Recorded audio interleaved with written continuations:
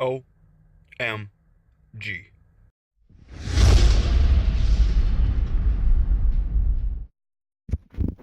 What up? Today I found something super epic, and we're gonna go over today. Dude, I was watching this YouTube short by Goose Wayne. Alright. We found this thing called the Bloodlines of the Illuminati down CIA.gov.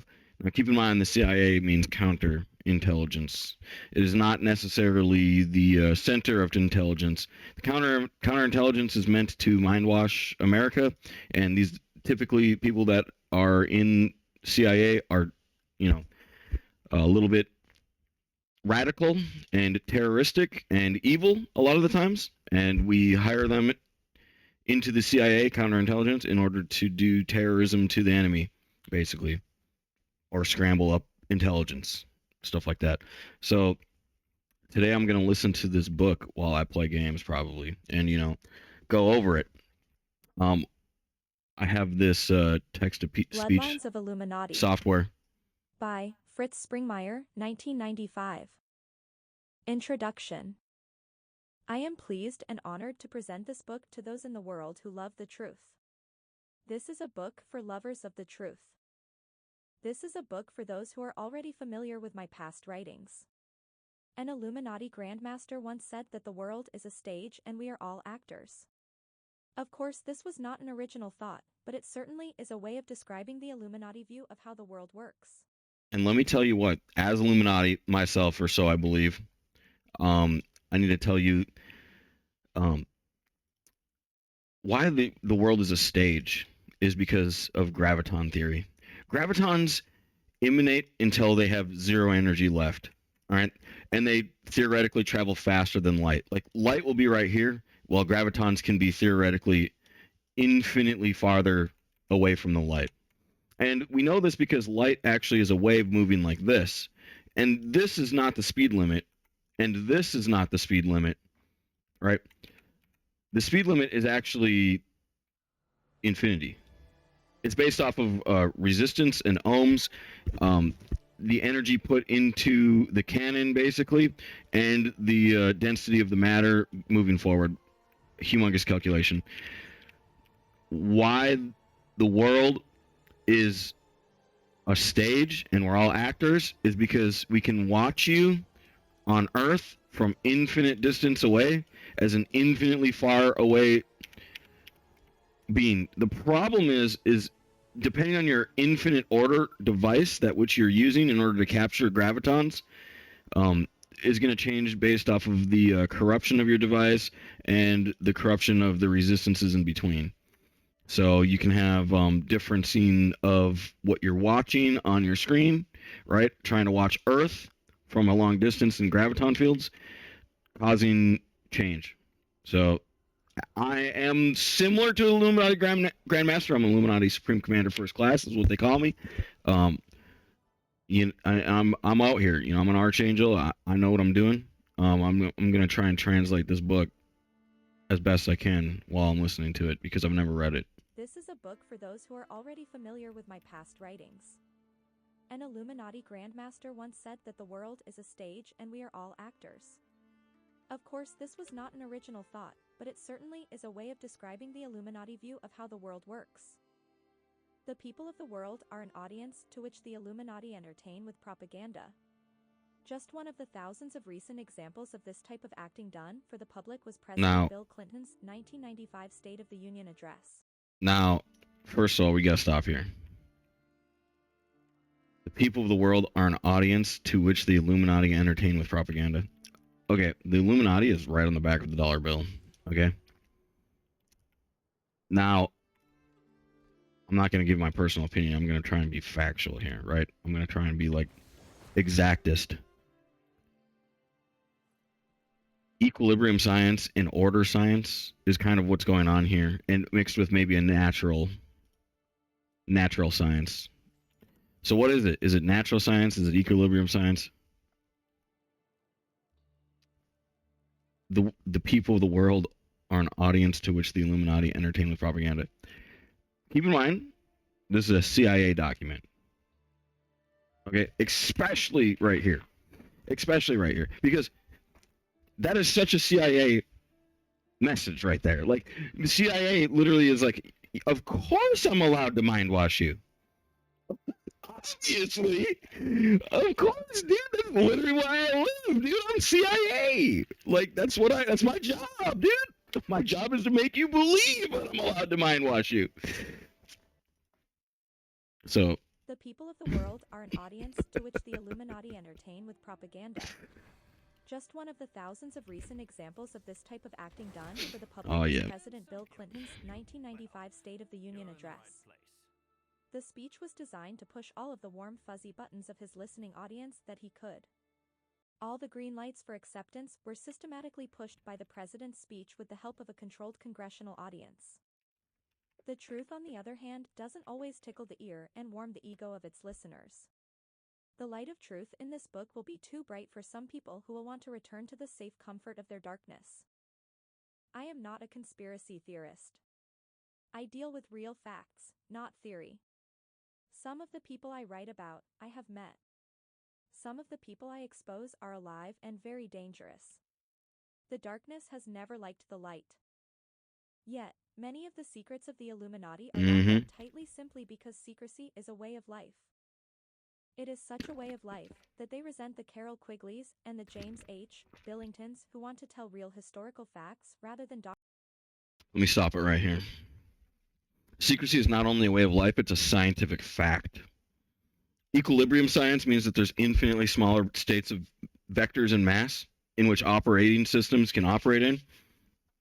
You can only figure out x out of infinity, and x has to be a rational finite number. You can only ever figure out x out of infinity about the universe, no matter what, no matter what you believe, no matter what you say, no matter what you do, no matter what. You can always, all minds, all conscious beings, everybody ever, no matter what. Okay, then they say God knows everything. You know, that's the counter theology. That is illogical. I agree fully with it within logic, meaning God knows everything within his equilibrium, which is still x out of infinity. Even if it's infinity x rational equals exact true, it's still x out of infinity. Infinity is the universe, and God is the x infinity greatest x rational logical state. All right, that is a scientific logical fact. It's an axiom. We don't break logic in the Illuminati. All right, that's the law. That's like the law here. Secrecy is fact. It's fact. I am secret to 99.9 repeating exact percent of beings in any moment. It is such a way of life that they resent the Carol Quigleys and the James H. Billingtons who want to tell real historical facts rather than doctored up stories and myths. I have been an intense student of history since I could read, and I am deeply committed to the facts of history rather than the cover stories the public is fed to manipulate them. And let me tell you what, let me tell you about subliminal messaging. When you're reading books like this, forces of darkness try to extrapolate your perception and give you subliminal messaging, that which is altered states. You do have to realize that the propaganda is going to be in your mind. You know,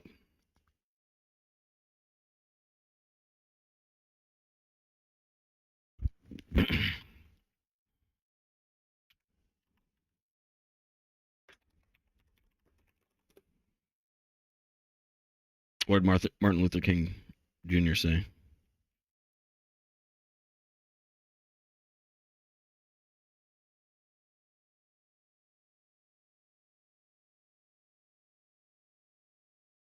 The revolution will not be televised. All right. Meaning each revolution is going to be inside your head. So they're going to try and give you subliminal messaging. That's kind of what CIA does in a way. One of the big CIA tactics is to do neurological mass scalar alteration, subliminal mind washing.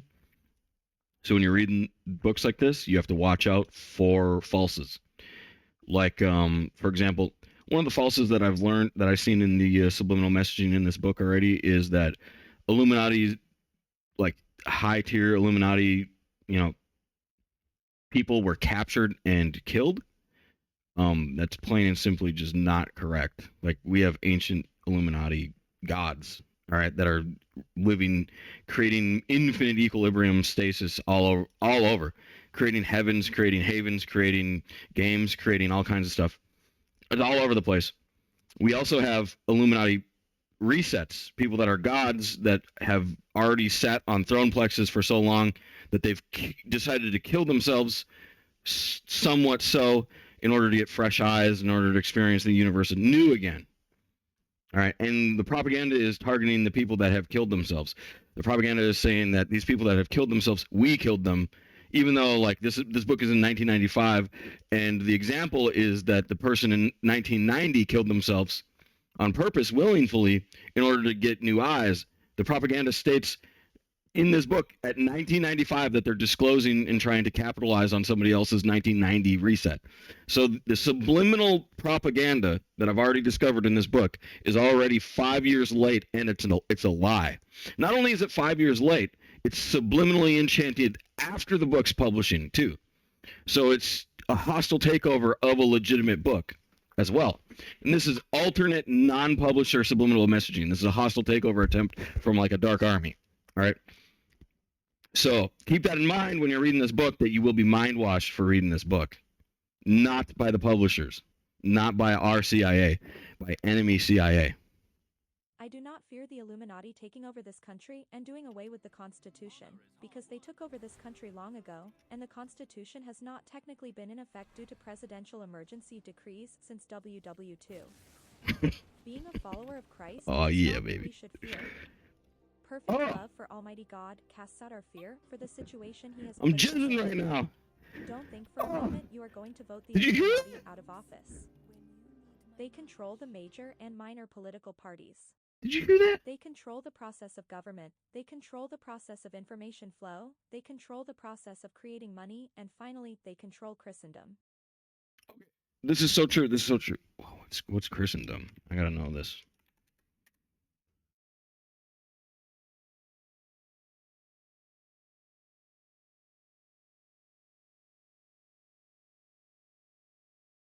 Okay, you have to realize Christian means you just do whatever you want, basically.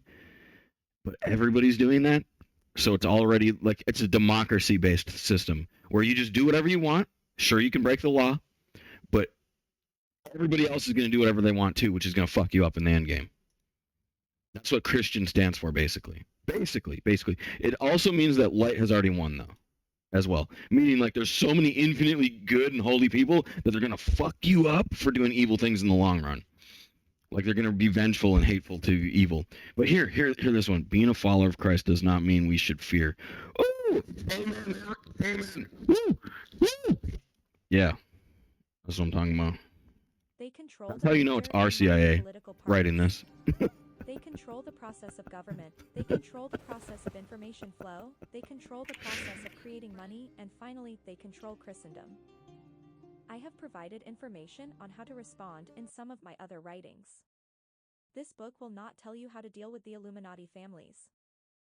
This volume is simply the first of 2 volumes, which is published to give an overview of what the Illuminati is.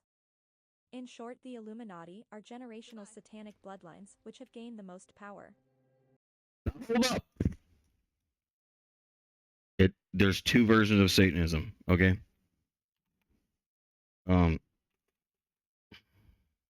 am I forgetting this? There's light Satanism and there's dark Satanism. Dark Satanism is terrible, okay?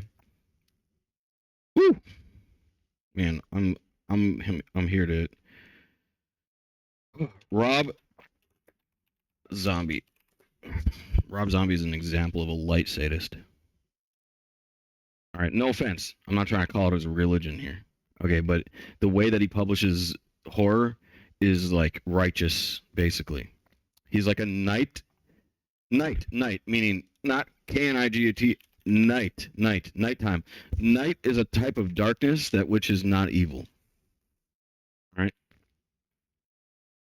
Now, I'm bringing him up because light Satanism's coming up right now, and I fucking love light Satanism. Oh my god, it's the best. It's basically Christianity.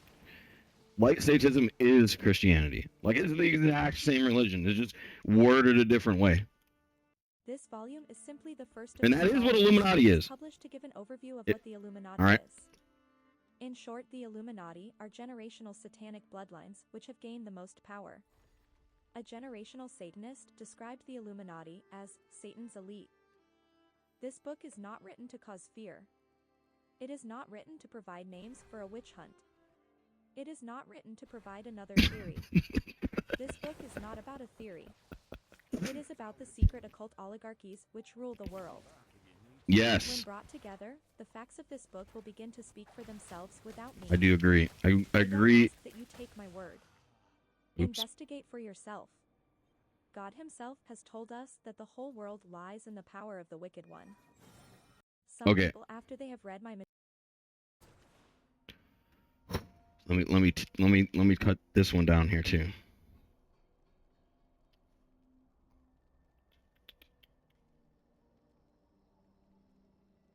Okay. Where am I? Can't find it. One second.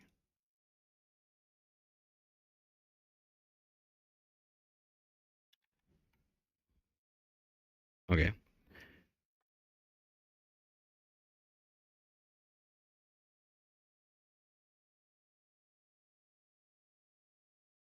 Occult oligarchies which rule the world. Ooh. First of all, occult.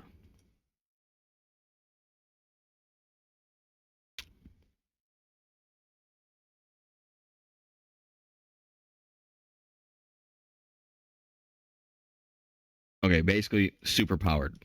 That's kind of we can say that.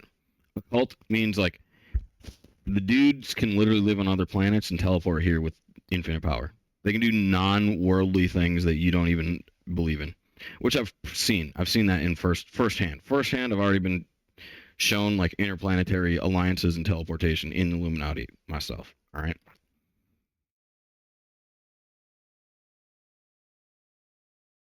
So I totally agree. Secret cult oligarchies. Yes. Okay, this is what I wanted to answer.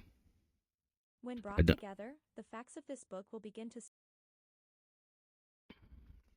God himself has told us the world lies in the power of the wicked one. Who is God himself? What's his name? His name is God. The name, dude. There's two words here at play. There's God the Word. There's God the name. Okay. God the name. Get this. Get this. God the name works on wicked ones. This is why, like, I sense confusion in this sentence, like in the world today. This one sentence right here. God himself has told us that the whole world lies in the power of the wicked one. Okay? That is not saying that dark Satanism it rules. Look at this. A minute ago, I looked up that word Christendom.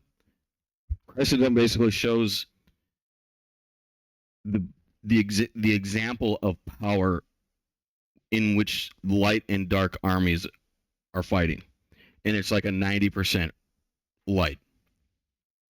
Okay, so when it says God Himself has told us that the whole world lies in the power of the wicked one, it is because the only thing that God is tasked with our power, we give Him power, we worship Him, we give Him power. God the Lord, the name, a being, a person, just like us, is tasked with revolving His world around wicked ones, trying to find what they do, and he revolves everything around the wicked ones. Everything that he does, basically his day-to-day work is to hunt wicked ones, find out what they want, get it to them without victim, he's trying to create victimless crimes. He's trying to save their lives. He's trying to sate them. He's trying to change them. He's trying to bring them to a point where they're just like us. Boom. When brought together, the facts of this book will begin to speak for themselves without me. I don't ask that you take my word. Investigate for yourself. God himself has told us that the whole world lies in the power of the wicked one. Did I not just change my Some difficulty? people, after they have Oh read my my goodness. material, have gone out into their own geographic area and seen for themselves that a small group of people control their nation and the world from behind the scenes. They have seen for themselves the power that secret societies exercise from behind the scenes. 1. This book will not be error-free. There will be typos and misspelled names and errors of various kinds. The author is not God Almighty. I do not have every hair on these people's heads counted. This book has not been put out with the luxury of ghost hunters. God is also on staff of researchers Equilibrium with a large Most budget. I look for at us. trivial projects which the elite are Equilibrium able to Most pour millions of is a dollars state of into, scientific, and I look at researchers who soul-based even at times immortality. have gone on a dime to photocopy some document I want. We can only ever know There is that so which is much in our we need to equilibrium, communicate and about the most beings are Illuminati, outside who our they are, equilibrium. what their rituals are like, and how they control the world, that it has taken several years of writing to begin to give people a fully cohesive picture. Finally, after a number of requests that I assemble my writings exposing the top 13 Illuminati bloodlines, Why is it most beings outside our equilibrium? in a book with a comprehensive index. Natural This beings. is important. Natural beings are more prevalent than created beings.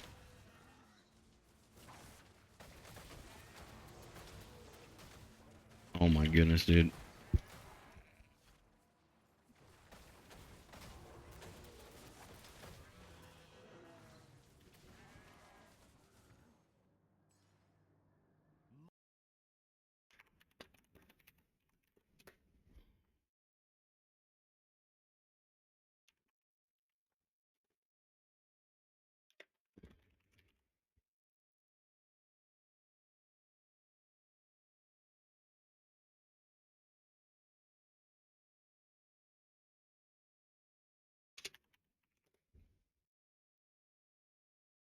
Mm-mm-mm-mm-mm.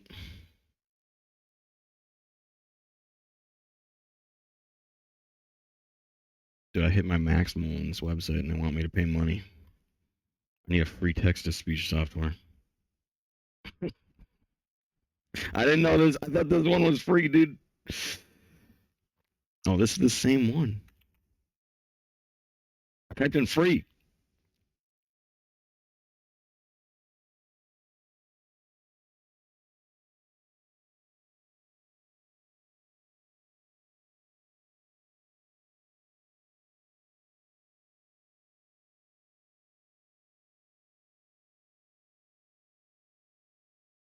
Drag and drop your files, or type, paste, and drag and drop your files, or type, paste, and edit your text here. TextMagic Text-to-Speech Converter is a professional This book will text-to-speech not be program that error-free. converts any written text into speech just in seconds. Shut up.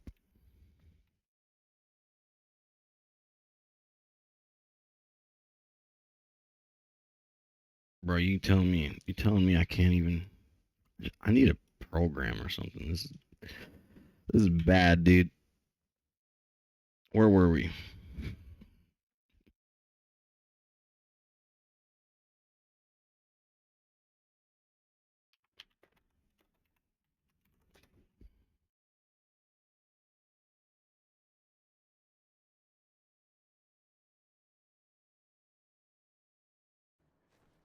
You thought I was a bad guy?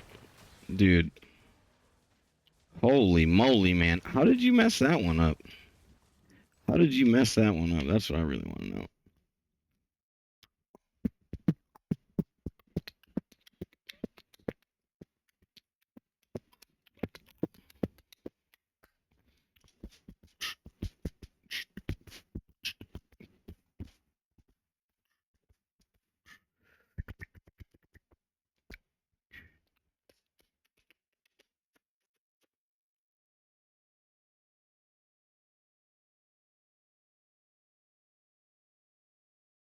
Mm-mm-mm-mm-mm-mm.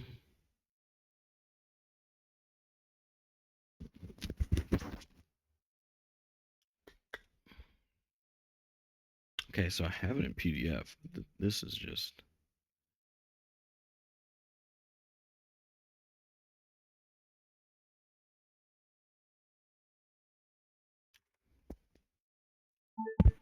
Text to PDF. Speech. Oh wait, text. According to convertio.co, step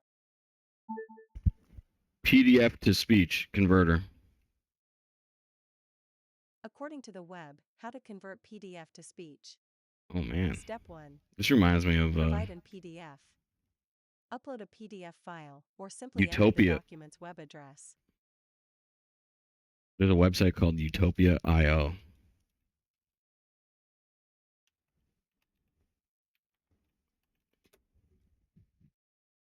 Okay, well, it got bought. It's a completely different website now. Oh well.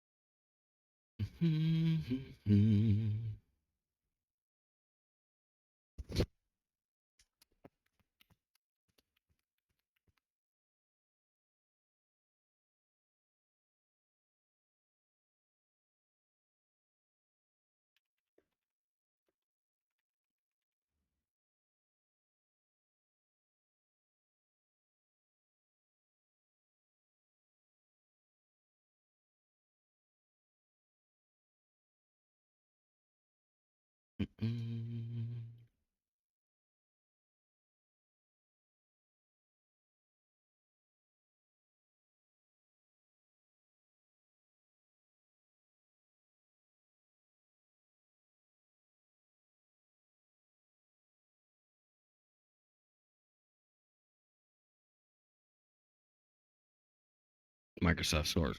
It's got to have this. Text to speech. Free. Get.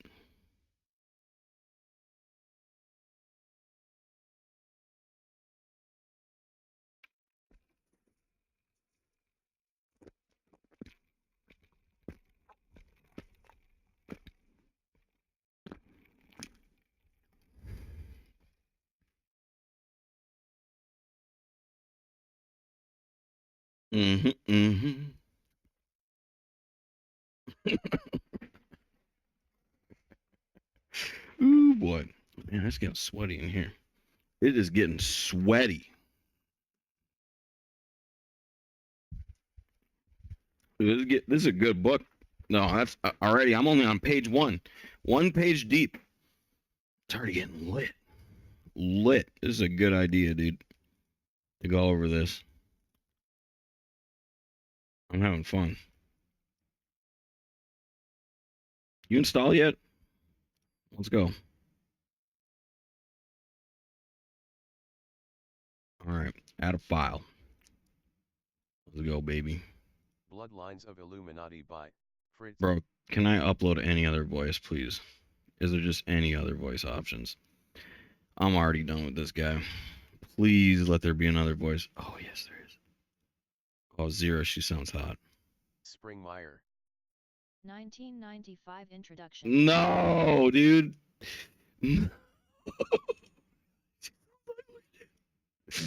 I am pleased and honored to present this book to those in the UMLD who love the truth. This is a book for lovers of truth. This is a book for those who are already familiar with Bro, my past. punctuation, dude.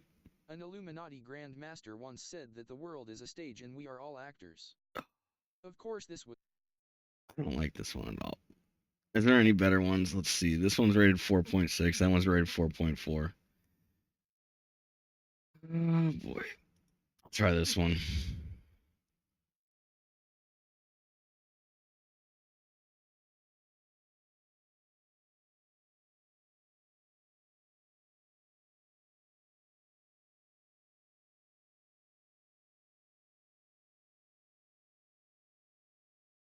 Those voices are actually like unbearable, dude. Those are just terrible voices.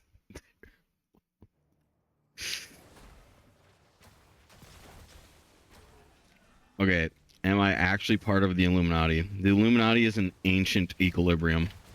So to prove and disprove it, you would actually have to be part of a really high up. You have to be a very high in the Illuminati in order to prove who's in and who's out. Basically, there's another way to do it. Is it's called truth wave. All right, truth wave is where like you intend to tell the truth. All right, versus not intend to tell the truth. So if you just try to tell the truth, like I am Illuminati, or this guy is Illuminati, versus like this guy isn't Illuminati, you're just gonna know right away. All right, I've told you what Illuminati stands for, so you kind of know what it means. So you can add enough definition in which truth wave will be able to kind of just automatically help you out. Yeah. Yep. That's how you kind of know everybody's good or bad right away. Let's see. Does this software work? Load from text file. Will you load from PDF? It's like, bro, I'm stumped right now. You want me to what? What are you trying to make me do? Oh, it's loading it though. It's doing it. It's doing it. The other one did it instantly.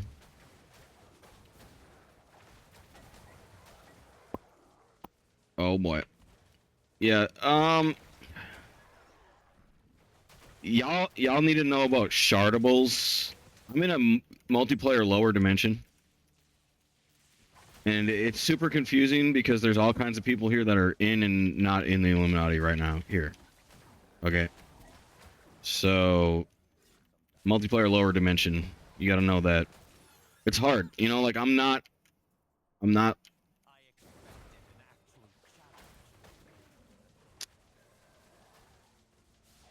I stand for everything that I said that I stand for. All right. So I mean, like, I don't have secret agendas. I'm not trying to confuse or mind wash or control here.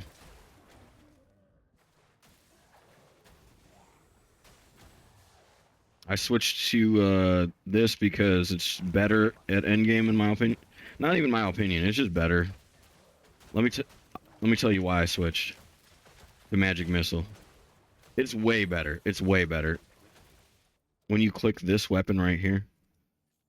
Okay, magic missile explodes every 3 hits, dealing AoE damage, right? And it does 90% extra damage. It's like magic missile is already better, then it does the already better skill. And electrocute is like triple AoE damage, right? Or double AoE damage, I mean. It doubles the AoE damage, right? So this one's already just... You want to run this skill, all right, in Diablo. That's all I'm saying. If you're a wizard. This is like the best setup in the game, pretty much. You can run slow time instead of teleport for like more damage. And that's like one of the best PvE things you can do. Okay, let's see here. I'm not using David. Start button. Oh, I could have just downloaded more.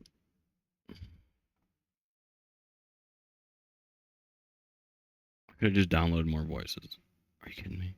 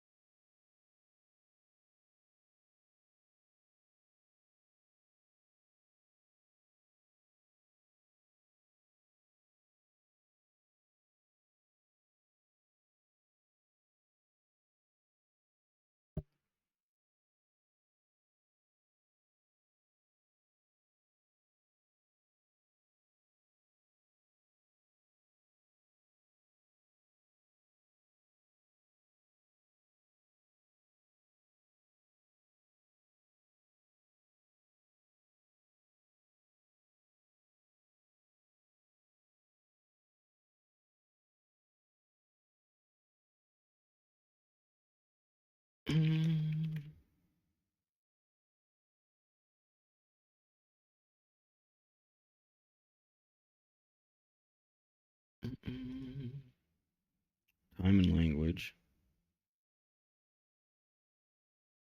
What do you click? Time and language. Add a language.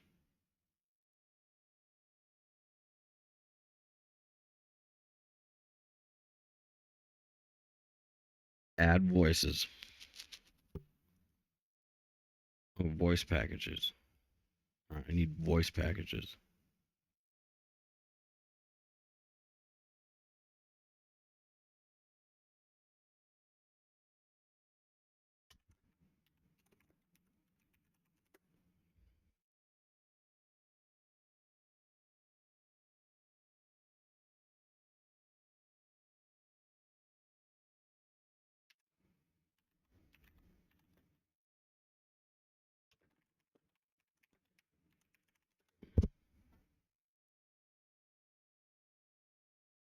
Dude, how is this the hardest thing in the world to make right now? Or to get voice packages?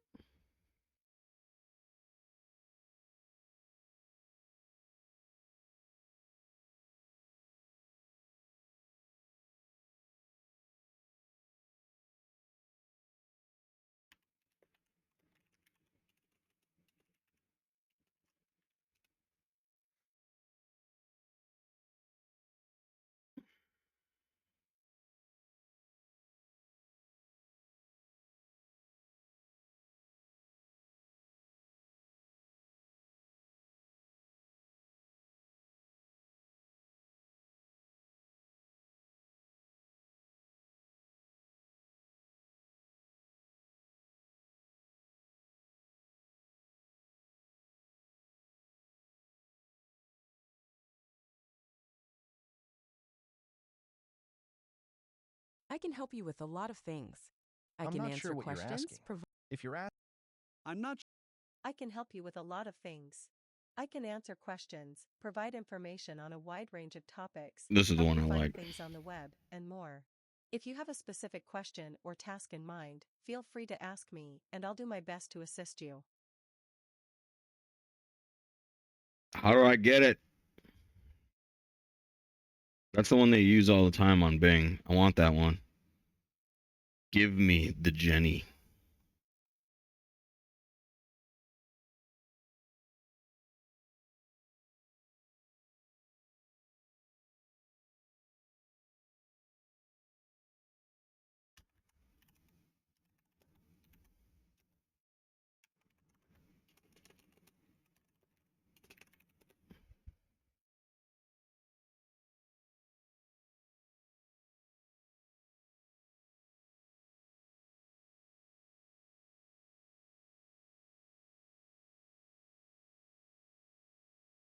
Okay, there we go.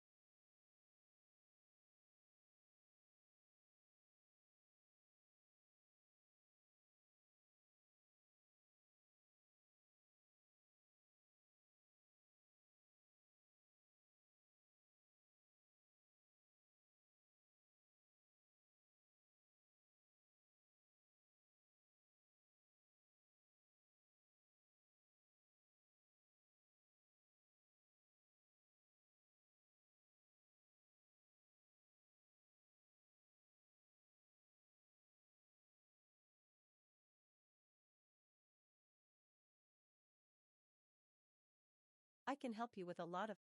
I knew it.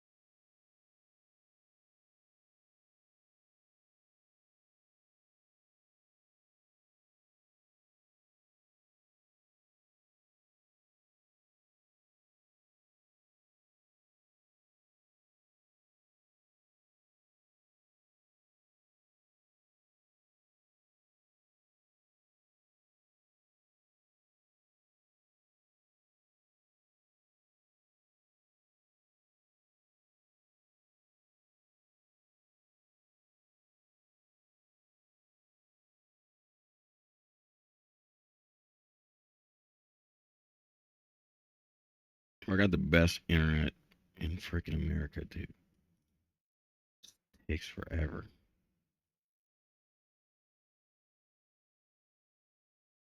Dude, these readers suck.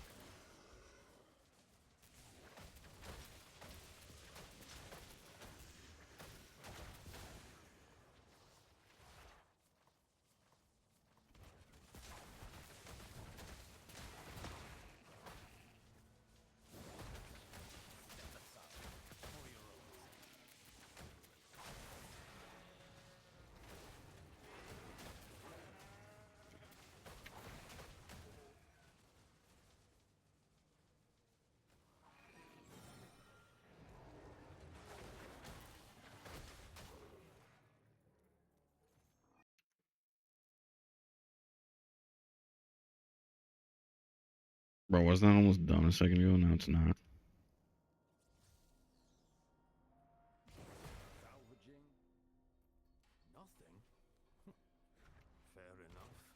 Have a safe journey, adventurer. Speak the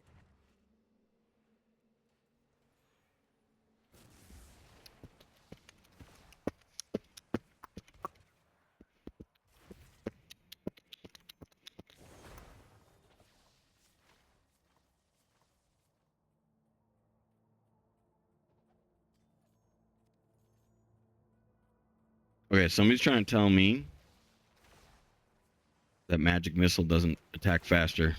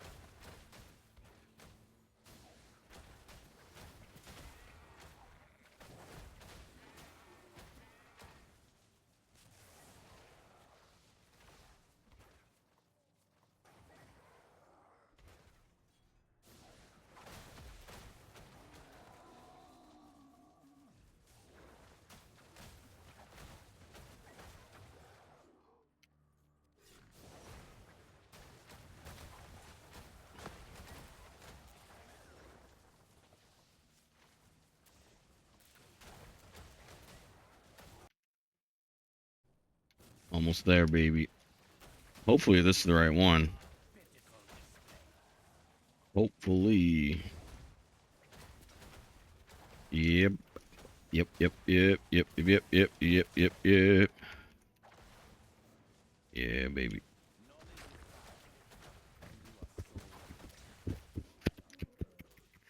Oh, yeah.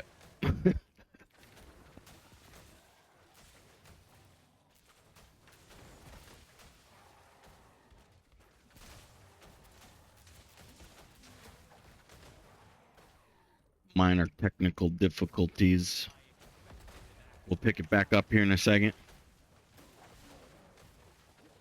Okay, let me tell you something about me discovering subliminal messages in the Bible. I found dark satanic messages in the Bible that are meant to basically mind wash children into believing that sin's almost impossible to do. Meaning, like, sin is like one of 6 things and there's infinite things, right?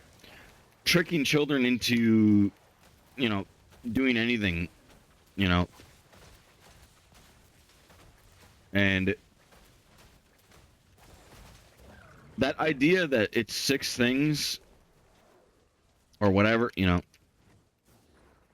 that's not the case. The truth of the matter that they're spinning from is that there's 6 infinities of things in which you shouldn't be doing.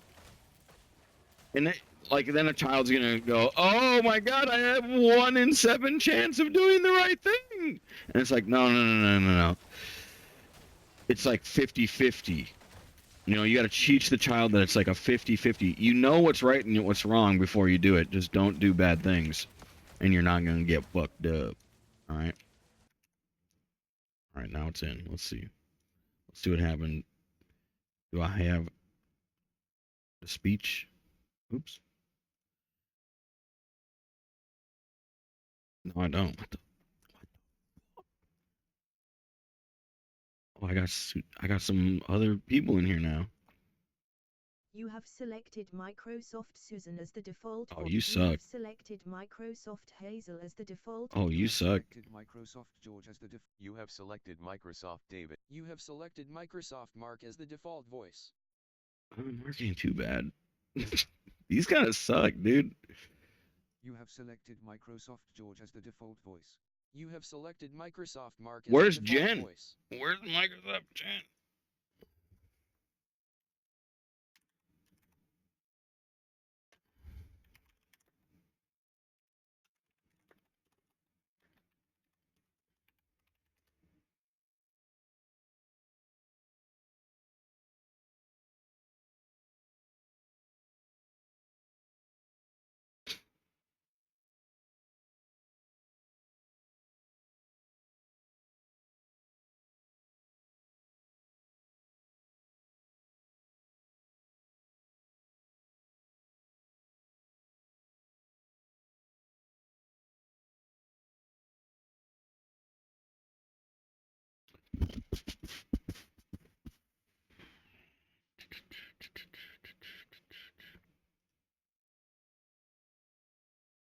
Windows Control Enter.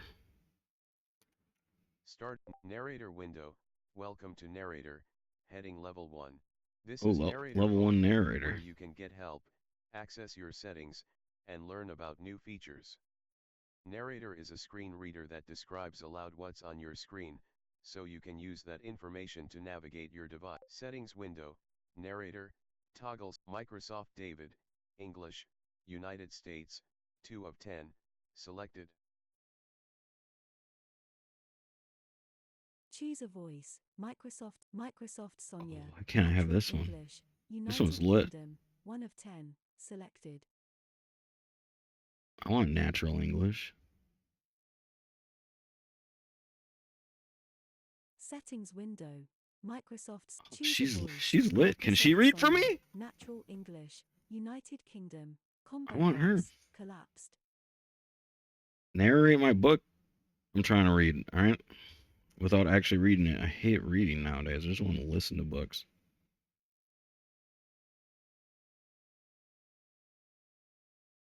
Will you read my book? Welcome to Narrator, heading level 1. This is Narrator Home, where you can get help, access settings. Dude. Cap D, Cap D, Cap Cap Cap Cap Cap Cap Cap S, Cap Cap Cap F 4, Cap Cap D. What's she doing right now? Window. Welcome to Narrator. Cap A, Cap D, Cap D.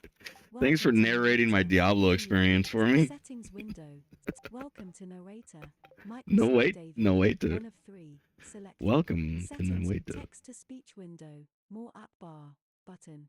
Bloodlines of Illuminati by Fritz Springmeier. Oh what? No. We're out of here. Taskbar pane. Search with search text to speech window. Open file. Welcome to Narrator. Do you got an off button? Level 1.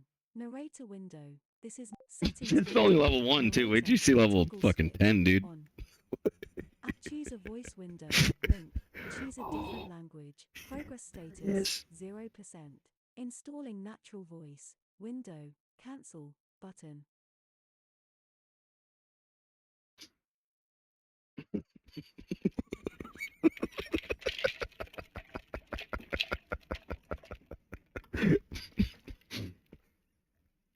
Sonia's cool and all, but status 12%. She says narrator instead of narrator. She mumbles too much. Progress status 100%. Shut up, David. David.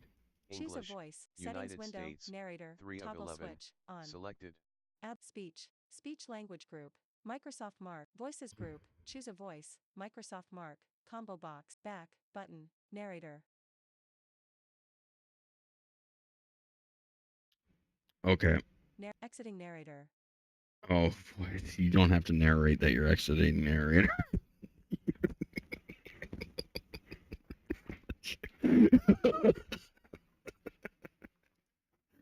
Okay. How do I get this narrator voice? Man, dude, they got the best voice right here, but it only does bad things. What the fuck? Dude, you can braille with Windows? What? For those beings that only have feelings and no eyes, you can feel the screen. And become it. Become one with your Windows experience. All right.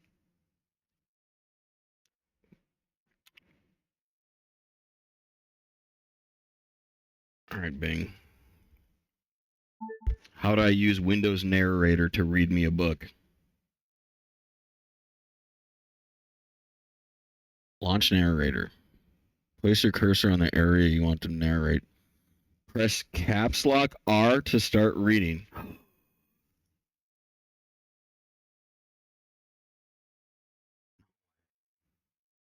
don't even need this software. I think you just boot the PDF.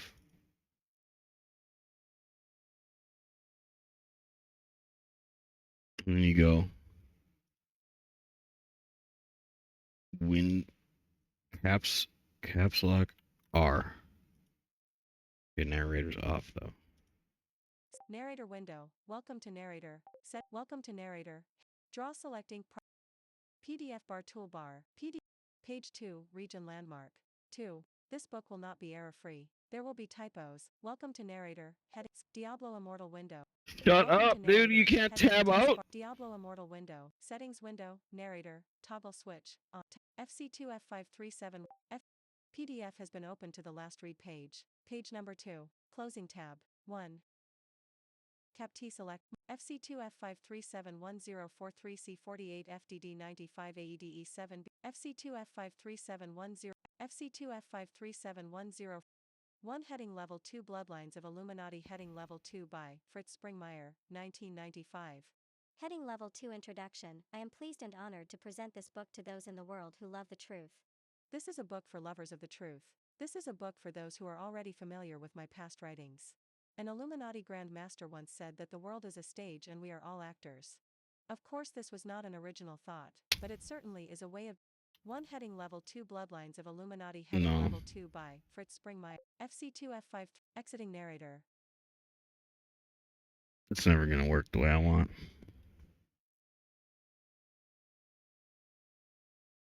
And this speed's too fast too. You calm down.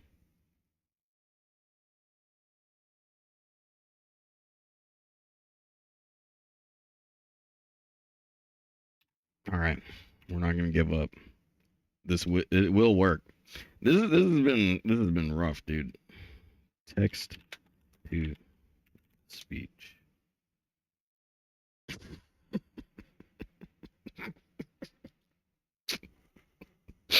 Ooh, boy. All right, we're gonna try this one too. Just getting them all.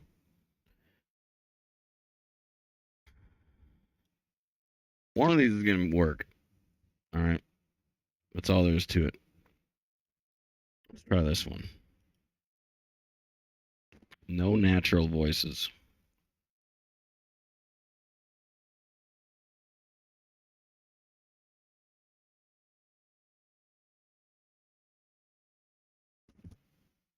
I'll be back.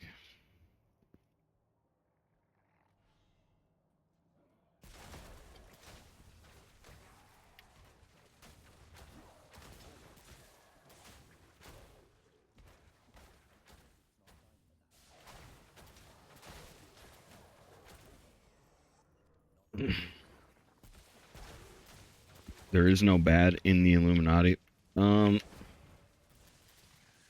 You know, I cannot say that there is not bad, because light Satanism can be a terrible thing. Okay.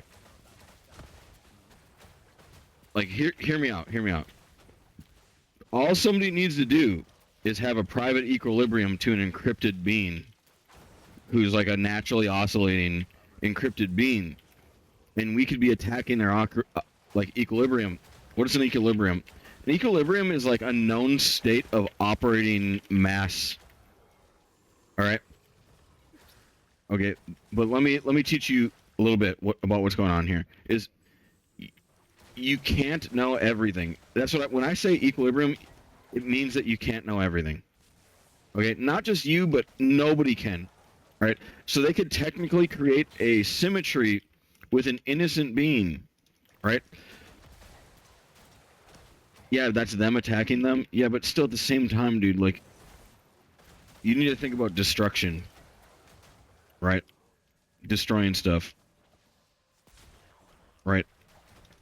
Now, am I gonna be like, am I like, oh, there's no evil in the Illuminati? It's like, hear me out.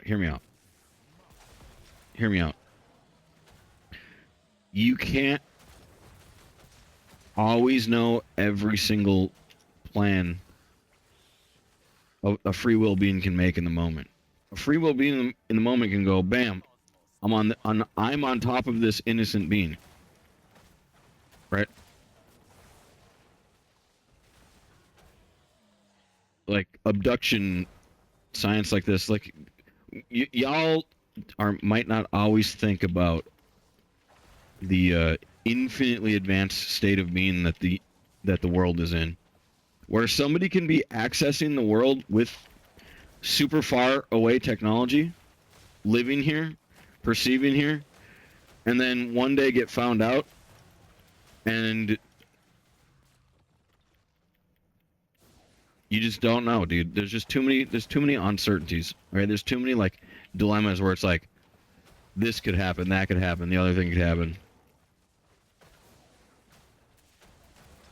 That's why when events happen, you need investigative teams, dude. You need large teams. Now, no matter what, over a long period of time, there's going to be justice for everything. Over a long period of time. But what about things that go unpunished? I mean, it better be like breathing. Like nobody's gonna punish you because you breathed. Right? That's not why they punish you. They're gonna hate you for something else, and punish you because you breathed because they hate you for something else. You know, my dudes. That's how it goes. What you know about that? All right, let's see where this is at. Installed. Did I already use this one? No, I don't think I haven't used this one yet.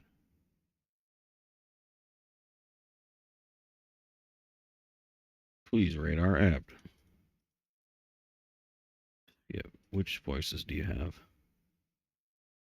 I don't want any of those voices, dude.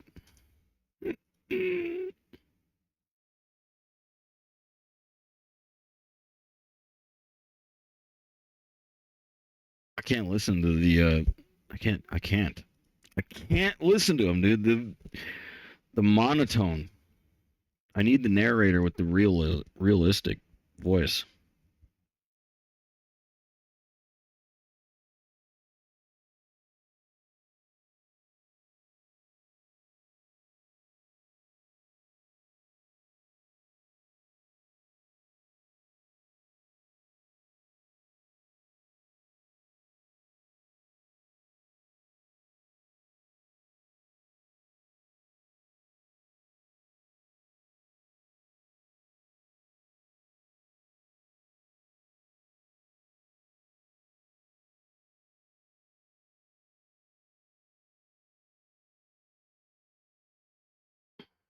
And there's no realistic voice.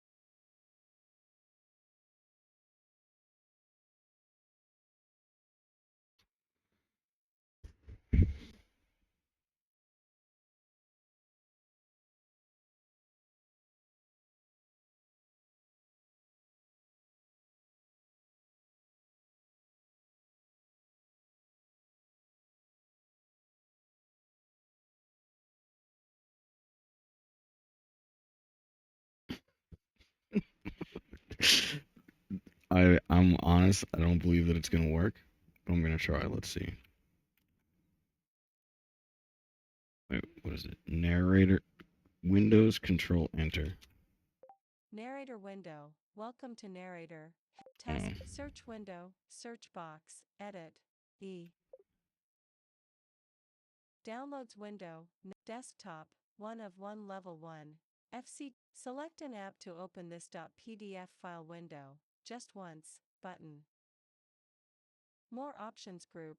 FC2F53. FC2F5371043C. FC2F5371043C48 FDD95 AEDE7B8A49624 Springmeier dash Bloodlines. The Illuminati or .pdf document load has completed. FC2F exiting narrator. Narrator window. Welcome to narrator, heading level 1. This is narrator home, where you can settings window, narrator, exiting narrator. Okay.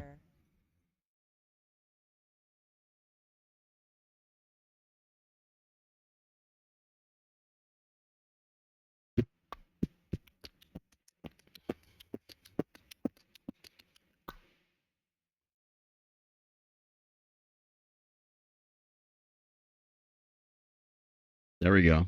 Turn that off. Oh yeah.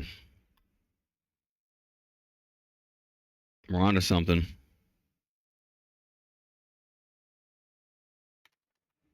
Narrator window. Welcome to narrator, heading level 1. This is narrator home, where you can get help. Narrator window. Welcome to narrator, heading level 1. This is FC2F. Sidebar is now visible. Copilot side pane closed.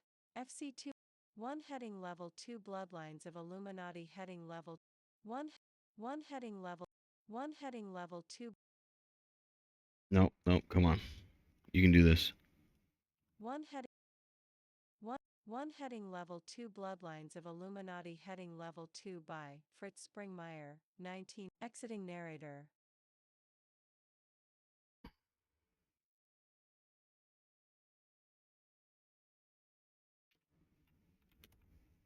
Narrator window. Welcome to narrator, heading level 1.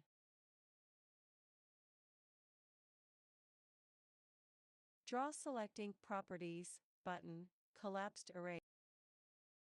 No previous radio button. Draw selecting properties. Personal, no previous radio button. What the FC2F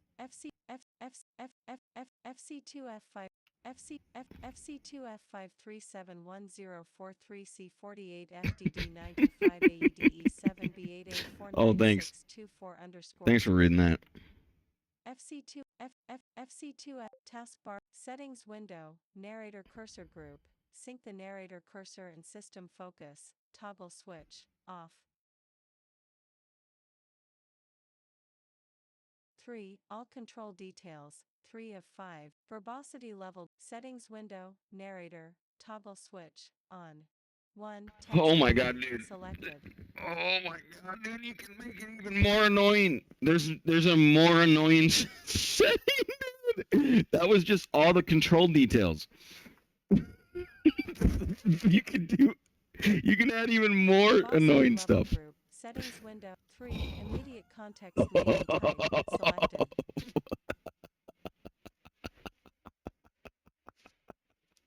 This is a prank, dude. This is Bill Gates is pranking me right now.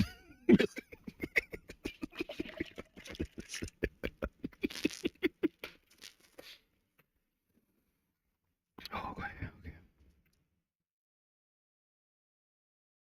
Combo box settings narrator toggle switch on.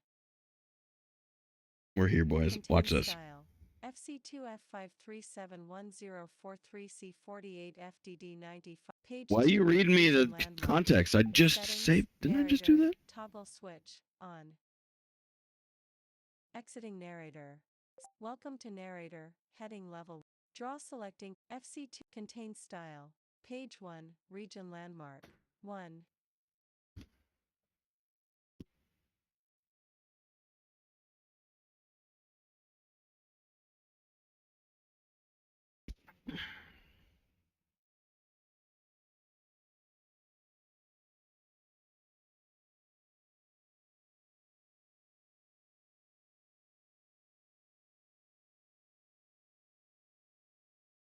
I'm onto something. I'm almost here. 1 heading level 2 Bloodlines of Illuminati heading level 2 by Fritz Springmeier 19 exiting narrator. Whoops. I didn't mean to do that.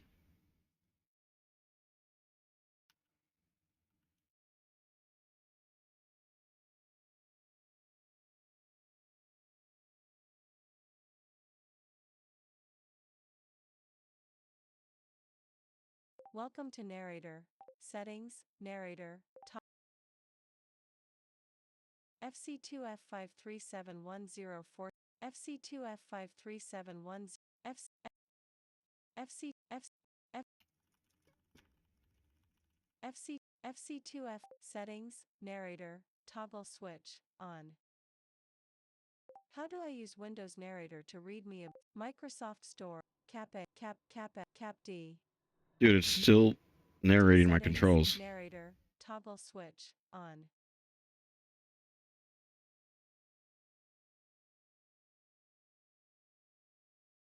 Choose a voice, link, choose a different language, English, select natural voice to preview, internet connection required.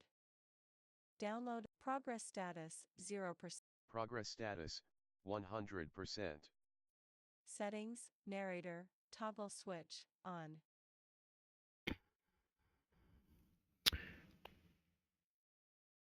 Narrator, toggle switch, on.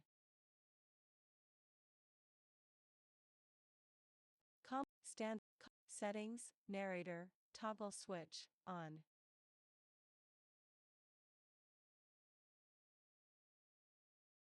Taskbar. Diablo Immortal.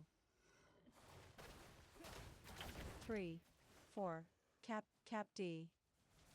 This is weird. I turned that stuff off, it turned itself back on. W, cap W.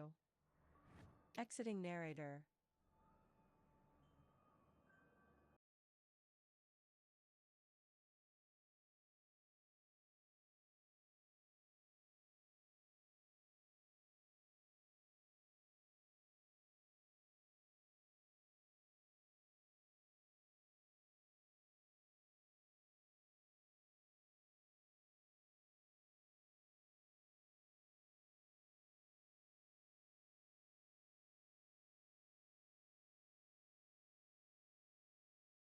Bloodlines of Illuminati. Bloodlines of Illuminati.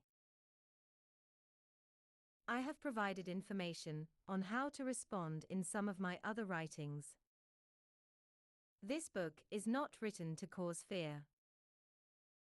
Finally, after a number of requests that I assemble my writings exposing the top 13 Illuminati bloodlines, I have taken the time to put it all together in a book with a comprehensive index. History is important. Okay, we're back in action, boys. In order to know where we are going, we need to know where we have been. Yes. To control the past is to control the present. Yes. The Illuminati's control over the entire learning process, from cradle to grave, gives them great ability to shape our frames of references. Jesus spoke about historical things. Paul reminded people of historical things. History defines the law. Josephus wrote a history of the nation of Israel. Long ago, in the dark, unwritten pages of human history, powerful kings discovered how they could control other men by torture, magical practices, wars, politics, religion, and interest-taking. Can't control me with torture, These elite bitches. families designed strategies and tactics to perpetuate their occult practices. Layers upon layers of secrecy have hidden these families from the profane masses, but many an author has touched upon their existence. Listen to why they said. Why did they say they can control people with torture? Okay, it's because the power is within the wicked one. All right, remember that? If you take it out of context and go, instead of it's the wicked one, it's the torturer. Right? The torturer is on Christ's side in the context, right? Meaning he's the one that has the CIA training, he's the one that works for the government, he's the one that works for the military, he's the one that works for you and me. Layers upon layers of secrecy have hidden these families from the profane masses, but many an author has touched upon their existence. I began my research when I began to get first-hand reports from very informed people that an elite group did rule the world. I'm using this website, TTS Reader. Into Satan's hierarchy Hopefully it's permanently free. Because of my skills as a researcher, and because I knew from the beginning from my informants about the reality of what I was investigating. Okay, Satan, the angel Satan, was tasked with. Okay, this is a long time ago. I read. All right, when he was an angel named Satan, he was tasked with converting evil.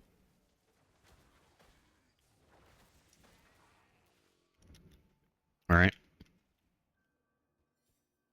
Oh, this is wild. This is wild. This is some crazy stuff right now, boys. Why was he tasked with converting evil? I don't know. Maybe he was doing a little bit of evil. Maybe that was what he wanted to do. You know, maybe he got in his head that he wanted to go and do that kind of stuff. I don't really know. I wasn't there. I don't know about that. I don't know about anything about it really. But what I do know is that now he has a hierarchy. My research into Satan's hierarchy went fast because of my skills as a researcher, and because I knew from the beginning from my informants about the reality of what I was investigating. My investigation into the Illuminati led me to read and pray about thousands of books. The quantity of books, newspapers, magazines and manuscripts and papers. Why is the CIA talking about Satan? Satan's a real being who's still alive. I do not know how many nights I stayed up He also might have been my neighbor once upon a time. Blurred red eyes. I do know And I might have worked with him recently too. Study that I often would not stop until my eyes and mind could go no further. Men and women with sharp intellects like Edith Starr Miller, author of Occult Theocracy, and Alexander Hislop, author of The Two Babylons. Oh boy. The Two Babylons! What?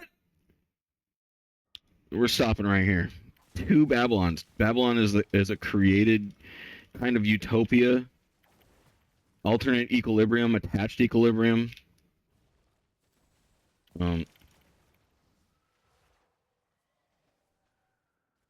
Okay, that's a whole book.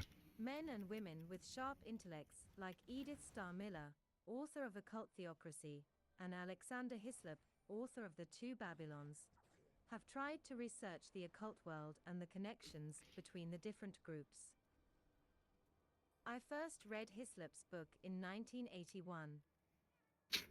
His book shows that there is a continuity between the ancient archaism of the mystery religions and modern-day religion. Edith Starr Miller's Occult Theocracy was very helpful for me to rapidly see some of the many hidden historical and operational connections between occult groups today.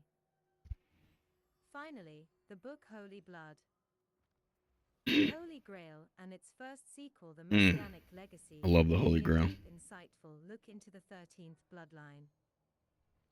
But my understanding has been lifted by countless other investigators who are worthy of praise because they dared to challenge the power structure to get to the real facts.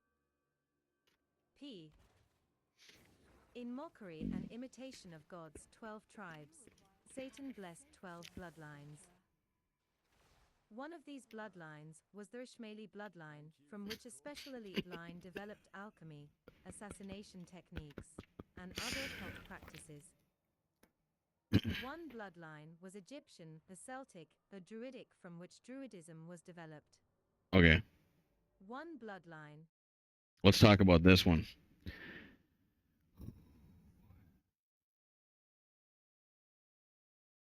Assassination techniques and other occult practices. Oh my god. Occult, dude. Occult. The way they said that, the way they meant it, is basically like unfathomable amount of power. Like, imagine living in the sun and you're not even really there. You just, that's like your base is literally in the sun. Nobody can get to you except literally your team. Your team, only your team. Okay? Your team comes in, they knock on the office, you know, because that's standard practice. They're like, hey, sir, coming on in, checking seeing what's going on. Oh, yep. I'm just, you know, working on some work, you know, from high up. How you doing? Oh, nothing. I was thinking about going to a drum to, you know, smoke some O. You down? Nah, dude, you know I don't touch that stuff anymore. Turns you into a human for a week.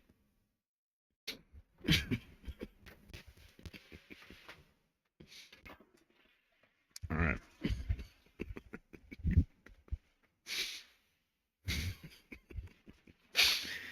Woo! Okay.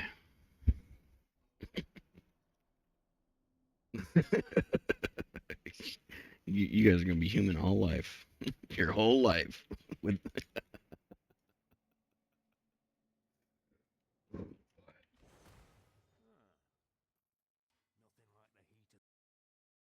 One bloodline was in the Orient and developed Oriental magic.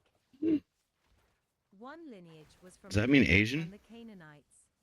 Asian Illuminati? It had the name Astarte, then Ostorga, then Ashdor, and then Aestir. The tribe of Dan was used as a Judas Iscariot type seed. The royalty of the tribe of Dan have descended down through history as a powerful satanic bloodline. The 13th or final bloodline was copied after God's royal lineage of Jesus. This was the satanic house of David with their blood, which they believe is not only from the house of David, but also from the lineage of Jesus, who they claim had a wife and children. The 13th satanic bloodline was instilled with the direct seed of Satan, so that they would not only carry Christ's blood, but also the blood of his brother Lucifer. Isn't Satan a bad guy? Think of our military. You know what I mean? Like, our military, think about just being in the universe and going, the United States military. You know, detach yourself from the United States. Is the United States military the bad guy? You know, not necessarily, but they're also a bad, you know, they kill people. They kill people, they raid people, you know, they take people's stuff. You know, they try and keep it a good thing. Do it to the bad guys. That's why we are, you know, a Christianity union. Is when you do bad things, it means that you do it to bad people. All right. But here's the problem: is Antichrist. Antichrist likes to masquerade as Christ. Okay. And when equilibrium's like, imagine having a base of witches and you're healing them, right? You're like teaching them, you know, yeah, you can do that stuff. You know, we made this place so you can do that, right? But then imagine like a goddess of evil, okay, or a god of evil takes those witches in that group. The reason why I said goddess is because witch is a female. Witches are female, okay? Meaning like they have like already they've been entrusted with the equilibrium's root, you know, operation. Imagine crashing in that equilibrium into another equilibrium in order to start war. Right? Not necessarily multiversal war, but because two equilibriums aren't necessarily multiversal. They're both just kind of there, you know, in the universe at the same time. It's just like you don't know that you're perceiving it. I'm not trying to say things are multiversal or non-multiversal. It's not. That's not the way. That's not what I mean. What I mean is, like, if you go to work, you know, there's a lot of things at play. A lot of things at play. It's a complicated universe. Complicated and simple. But in order to do this, you have to have order, established order. And like I said, when people do things,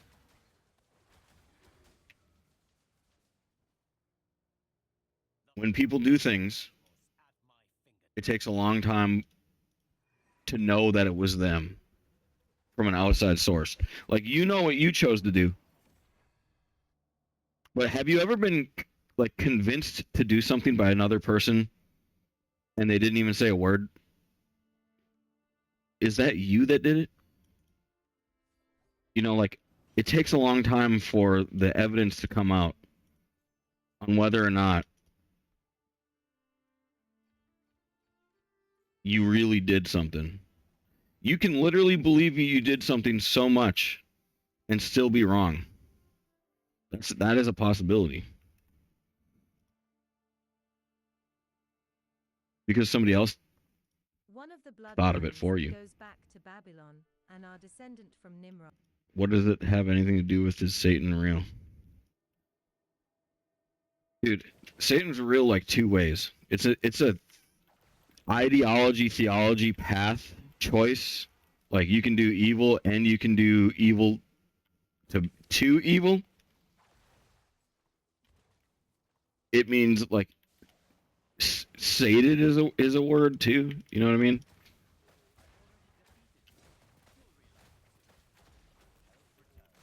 You already know what you believe in. Angels aren't real. Well, I'm an archangel, so I don't really believe in you for a second. All right, I don't even know what to tell you, dude. I've seen so much magic in my day, I don't even know what to say. You're just in an equilibrium that you're new. You're kind of you're new. I would say I'll do a little bit of reading on you. You're in this phase where you've been bad and you've costed your family money. And you're on a brink of exile where they're putting you at the edge of their equilibrium and you have to work for them. And if you keep misrepresenting your family, you're going to cost them timeline ripple effects that are negative for your family's equilibrium. And yeah, like these angels aren't playing games. Like Satan used to be an angel. All right. Angel, meaning like you don't understand. God is a name. Okay? God is a being and a name. It's like a different equilibrium. Okay. But now, you know, I'm at a point where I'm like kind of saying too much almost. I'm not allowed to really keep going. Right? I'm not supposed to keep going. Now it's not this is the way you have to believe it no matter what. There's multiple singularities of like belief paths. Doesn't matter.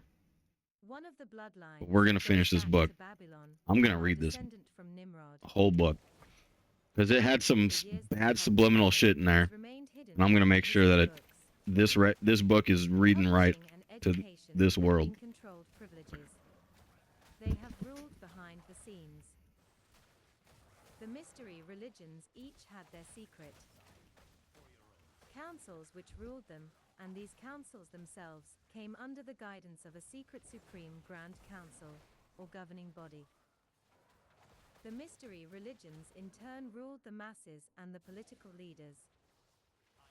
When I first began investigating the Illuminati, a clear picture developed that the history books were doctored, and that great power was concentrated They in were. the hands of oligarchies around When I got here at 1990-ish,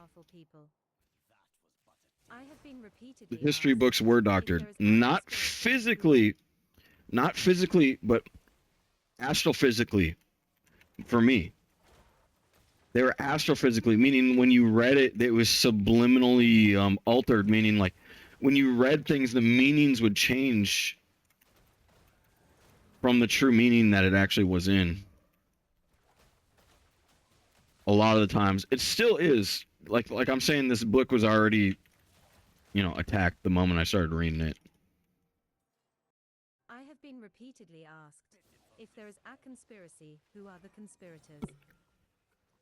That is what this book is about. The history books are full of information about the elites and the masses. Interestingly, upon very close scrutiny and examination, their investigator finds that the elite have perpetuated their power for centuries and have worked hand in glove with other elites to control the masses. When seen in better light, wars between kings no longer appear as wars between elite factions, but contrived wars to control the masses by their greedy elite masters. But who are these people? The answer may not be the answer some might expect, because power comes in many shapes and sizes, Exactly. Power doesn't have to have high visibility You can to have a be trillion volts in an alternate equilibrium. It causes no damage here. Due to the evil dark nature of these evil bloodlines, they have traditionally tried to remain secret. I am indebted to people who have stepped out of the generational satanic bloodlines of the Illuminati and who have given their lives to Christ for many of the tips which got my investigations on the right Christ. track. This book tells what many witnesses of generational Satanism would like to tell, but are too intimidated to tell. Witnesses like Tom Cruise and John Todd.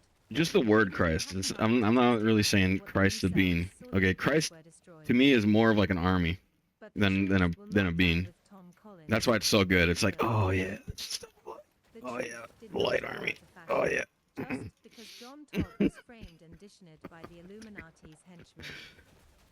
The Illuminati henchman. I feel like I'm a henchman right now. Well, I used to be more.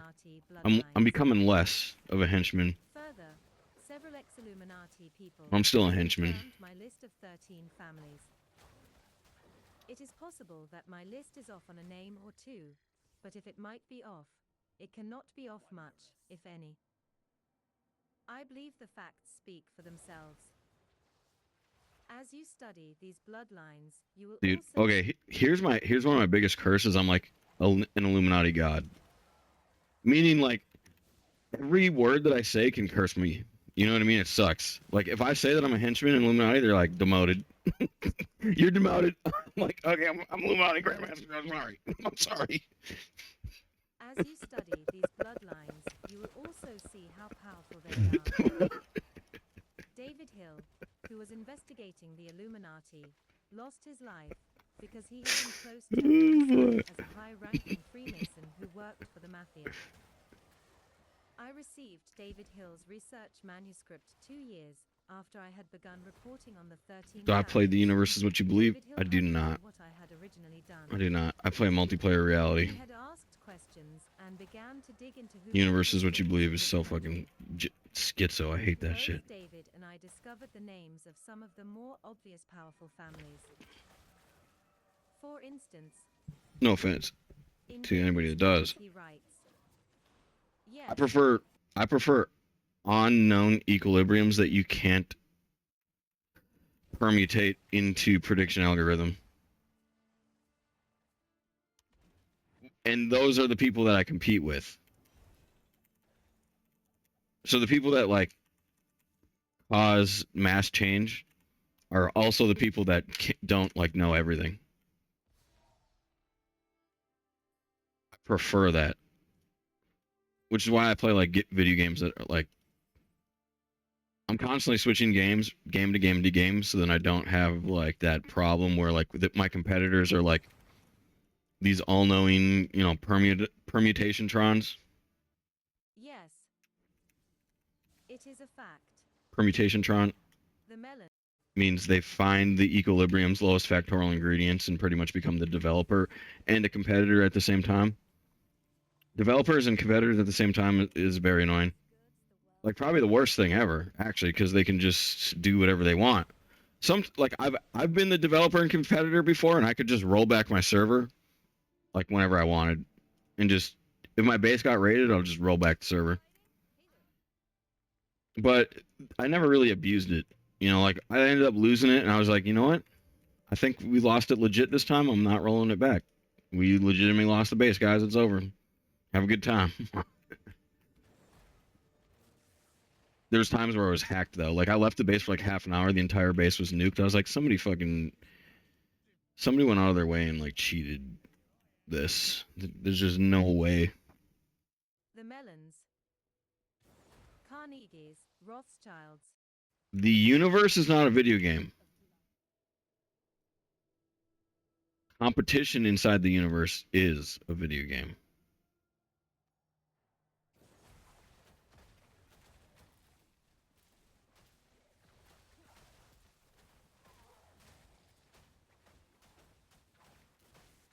Oh yeah. Oh yeah. So like the equilibrium itself is a video game, right? The universe itself is a whole bunch of matter You want to know what the best video game ever is? Equilibriumist. Equilibriumism. That's the best video game I'm ever gonna teach you of. It's establishing operational orders, basically shields. It's shield generation technology, creating shields and finding ways to like harvest more energy out of the universe's like natural operation. Now, I'm not telling you to do this because there's a problem. You're inside of a possible equilibrium already that you have to figure out. You have to figure out the laws and the rules of the equilibrium maker that's already here. And then you need to find a way to get out technically. If you do that, then you're going to be able to, find a way. Where can I start an equilibrium then? And can I have some mass and energy in order to make some scale? Would you provide me some technology in order to, copy this? These are the things that you need to think like, because you're already inside of an established order that's massive. Y'all see where I'm coming from? Oh yeah. Carnegies, Rothschilds, Rockefellers, Dukes, ASDers. Because otherwise you're gonna be like tapping into an alternate like particle operating system shield. You're gonna be breaking it. It's gonna be breaking you. You're gonna end up getting in trouble.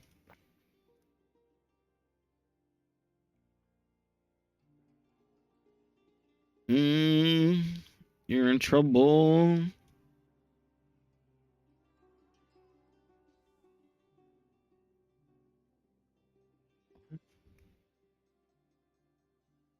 so confused.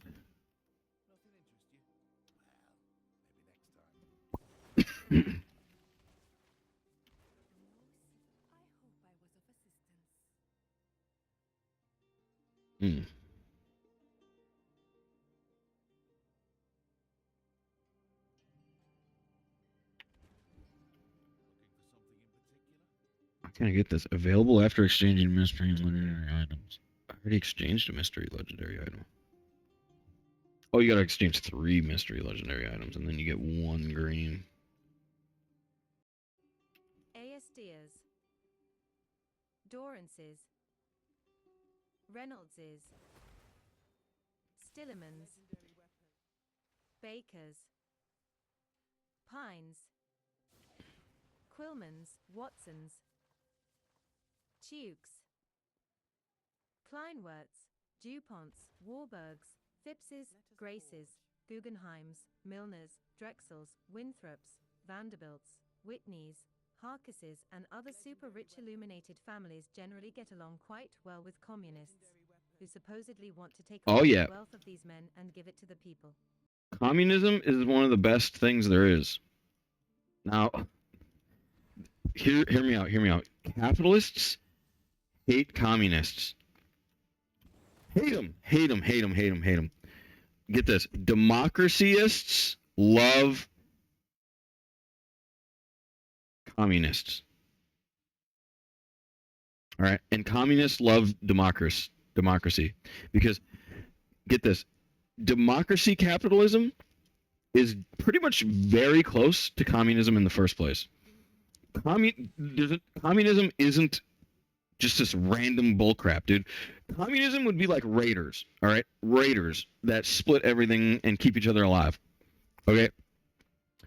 Real life communism is actually called democratic communism. Democratic communism is amazing. It's like everybody votes on the rules, and when you have enough people and you're all civil, you pretty much make an internal family in a way, right? And you know what you're doing, right? You make this great thing. We're gonna farm here for a while. So, democracy communism is what we have in the world today, and you shouldn't hate democracy communism, especially like Christian democracy communism. You need to understand, like, the majority of communism on Earth is Christian democracy communism. What the problem is like dark capitalists. dark capitalists break the rules of your democracy in order to try and capitalize. That's the worst fucking thing that we're dealing with in the United States today.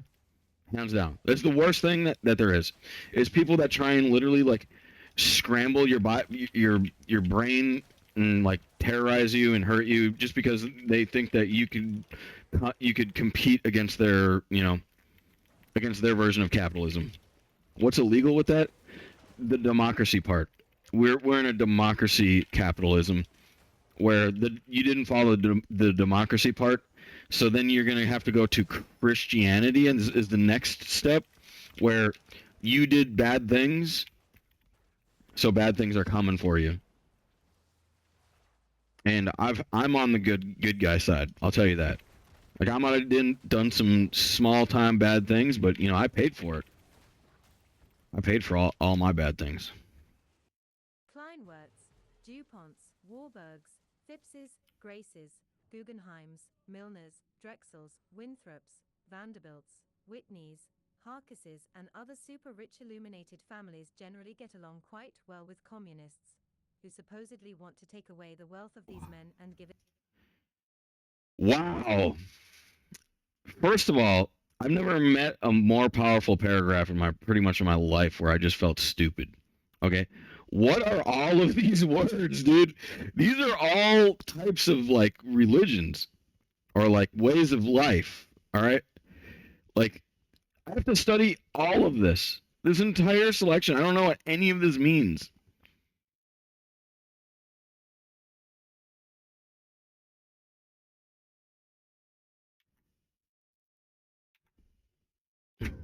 I can't copy it.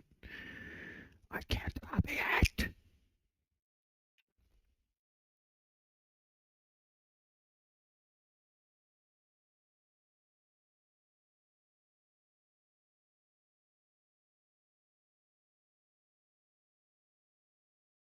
Yeah, I'm not synapsing this for you, by the way. I'm just going over this for the first time ever.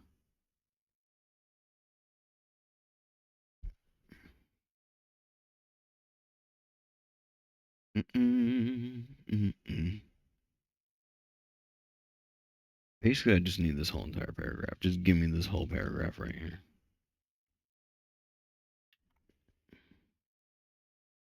All right, I got it.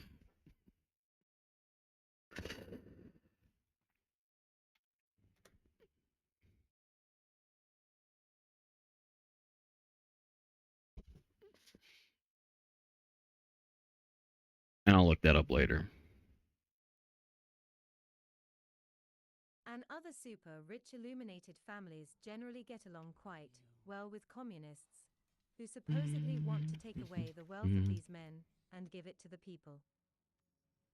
However, this is only double talk designed to bolster the superstructure of delusion that communists are the enemies of all capitalists. See? But communists, what I just said, like the super-rich families, are not the enemies of monopoly capitalism. It is a delusion. It's not that they're enemies, it's just capitalists are countered by communism. Because a capitalist is going to like try and like take over an army, right? And if he's not perfect, literally perfect at distributing his capitalism correctly, right? Or like a communist group could come up and they're distributing everything equally. They're super hard to beat. It was a pleasant surprise to see that this researcher had singled out some of the same families as I had. Some of the allied families, if not all of them, probably have intermarried somewhere with one of these bloodlines. Because this book is a collection of things which I have written over the years, allow me to review what was written. In 1991, I first self-published My Be Wise as Serpent's manuscript, which exposed the top 13 families. In 1992, I began my newsletter to continue exposing the Illuminati, and came out with some monographs exposing the Monarch Mind Control Program, and the Illuminati plans, the methods to create earthquakes. From the mid-December 92 newsletter up to the most recent ones in 1995. I have ran feature articles exposing the Okay, first of all, I gotta reread this last.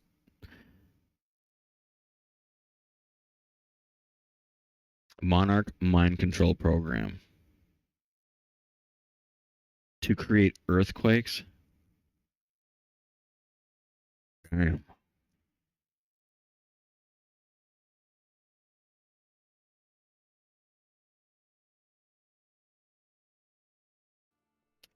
It's got to be scalar based.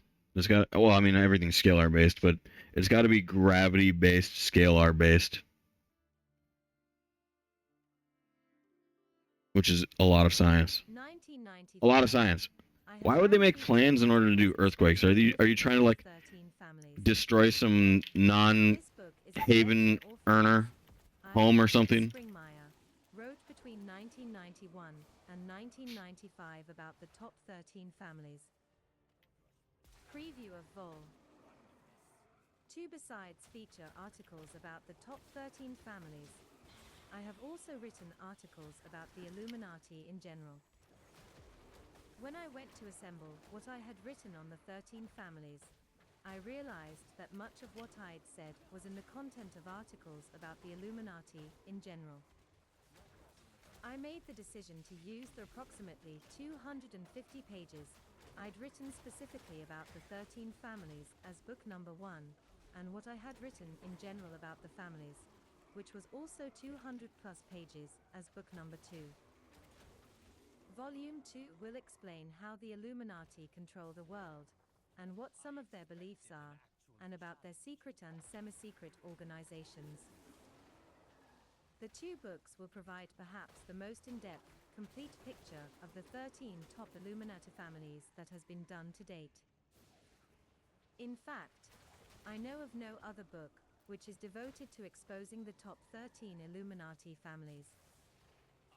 In Volume 2, you will read about Illuminati life, Illuminati control, and Illuminati organizations including the ACL, the Bohemian Grove, the Cosmos Club, the CFR, the Club of Rome, the Council of 9, the Council of 13, which is the Grand Druid Council, the Jason Society, the Jason Group, the Ordo Saturis, The Jason Group.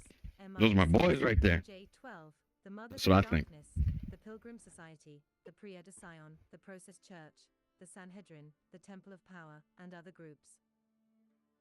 These 2 books will give the details behind what was written, the whole world lieth in wickedness, and that the God of this world is in its full reality. It's stuff like this that make me think I'm just dumb. Fritz Springmeyer, So dumb, dude. 10, 1995.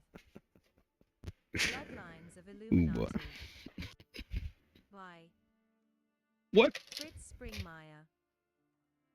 Chapter 1, The Aestir Family. The original founder of the Aestir fortune was John Jacob Aestir, 1763 to 1884. John Jacob Aestir was born in Waldorf, Astor. Baden, Germany, from a Jewish bloodline. Astor. The Jewish origins have been hidden, and quite a number of various ideas of the Aestir's heritage have been brought Astor. into circulation by Aestir's. Astor. John Jacob Aestir was a butcher in Waldorf. In 1784, he came to America after a stopover in London, England. Although the story is that he came to America penniless, and that may be true, he soon joined the Masonic Lodge, and within 2 to 3 years he had become the master of the Holland Lodge No. 8 in NY City. This Holland Lodge is a prominent lodge in that many of its members have good connections to the Illuminati elite. An example of just one lodge member is Archibald Russell, 1811-1871, whose father was president of a real hotbed of Illuminati action for many years, the Royal Society of Edinburgh. By 1788, Aestir was a master of Masonic Lodge No. 8. This is rather interesting considering Aestia could not speak English when he arrived in America and supposedly was very poor. John Jacob Aestia was always very famous for being cold-hearted, antisocial, a man who didn't have charm, wit or grace. This quote comes even from a relative of the DuPont family who wrote a sympathetic biography entitled The Aestia Family. If this man lacked social graces and was so cold, and was so poor during his first years in the US, why did he rise to such prominence in Freemasonry? Certainly not because of his social graces. For instance, one time later in life at a meal given for elites, when his hands got dirty at the table, he reached over and used the shirt of the man beside him to wipe his hands. The original financial break came by carrying out a series of shady and crooked real estate deals in the NY City area.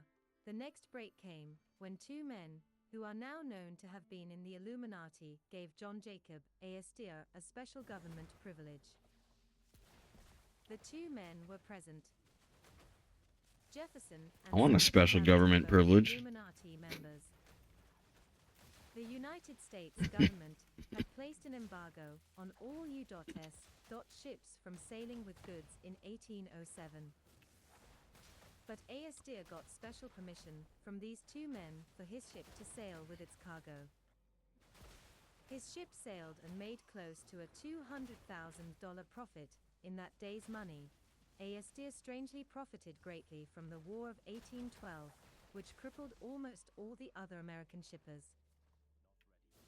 Aestia also worked together with George Clinton, another member of the Illuminati, on land deals. Even at that period in history, British intelligence worked for the Committee of 300 and for the 13 top families. It is interesting then that John Coleman, who had access as an intelligence agent to secret documents, discovered that the original John Jacob Aestia was also a British secret agent. The 13 families have very intimate roles with the American and British intelligence cults.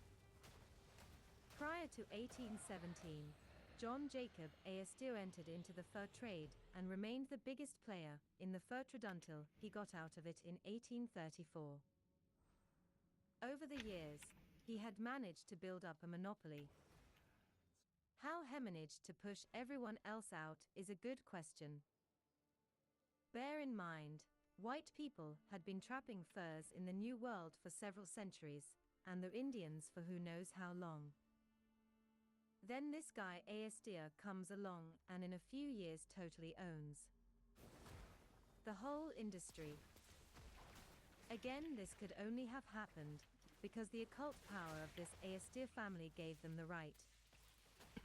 Obviously, others in the Committee of 300 had to step aside. So occult power means supernatural, almost even non-democratic. So occult power, it means it's like in the gray areas of possibility, so much so that we haven't voted against it. Meaning like we might not have rules in order to regulate their monopoly. And some people can think that it's wrong and don't want to be a part of the occult power, right? Meaning like they could have like 10 bodies working at the same time, automatronically, right? Way back in the day, like in the 1600s. That's what a cult means. Okay. They could have 10 or more bodies. They could seemingly have infinite bodies, but it depends on like, their state of monopolization.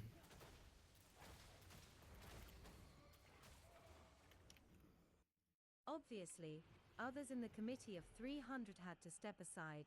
If his position in the hierarchy had not given Aestia the right, believe me, the other families that originally controlled the fur trade would have gotten rid of Aestia. There's a big problem we're dealing with in the United States today. One result of his fur company, People doing reverse stocking in order to control people's lives to do anti-competitive things. today, perhaps And like the only terrorism. family that originally took interest in it. Astoria is is a real hotbed for the secret satanic covens in Oregon. Yes, it is terrorism because you build your own life here in America. You're supposed to build your own life, not revolve your life around other people's lives. If you revolve your life around other people's lives, you're technically destroying their life if they don't want or want to build their life without your life. So you're destroying their ways. It is terrorism. Terrorism is defined based off of destruction. No, it has nothing to do with destruction of property. You can't destroy property in the first place. There's no such thing as destroying particles and energies. All you have to do is alter it in the ways that I didn't want, and then it's anti-competitive terrorism. If it's mine, you're not supposed to touch it. You're supposed to just get the fuck out. Go do whatever you're supposed to do. Okay, here's the thing. Okay. You're going to make up this lie if you're on the other side right now. The lie is Coke versus Pepsi. What do you want? Coke to just give up or Pepsi to just give up? No, that's not how it goes. Neither of them can want the other with forces upon the other the desire for them to give up. With forces. They can desire it on their end all day long.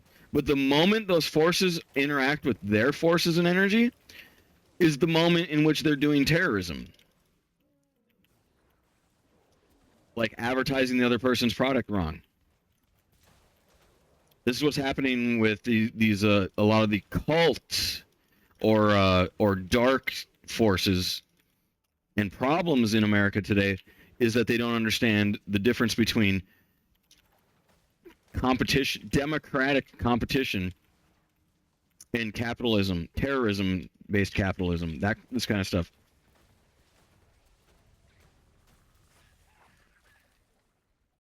Today, perhaps in honor of the family that originally took interest in it, Astoria is a real hotbed for the secret satanic covens in Oregon.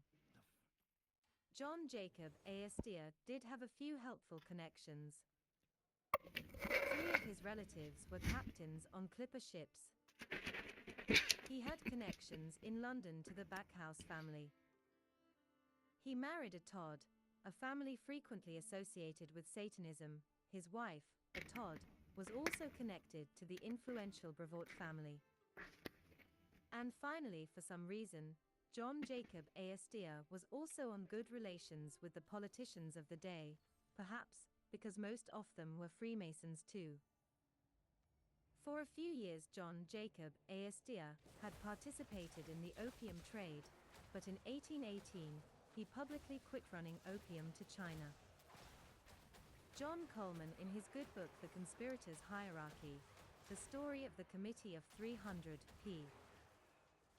131 notes, John Jacob Aestia made a huge fortune out of the China opium trade. It was the Committee of 300 who chose who would be allowed to participate in the fabulously lucrative China opium trade. Through its monopolistic BEIC, and the beneficiaries of their largest remained forever wedded to the Committee of 300. Interestingly, another top 13 family, the Russells, was also one of the lucky ones to get a slice of the China opium trade. It is clear repeatedly from history that Aestia was privy to inside information in the government and maintained his own courier system. John Jacob Aestia bought up large amounts of land in New York, which land greatly increased in value. The financial panic of 1837 allowed him to foreclose on a large number of mortgages. John Jacob Aestia's wealth continued to skyrocket. As one biography said, when it came to a question of principle versus profit, Aestia was a practical man. Put simply, he had no scruples. Aestia had a reputation for being a ruthless landlord. He also had the reputation of not paying his legitimate debts. Aestia became a banker, and sat on the board of 5 directors of the new national bank that Hamilton created for the U.S. government, called the Bank of the United States. Aestia owned a large block of the stock of the Bank of the United States. Aestir also was fairly active during his life as a Freemason, holding several more key positions in the secret lodge life. John Jacob was the richest man in the United States. Note this reference. Mayers, Gustavus. History of the Great American Fortunes. London, Stationers' Hall, 1909, p. 147 said. Statistics issued in 1844 of manufacturers in the United States showed a total gross amount of $307,196,844 invested. Aestir's wealth then was 1/15 of the whole amount invested throughout the territory of the United States. Is having 1/15 of all of what American money is invested not rich? John Jacob Aestir's descendants had a penchant for secrecy and set up things to rule from behind the scenes. In contrast to some of the other top families, the Aestirs preferred not to sit on boards of corporations they controlled. In 1890, a real estate expert calculated the Aestirs owned 1/20 of New York City real estate. After making their fortune while residing in the New York area, the Aestirs by and large have all gone to England. They still wield great financial power in the United States through proxies. Forum magazine, November 1889, commented that authorities estimated the Aestirs were worth $300,000, but that figure had to be an underestimate. Today, my estimate of the Aestirs is that they are worth about $40 billion. One of the many foundations that the Aestirs created was the Vincent Aestir Foundation, which is controlled from England by the Aestirs and has in the range of $100 million tax-exempt dollars. The Vincent Aestir Foundation has typically given to Catholic and Episcopalian needs, among other things. They also give money to agencies opposed to top-rate ownership of guns. They give money to NY's public library. Imagine how much influence that gives them when the library is receiving regular help for general support. A 1971 foundation director. Oh, you weren't paying attention? That the V. Okay. Basically, this family is doing occult strategies, meaning like there's no laws against it. Superpower kind of monopolies. Not necessarily, illegal monopolies. More so like, hey, can I buy that? Monopolies. They're a $40 billion family, and they're supporting Christianity, basically. Well, it said Catholic, which is basically the same thing. When needed. And seemingly so, meaning like they're enforcing The foundation had its present emphasis on preventing juvenile delinquency. the holy. Why don't I trust the Aestirs in helping out with law enforcement? The William Waldorf Foundation states that its purpose is promotion of mutual understanding and the diffusion of knowledge and culture among the United States and the Dominions, colonies, and countries of the British Commonwealth. This sounds very similar to the public statement of purpose that the secretive Pilgrim Society has given out to those who need something about them. Assets for this foundation are a mere $64,000. Vincent Aestir, now deceased, was a member of 41 private clubs. To give an idea of how much power just one of the many Aestir men wields, some of the businesses Vincent was involved include Director, American Express Company DIR, Atlantic Fruit and Sugar Company DIR, Chase Manhattan Bank of the Rockefellers DIR, City and Suburban Homes Company DIR, Classical Cinematograph Corporation dear. Cuban Dominican Sugar Company. DIR. Great Northern Railroad dear. Central Railroad dear, Inter. Mercantile Marine Company. DIR. National Park Bank of Enidir. NY County Trust Company DIR. Weekly Publications Incorporated DIR. Western Union Telegraph, Trustee, NY Zoological Society Advisor to Bankers, Trust of any member Amer. Museum of National. Hist. Member National Instit. Of Society. Sciences. Notice these last two, like so many elite-controlled organizations, are heavily involved in the spread of the evolution theory. Just like the Rothschilds, DuPonts, and Rockefellers, the ASDers always set one of their ASDer male sires the head of the entire family. This headship is passed down as a birthright within the different branches of the family, just as any king passes on his throne. On the corner of 33rd Street and 5th Ave. The site later began the site of the Empire State Building.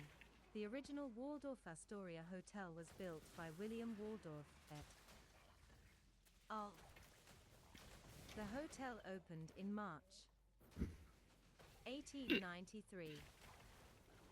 It is described as the ultimate in-snob appeal. Later two ASDer cousins built the Astoria, another even taller elite hotel, in New York which opened in 1897. Of course, like many of the other elite families, the ASDers have their main property to get away and relax. In 1894, John Jacob wrote a novel A Journey in Other Worlds where he describes a society which operates on the idea of conserving energy. Strange how the elite likes top remote conservation among us cattle. In the late 1800s, the Illuminati began to reconfigure its outward face. The higher levels started creating innocent-sounding cover organizations to hide their meetings behind. In 1901, the ASDers contributed toward the creation of the Pilgrim Society, which was the cover organization for Amer and Brit. 6 degrees princes of the Illuminati. I believe at least 5 Astors are now members of the Pilgrim Society. The Pilgrims had recently included David ASDer, John Jacob ASDer VIII, and William Waldorf ASDer III. And during the 1970s, Baron ASDer of Hever was the president of the London branch of the Pilgrims. This implies that ASDer of Hever was at least the next level up in the chain of command. The ASDers also have been very prominent in the group, which is Britain's equivalent to the skull and bone sock. In Britain, the ASDer, along with about 20 other families, dominate the group, just ascertained families like the Whitneys in the US help dominate the Order of Skull and Bones. Again, as was earlier pointed out, the key to understanding Satanism is the bloodlines. In 1910, the muscle and bone branches of the Illuminati reconfigured themselves with the creation of the Round Table groups in 1910. The ASDers were the part of the financial backers behind the Round Table groups along with Abe Bailey. Rhodes and Milner were key players in setting up the Society of the Elect, a super-secret top circle of Illuminati. Rhodes Trust, in part helped by the ASDer, helps finance the Rhodes Scholarship System. Rhodes, a high-ranking Freemason, wanted the Masonic claptrap as part of these various new groups, but Milner and Brett did away with the Masonic rituals and costumes, etc. In 1919. The Royal Institute of International Affairs, IIA, was created. And the Aestheres were the major financial backers of the RIIA, which functions as the 4 degrees cover of the Illuminati. For those who are new to this, the RIIA is the British equivalent to the Council on Foreign Relations, CFR, which takes a major role in the policy-making process in the US. Waldorf Astoria was appointed to the RIIA. Just above the CFR, RIIA are round-table groups, which were initially named by Cecil Rhodes's the Association of Helpers. Cecil Rhodes set up the Rhodes Scholarships to recruit and bring top men from several nations to Oxford to be initiated into the Illuminati and to learn about how to bringing a one-world government. So the initial selection into the Rhodes Programmist degree of the Illum is equivalent to the initiation into the skull and bones. In the picture, you see how the Cliveden Aestheres were intimately connected to the Rhodes Scholars. Rhodes Scholars frequently went to the Cliveden estate. By looking at the genealogy chart, you can see how the family in London broke up into 2 powerful segments. One part centered around the Cliveden estate. Another group became barons, the Aestheres of Hever, or the Hever Aestheres for short. William Waldorf Aestere owned the Pall Mall Gazette, the Observer, and the Pall Mall magazine. The London Times was largely controlled by the Aestheres, and since 1922 they have owned this major source of British news. The DuPonts and the Rockefellers also have some major businesses where they too own blatant large holdings. However, most of the wealth of the 13 top families is hidden so that the ties to who owns it are difficult to track. Hoyt Amidon has been a proxy for Vincent Aestere and the other Aestheres. See membership list of Illuminati in this newsletter. The Aestere family also used Owen Lattimore as their proxy for opium trade, who in turn used Laura Spelman, who was funded by the Institute for Pacific Relations, IPR. The LPR was the group that supervised the Illuminati's decision to allow Red China to share in their opium trade. The puppet strings behind big world events may not be seen by the public, but if we trace the origins of several big events, we see the Aestheres helping pull strings. The IPR helped lay the groundwork for the Pearl Harbor attack. What? The Aestheres also were behind the appeasement policy in Europe, which allowed Hitler to become a threat. The Aestheres were also involved in the temperance movement against alcoholic drink, which was begun by the Women's Christian Temperance Union. The temperance movement was an elite-created movement. Just like today, we have big issues like apartheid, which are made up by them to keep us busy. Joseph Kennedy and Onassis, 2 other top 13 Illuminati families, got rich off of the temperance movement by bootlegging. So many people have exposed the temperance movement. See Occult Theocracy for just one expose of Freemasonry's involvement.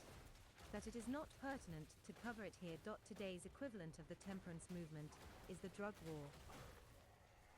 Colonel Jack Aestere, one of the world's most powerful men, was among those who went down with the Titanic. To his honor, he didn't have Veto sacrifice his life, but did. If he had been a scoundrel, he could have chased a woman and her children from some lifeboat. Many sermons have been preached on the significance of the Titanic, and I personally am beginning to feel that God laid it on the hearts of so many of his ministers to understand that the Titanic was a judgment upon the pride of the world. More specifically, it was a warning to the New World Order's elite. Another Illuminati invention was communism. This has been so thoroughly documented, I don't know why I have to state it here, except that there are still people who haven't taken the time to study it out. James II. Billington's book Fire in the Minds of Men, a very scholarly work, and Occult Theocracy are some good starting points to study this. The Fabian Society was also connected to the Illuminati. For instance, Illuminati Prince Professor George Edward Gordon Catlin, Pilgrim Society. Member was a member of the Fabian Society's Executive Committee. The Fabian logo is a wolf in sheep's clothing. Fabians like H.G. Wells, who wrote so eloquently on the New World Order with such books as The New World Order, A Modern Utopia, The Open Conspiracy Blueprints for World Revolution, was a wolf in sheep clothing. H.G. Wells made the New World Order something that sounded advantageous to everyone, a utopia of sorts. That is not what it will be. During the 1930s, the Fabian Socialists created the Political and Economic Planning Group, PEP. Mason Viscount Waldorf Astoria was a leader of PEP. A confidential program that the PEP created and implemented through the British government was later described in a book, Principles of Economic Planning, in 1935. The book doesn't explain why its cover has a ostentatious Masonic square and compass displayed on its cover. George Bernard Shaw, who was a communist and Fabian socialist, was the best friend of Lady Nancy Astor, who became the first woman member of Parliament. These two spend vast amounts of time together, much more than Nancy did with her husband Waldorf, who she didn't care to be around. Waldorf was the Mason that was mentioned earlier, who helped lead PEP. After Nancy Astor was elected, or selected by the elite, to be the First Lady MP, one of the Russell ladies soon afterwards also became an MP. Communism pretends it is the enemy of the rich capitalists, but both the rich elite and the communist leaders are committed to wipe out Christianity, Hey, that's true. to wipe out free trade with monopolies, and to set up an Illuminati. Communists pretend to be the enemy of rich capitalists. Communism pretends it is the enemy of the rich capitalists, but both the rich elite and the communist leaders are committed to wipe out Christianity, to wipe out free trade with monopolies, and to set up an Illuminati one world government. Do you see they have similar goals? A picture is included of Waldorf and Nancy Astor's visit to Russia during the 1930s. The Astors were not treated like enemies but like royalty. Can we see how the elite-controlled press have deceived us? Do not trust our Illuminati-controlled elite to protect us from communism. They control communism. Besides socialism, Nancy Astor was a big supporter of Christian Science. Christian Science was a front for witchcraft from its very beginning. For more information on what Christian Science is about, I suggest people study Be Wise as Serpents, Chapter 2.6, The Healing Light. Nancy Astor wrote The Natural History of the Vampire and a book on the early Mason and Communist Bakunin. She used Grenfell family papers. The Grenfell family were close friends to the Cliveden Astors. David Astor, the Honorable, attended Bilderberger meetings in 1957 and 1966. Alpha Lodge is the lodge in England that is traditionally for royalty. There are other elite lodges too, whether those of the elite can protect themselves from rubbing shoulders with those of less social stature. These are the type of Masonic lodges that the Astors join. In summary, an examination of the Astor family reveals their close connections with the full spectrum of Illuminati activities ranging from Freemasonry, the Illuminati itself, the Pilgrim Society, the Round Tables, communism, Fabian socialism, CFR, IIA. The Bilderbergers, as well as the various politically, that is Illuminati, tainted banks such as Chase Manhattan.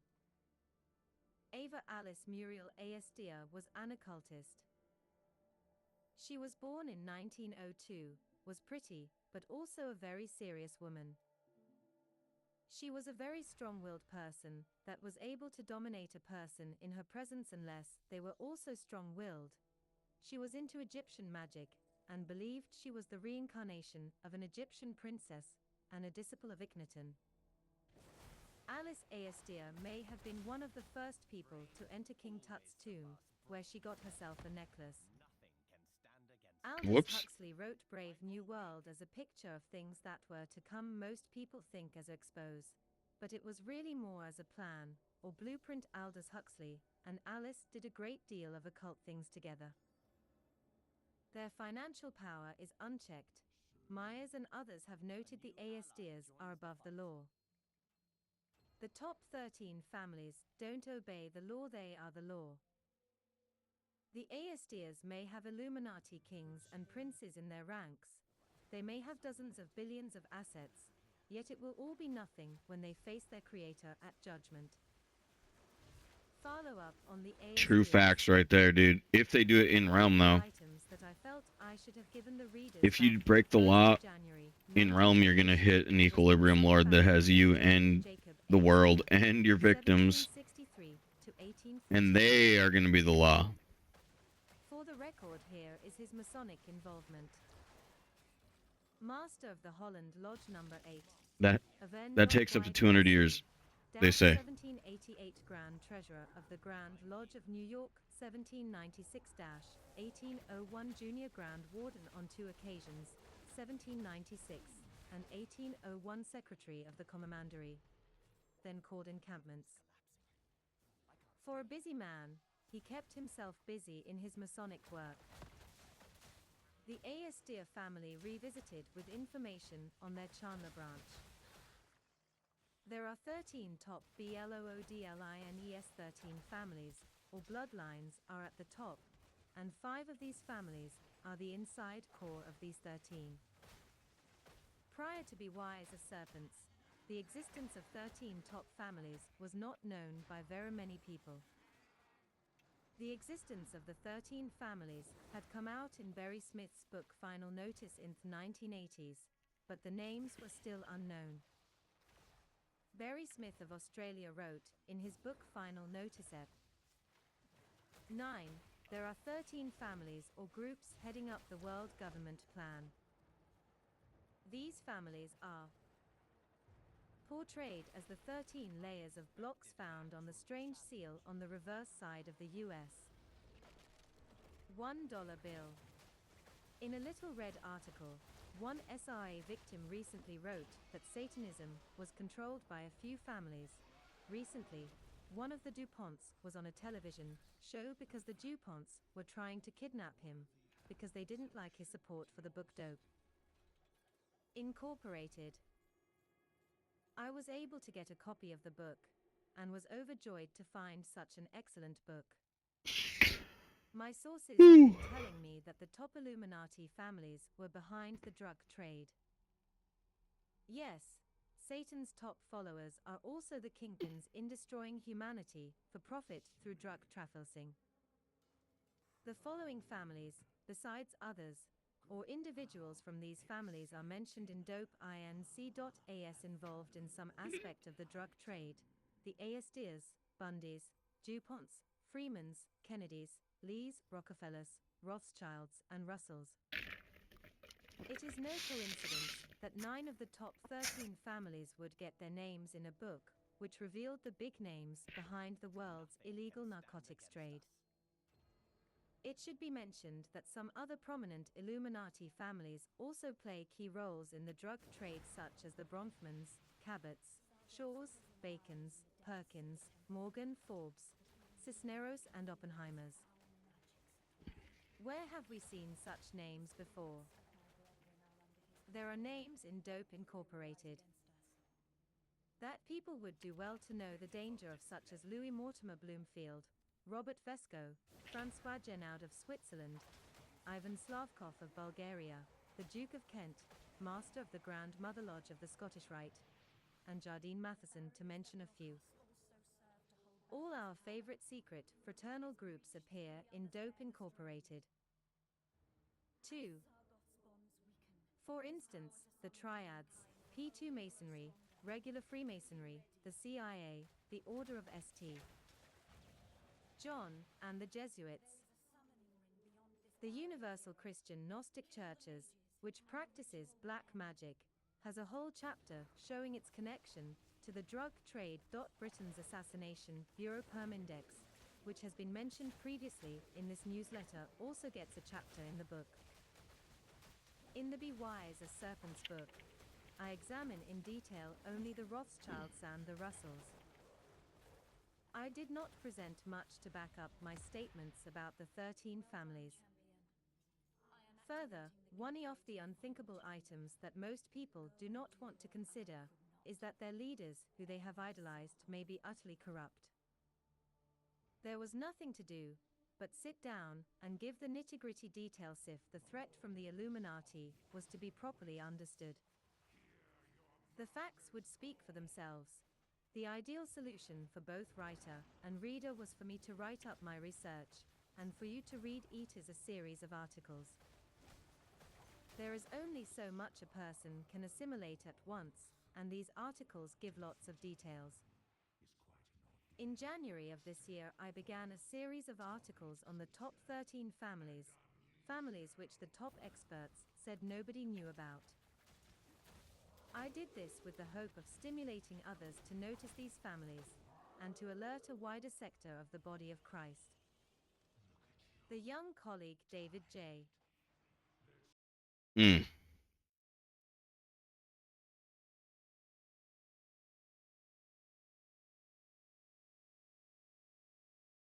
Smith. Are you reading this? Basically, One article on the Illuminati was led to carry out further research in addition to what the January. you're kind of expected. Okay, there's all these little laws that are like humongous crimes. One of them, identity fraud. You're allowed one body here at a time. All right, and like the machining work and stuff like that, all of that kind of stuff. I mean, automatronic witchcraft, all that kind of stuff.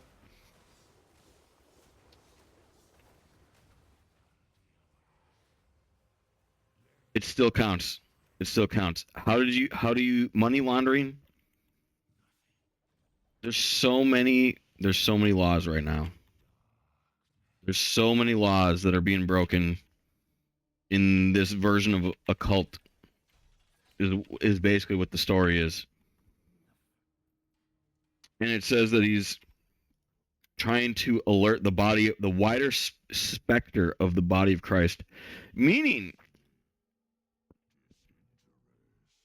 that knowing this, see, I'm doing the same exact thing. I'm basically following this like family that's like Dark Army, Rose Dark Army. I don't really know exactly. I'm not really following them per se. More so that they're being reported a lot for the crime in anti-competitive ways. Their terrorism, basically, and it's an anti-competitive, non-democratic play that is against the law. And it's like that idea that we are the law, that's out of equilibrium. Like, if you're out of equilibrium, fine. If you abduct me, though, or abduct your victims, that's one of the problems with them, is they think that they've abducted them fully out of equilibrium. Even though the gravitons, like you don't have all gravitons. That's not a real thing. Sure we do. We can move you. No, you actually really can't move me.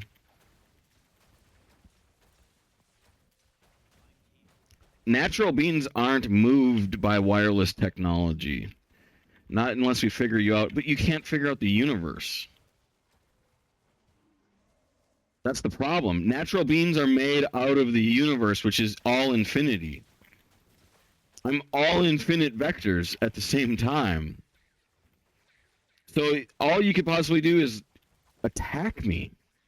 Then you're talking about bioterrorism and abduction, right? Not to mention we might have anti-abduction, right? So if you abduct, you might do non-local terrorism, which will end up being graviton bioterrorism anyway. Graviton bioterrorism would be like if you put multiple redundancies on where a person is and attacked all of them at the same time because you're paranoid that they are a multi-dimensional being, for example.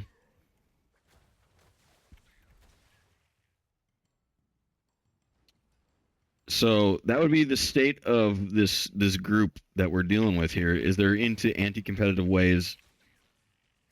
They're doing it, and they have to pay up for it in the long term. And they pay up because we report them. We report them to the larger body of Christ, just like this sentence said. One article on the Illuminati was led to carry out further research in addition to what the January. One article had. This is crazy that it's right on CIA.gov. This article's information on the ASDs then is a result of David's research. Difficulty in determining the facts. Most of the material put out. I'm doxing CIA.gov government.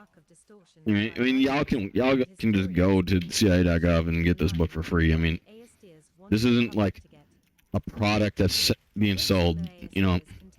Somebody said I was breaking the law, and it's like, this isn't a product, guys. This is just an open source book. But that has not stopped us from getting the most accurate. This is free. We could reconstruct. The ASDs do not make the task of investigating them easy. They have been very secret and very deceptive since they arrived in this nation. John Jacob Aestia, the first prominent Aestia, was a notorious liar.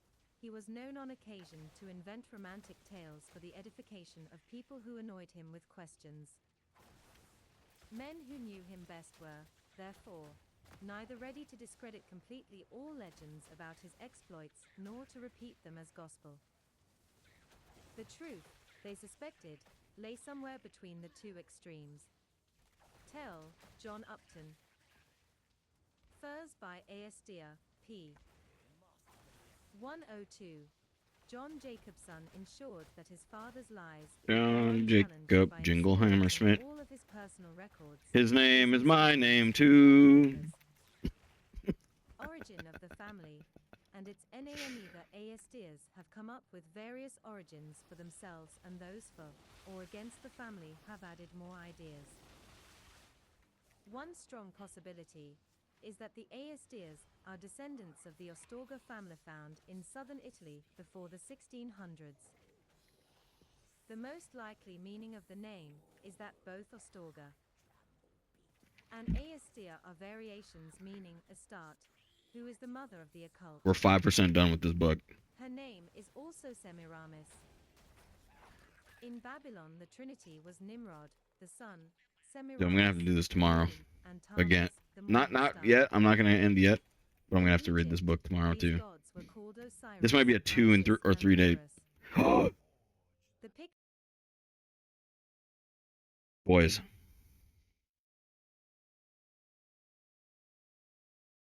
This is super meaningful right now. ISIS worked with vision code with Amon. And that right there is Isis the goddess. I mean, this right here is a symbol of home protection. Right? Right? That's what it's supposed to mean.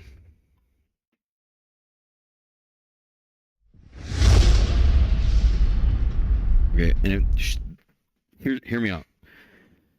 I heard a guy named It's All Business might be connected with ISIS, and he might have got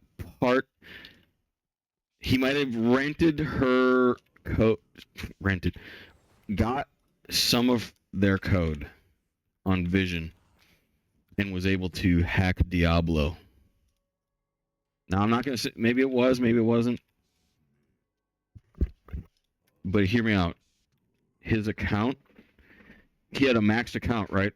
He might have had a whole bunch of maxed accounts in the Vision Code pirate worldview and was able to hack lots and lots and lots of people, which is why he was dealt with so quickly, is because he made so many enemies that it scaled to the larger body of Christ faster. And then I heard that he lost control of the equilibrium. He lost an equilibrium war because he was like hard banned into a different equilibrium.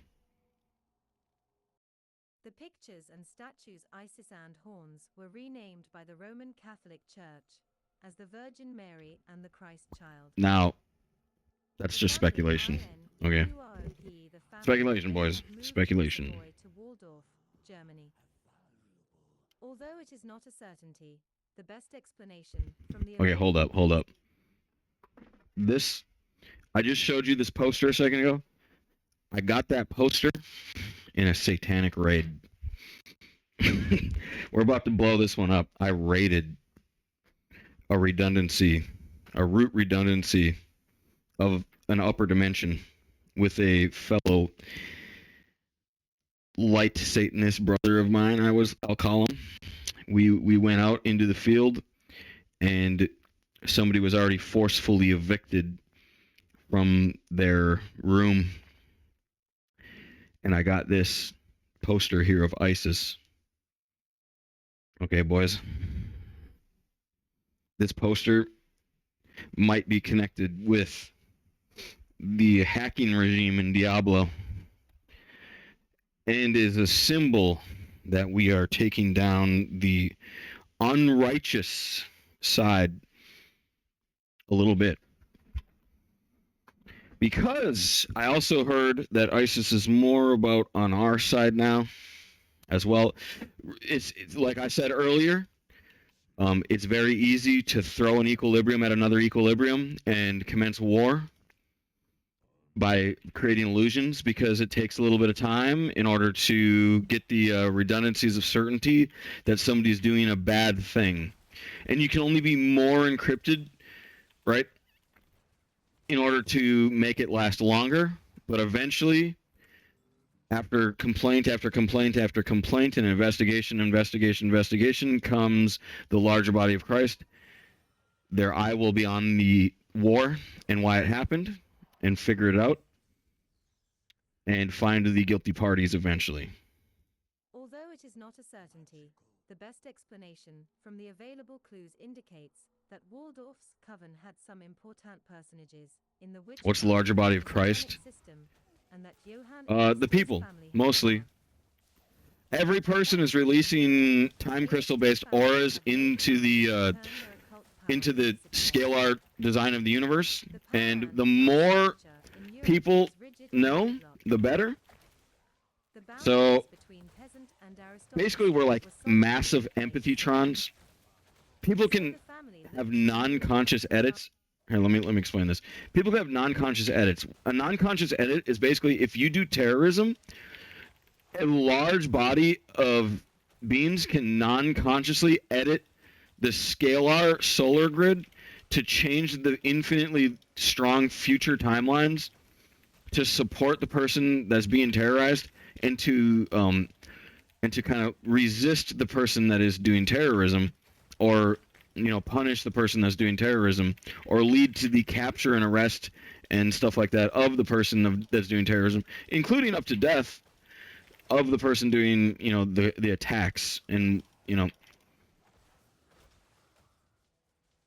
so the larger body of Christ is everybody. That's the main one that I really want to drive home here. Is it's everyone, every single person, all at once, because it's super hard to move the universe when there's so many people in extraordinary ways. Like if you go try and smash a meteorite into Earth, you're probably gonna do the hardest thing in the universe, because you're gonna be fighting NASA, you're gonna be fighting foreign governments, you're gonna be fighting gods, you're gonna be fighting everybody. We don't want you to be in control of meteorites hitting Earth. We want the control as the people, and we want to drive those meteorites into no man's lands in the middle of the desert or something instead. So the family looked to the new world to transmute their position in the satanic hierarchy into financial wealth and power. Johann Aestir in Waldorf was only a butt share. His best son John Jacob, 1763 to 1848, was selected to establish the House of Aestia in America. John Jacob Aestia goes TOAMERICA at age 16. John Jacob Aestia quit helping the family butcher business, went to England and then Laterto, America. Looking at the details of things, and piecing the truth together, it appears that his satanic authority was already in place, because he was able to travel to England, and as a German-speaking peasant converse face-to-face with the Backhouse family in England. Of course, the biographers make it sound like John Jacob Aestia left Germany for himself, rather than his family. Michael Aestia gives a glimpse of John Jacob's mission. He concentrated almost entirely on building a fortune, on escaping the poverty of his childhood and establishing a secure financial position for his family in America. Aestia, Michael. Tribal feeling p. 11. OVERVIEW. The process of 400 years looks like this. Various satanic families moved into the southwest German area in the late medieval time period. Witchcraft associated with Diana was practiced in southwest Germany, and this began to alarm various elements of the Roman Catholic Church. The Aestia family provides leadership in the covens in the Heidelberg area. Witchcraft spread virtually all over southwest Germany. An examination of the old records from about 1500 to 1650 show that witchcraft was being practiced throughout the area. I have the names of over 120 towns where it was practiced in SW Germany. The list derived from old German records.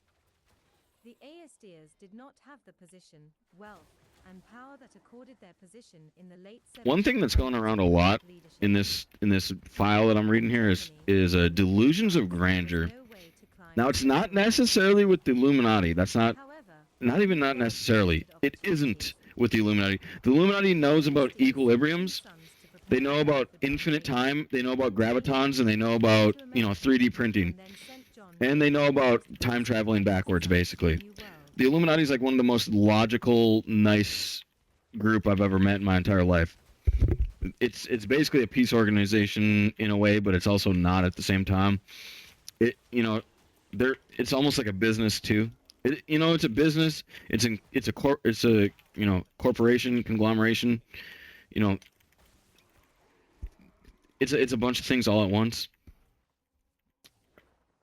But the enemies of the Illuminati, not necessarily the enemies of the Illuminati, what this book is talking about in a lot of these people that aren't exactly going to be the good guys of the story. In the modern times, like I'm mixing in like my real life with it as well at the same time. The bad guys in my real life. They are not realizing that investigation and infinite proofs, like eventually somebody goes like, okay, how did you get your alibi? Alibi. We're like, this is what you thought in the moment. And they're like, no, it's not. I thought this. And then it's like, okay, show us how you got the alibi. And they go, no. Okay, well, that's not admissible to this court anymore. And they're like, okay, I'll show you how. I'll show you how. Because we're like, okay, we're putting you on death row. We're putting you on torture. We're putting you on jail. We got all of your avatars. We got your entire soul. We got everything. And at this time, they're gonna be like,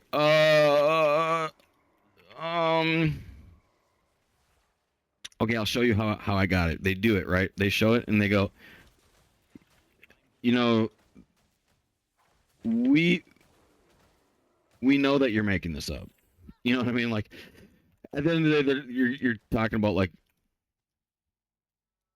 humongously advanced technology groups.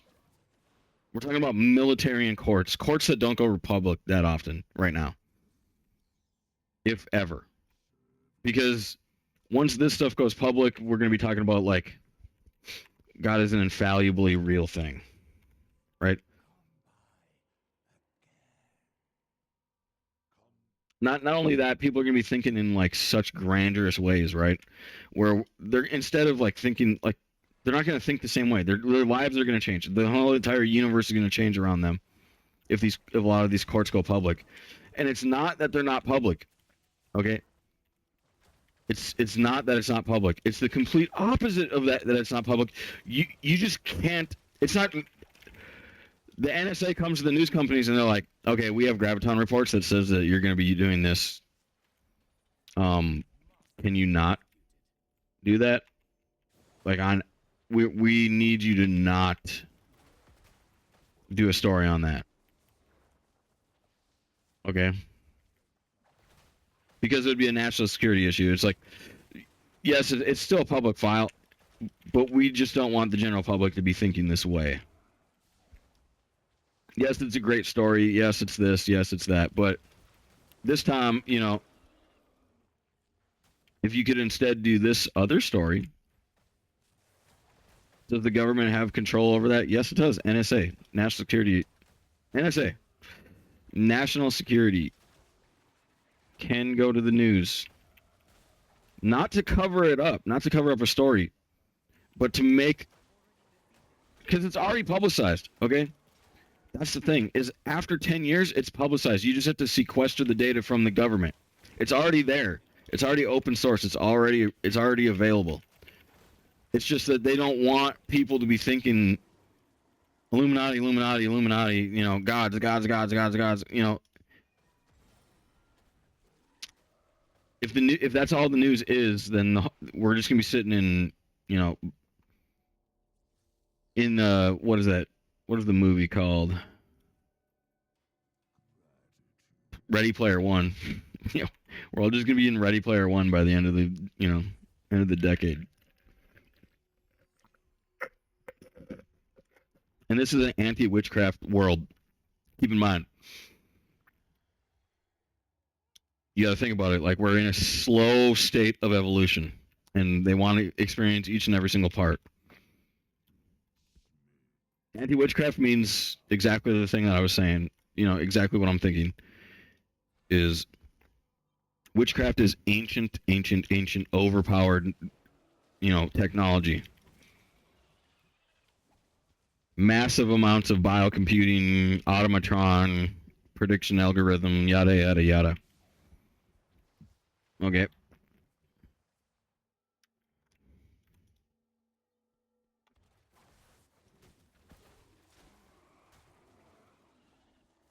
Mm-hmm.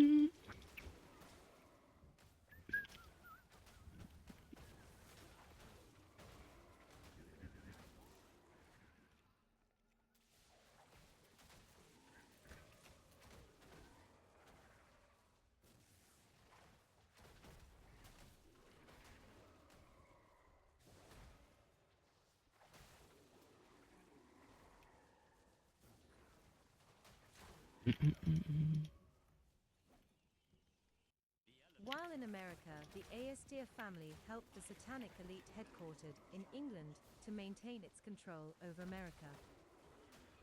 Having come from Germany, and also due to Satanism being secret, John Jacob Aestir's help given to pro-British elite moves were more difficult to suspect.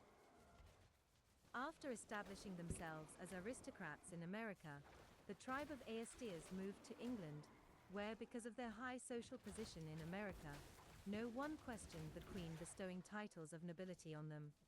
All along the process, people with Illuminati connections opened doors for the Aestirs. At this point, it needs to be pointed out that there were ties between the following groups: English royalty, English Satanism, English Freemasonry, and German witchcraft, and the Italian black nobility. Taking the liberty I have as author of this article, I am going to digress to give some examples of these connections. Although on the surface this doesn't directly pertain to the Aestirs, it does. When one paints in the bigger panorama of what was happening in the occult world, and then one sees a blazing star streak across that panorama, then the real history of that blazing star is given by tracking its voyage through that panorama. However, the history books have intentionally hidden the significance of so many of the players and groups that lay along the track of that blazing streak. Specific groups. Order of the Knights of the Helmet. This was an illuminated secret society with Sir Francis Bacon at its head.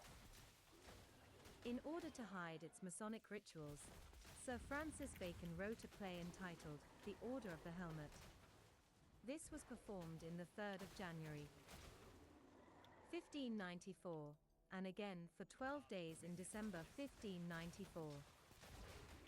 In December 1594, British aristocrats, who had been demonically illuminated, met and put on a play. Calling their initiation ceremony a play was a great cover. Sir Francis Bacon was made King and Prince of Purple. Various men were invested with the collar of knighthood of the helmet and took vows, and a series of charges by 6 high counselors was given in a manner that is very similar to what the Satanic SIA does now. The reader may ask, what does this have to do with the ASDs? This is simply a few brief look at the background of what was happening in the occult in Europe. The Queen of England sent Sir Francis Bacon as a young man in his 20s to the continent of Europe. Sir Francis Bacon toured France in places such as Louvre, St. Cloud, Blois, Paris, and Poitiers. He also traveled to Germany, Italy, and Spain. He visited the various royal courts, such as the court of Marguerite de Valois. Marguerite was married to King Henry of Navarre. Her mother was the evil Catherine de Medicis. Sir Francis Bacon also met with many secret societies. At Marguerite's court spent time with the Pleiad fraternity, which was a group of 7 intellectuals. According to the best biographer of Sir Francis Bacon, who was Alfred Dodd, Alfred spent his entire life studying Sir Francis Bacon. Sir Francis Bacon was initiated into a large number of secret occult societies when he was on the continent of Europe. He learned Kabbalistic magic, Egyptian mysticism, Arabian mysticism, and the customs of the German Steinmetzen. Dodd, Alfred. Francis Bacon's life story. London, Ryder and Company, 1988, p.10.4. This information has been provided to give some feel for how the occult in Europe was in contact with its various parts, and that its tentacles included many of the royal families. Hellfire Club - This was a secret satanic cult, which was associated with early Freemasonry. When the connections became known between the Satanists of the Hellfire Club and the elite of Freemasonry and the elite made some radical moves. First, Freemasonry publicly proclaimed that it had nothing to do with the Hellfire Club. When the Hellfire Club was publicly disbanded by the government, acting on orders from people that tied in with the club. Later, quietly the club was reconstituted. Philip, at Duke of Wharton, 1698 to 1731, who was the second person of nobility to be Grand Master of England's Freemasons, GM. Of the Grand Lodge 6, 1722-11, the 25, 1723, was president of the Hellfire Club. He was an M.P. in the House of Lords. In 1726, he left England and was basically brought into ill repute by the Masons, who distanced themselves from him.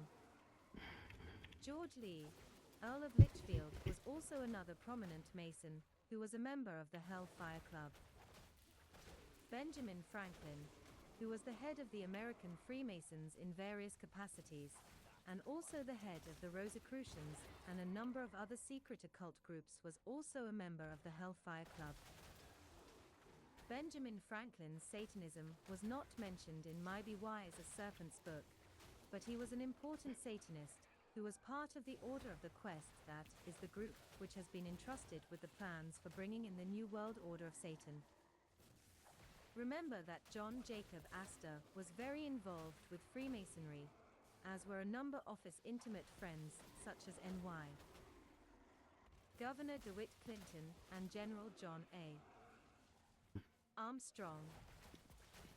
In regards to the Hellfire Club, the Earl of Sandwich, Benjamin Franklin, and Sir Francis Dashwood were leaders in the Hellfire Club, and were also Postmaster Generals of the British Postal Service. All were Freemasons too. Their positions as Postmaster Generals allowed them total access to the mail, and allowed them to spy on the communications of the 18th century. The man who became Postmaster General after Dashwood, who moved on to be A.M.P. in the Brother Parliament, was the Mason John Wilkes. John Wilkes took over in 1766. In 1774 was Lord Mayor of London. Wilkes then brought one of the original Hellfire Club members, a friend of his, Willis Hill, to help with the postal service. The next Postmaster General was the totally corrupt man, the Earl of Sandwich, who served until 1771. Benjamin Franklin spent the summers of 1772, 1773, and 1774 at Dashwood's estate in West Wickham. The caves under Dashwood's estate at West Wickham were used for satanic sexual rituals, which were participated in by Benjamin Franklin. Ordo Saturnus. This is an old secret satanic German order. In the last few newsletters, I have been educating people on the meaning of Saturn. It means Satan. This previous information helps you understand John Jacob Astor 4 when he writes in his book A Journey in Other Worlds.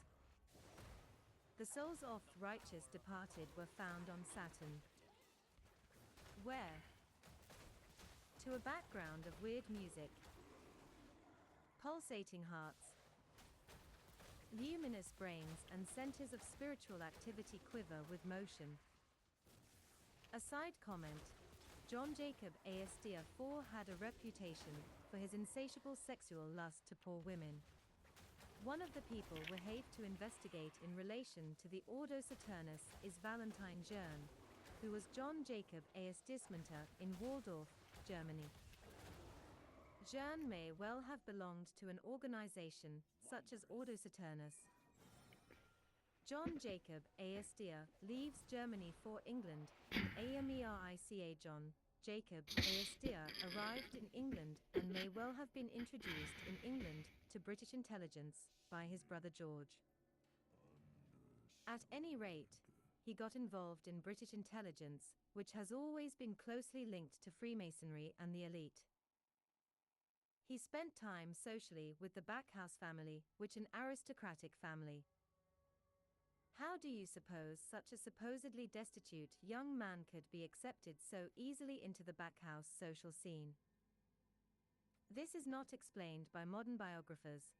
After 4 years, his brother George then sent him to America to represent George's music company. His brother Henry met him when he arrived in 1784 at age 20 and introduced him to the occult world in New York City. Thomas Backhouse and Company was a leading house in the lucrative fur trade. John Jacob Astor set out to bring the fur trade under his own control. There is a tact that must be faced. Thelites Committee of 300, a secret legislative group of the Illuminati, decided that John Jacob Astor could expand into the fur trade and into the opium narcotics trade. Dope Incorporated shows that the Astor family was the first American family to get into the opium trade, and that their opium trade had was a special privilege that most other American businesses did not even try to compete with. Why? Dope Incorporated doesn't say this, but I know that it is because the Committee of 300 decides such things, not free enterprise. American furs yielded 1,000% profit in those days.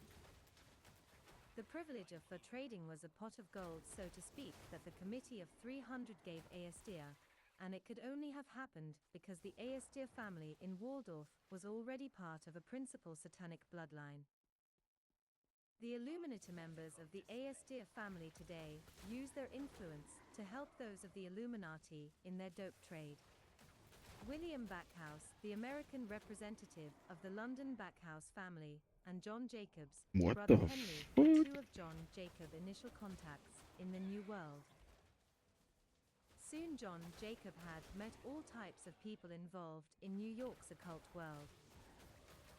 John Jacob married Sarah Todd. John Jacob's stepmother Christina Barbara is described as the perfect, cruel fairy tale stepmother. John Jacob raised the principle of self-interest to the level of a philosophy and claimed for himself a natural superiority over his less able and less powerful fellow men. A sort of God-given right to exploit the world and its inhabitants for his personal gain. This was not mere cynicism, but a genuine belief that in some way, he was among the chosen people for whose convenience and advancement life was ordered. Such people make history, but they also pervert it in human terms, because their world and the codes that govern it have nothing to do with morality. Sinclair, David. Dynasty, the Aestirs and their times. p. 59, Aestir took Freemasonry seriously. Governor DeWitt Clinton rose unusually fast in the degrees, but the German immigrant, John Jacob, who talked at times as if he had marbles in his mouth, was not far behind him. Aestir eventually caught up to Clinton. Tell. Furs by Aestir, p. 84. DeWitt Clinton's uncle George Clinton, who served as Jefferson's vice president, was also a member of their Holland Lodge No. 8. Archibald Russell of the Russell family, as well as two members of the Livingston family, were members of this lodge too at the time. The Livingston family were participating in the Committee of 300 at that time. One of my Masonic reference books states that business at the Holland Lodge No. 8 was conducted in German. If so, why were all these other men involved with it who apparently had English as their mother tongue? In the 1st of January 93 issue, Aestir's dirty real estate deals and his activity as a drug kingpin were discussed. However, Aestir's connivance to create a nation on the West Coast wasn't. Thomas Jefferson, who Abe now come to realize was a part of the Illuminati, was in on the plot. Jefferson said that he hoped for the establishment of an independent nation on the Pacific coast, bound to the United States by ties of blood, language, and friendship. The Northwest was to become a sovereign nation under Aestir's rule. The plan failed miserably due to a variety of reasons. Another item that was missed in the earlier article was how John Jacob Aestir profited by using his own courier system and powerful friends to profit from the War of 1812. Aestir knew the War of 1812 was coming and he set himself up to profit from it in several ways. His Masonic brother and friend John A. Armstrong 1758 to 1843 helped the British war effort as the American Secretary of War. A descendant of Johns later married into the Aestirs. Aestir himself helped the British when he could profit by it. The two Illuminati, Jefferson and Gallatin, gave Aestir special sailing privileges, which netted him much profit. When war was declared against Great Britain, Aestir sent agents to the British forts in Canada to inform them. This gave the British advance knowledge of the war before the American troops knew. This allowed the British to seize Northern American forts and to ensure that the British had control of the region's fur trade. This was essential for Aestir to get control of the fur market. because then when the British furs were embargoed, he had less competition. He obtained special permission from the president to import all furs owned by him and held in Canada before the war. He used this permission illegally to trap new furs.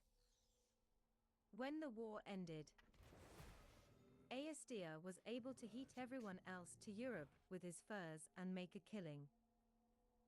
Aestia cleared his name of shame by sending Washington, D.C. information about a mutiny at a British fort which allowed the U.S. Army to take advantage of the enemy's weak condition to capture the area. John Jacob Aestia traded ingots, and his firearms were used in at least one Latin American revolution. Bear in mind, Latin American revolutions have all been planned in Masonic lodges.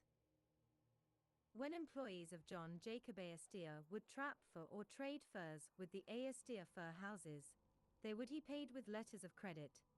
Then Aestia agents would be sent out to ambush and kill them, so that the Aestia Fur Company could save money. The deaths were blamed on Indians. Zachary Taylor stated, "Take the American Fur Company in the aggregate, and they are the greatest scoundrels the world ever knew." O'Connor, Harvey. The Aestias, page 44. William Backhouse, ASTOR. This was the son of John Jacob Aestia. He was infamous for his hank treatment of thousands of people who rented from him in New York. There were repealed riots by tenants who were opposed by the harsh, filthy living conditions in the buildings Aestia owned, but their complaints were consistently ignored by Aestia, and their riots suppressed by the police. Only half of the children of his tenants lived to age 20. The Aestias were deeply involved with the Tammany organization. William B. supported the corrupt administration of the infamous New York mayor, Fernando Wood. The government at that time was a pack of corrupt men. When Wood was exposed, Aestia's involvement was overlooked. This is another example of Aestia power. John Jacob III was the son of William Backhouse Aestia. He was just as haughty, just as cruel, and just as corrupt as his father and grandfather had been. He created sweatshops for the poor masses living in his New York tenements. He also supported corrupt politicians, such as the criminal boss, Tweed, who ran NYC. The Tweed ring stole millions of dollars from the city of New York. Before they finally got caught and sent to prison, Mayor Tweed and gang cost the city $200 million. Again, John Jacob Aestia III's power allowed his involvement to be basically overlooked by the press. Holy moly, dude. Oh my god. This is a long book. Look how far I am. Here's the scrolling bar.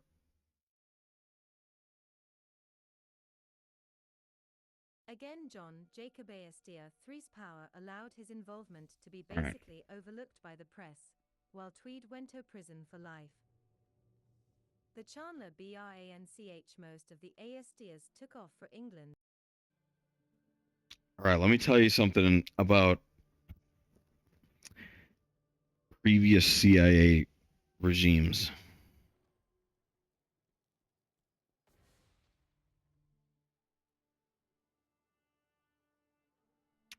What if there was a lot of them and they're all kind of functioning at the same time?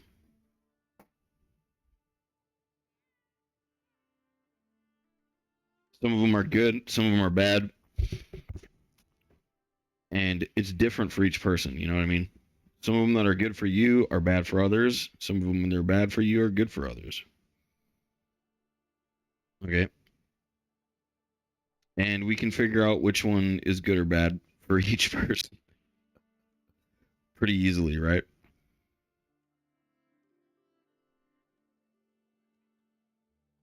Well, when somebody says that you are like ex-CIA,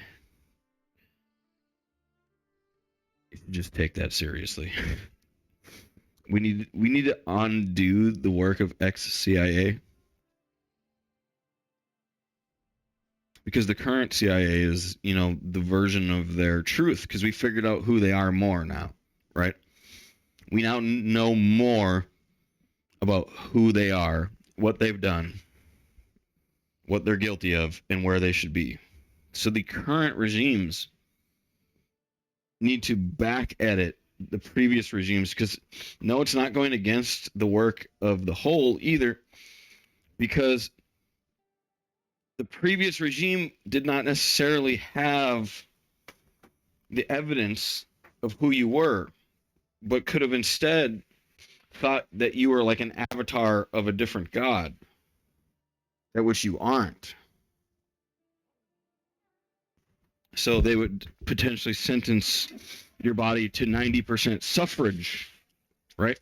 Assuming that god would be just transporting into the body 10% of the time. Like, oh, we're not going to devote our resources to this avatar, 100% of the time. Why would we do that? That would make no sense, right? Meanwhile, there's a real being in there living 100% of the time that's completely innocent and should be given haven the entire time.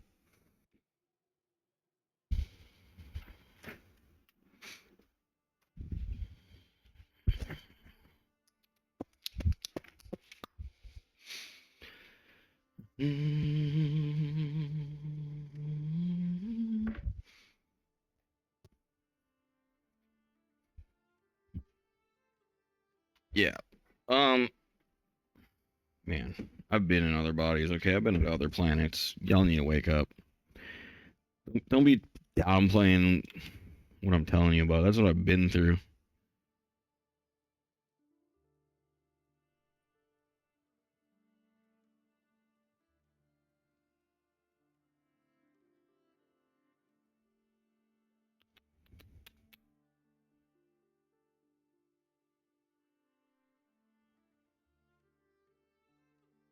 What?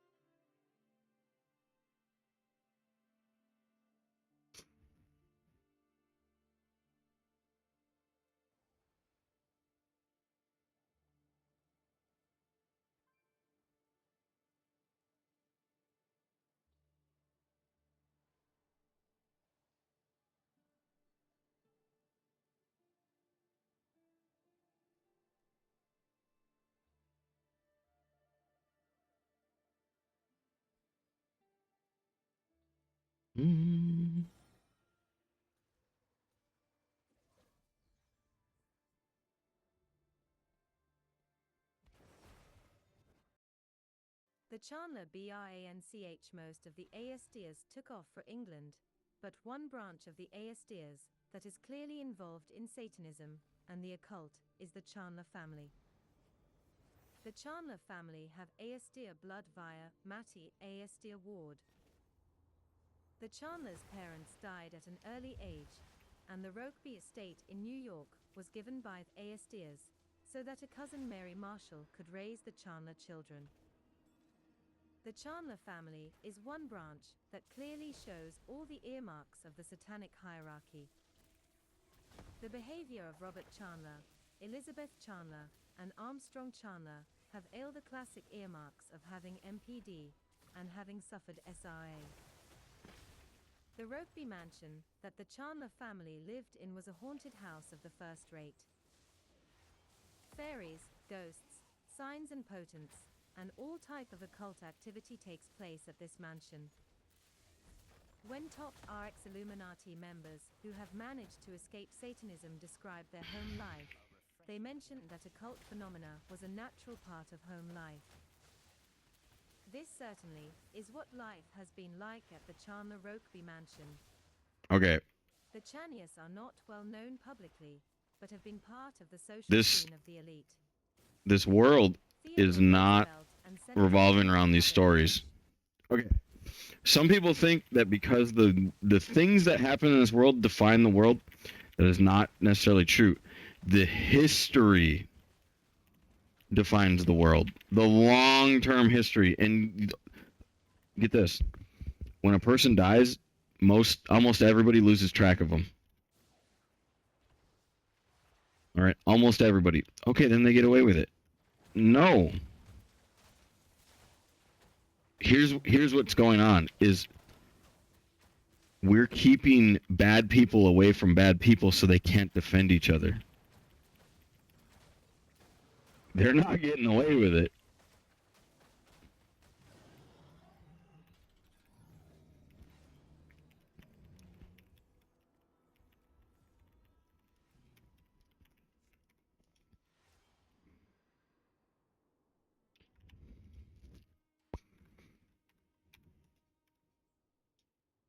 Yeah, so it's going to be basically the universe right now is in a state of Christianity. You just do whatever the fuck you want. But we're going to do whatever the fuck we want.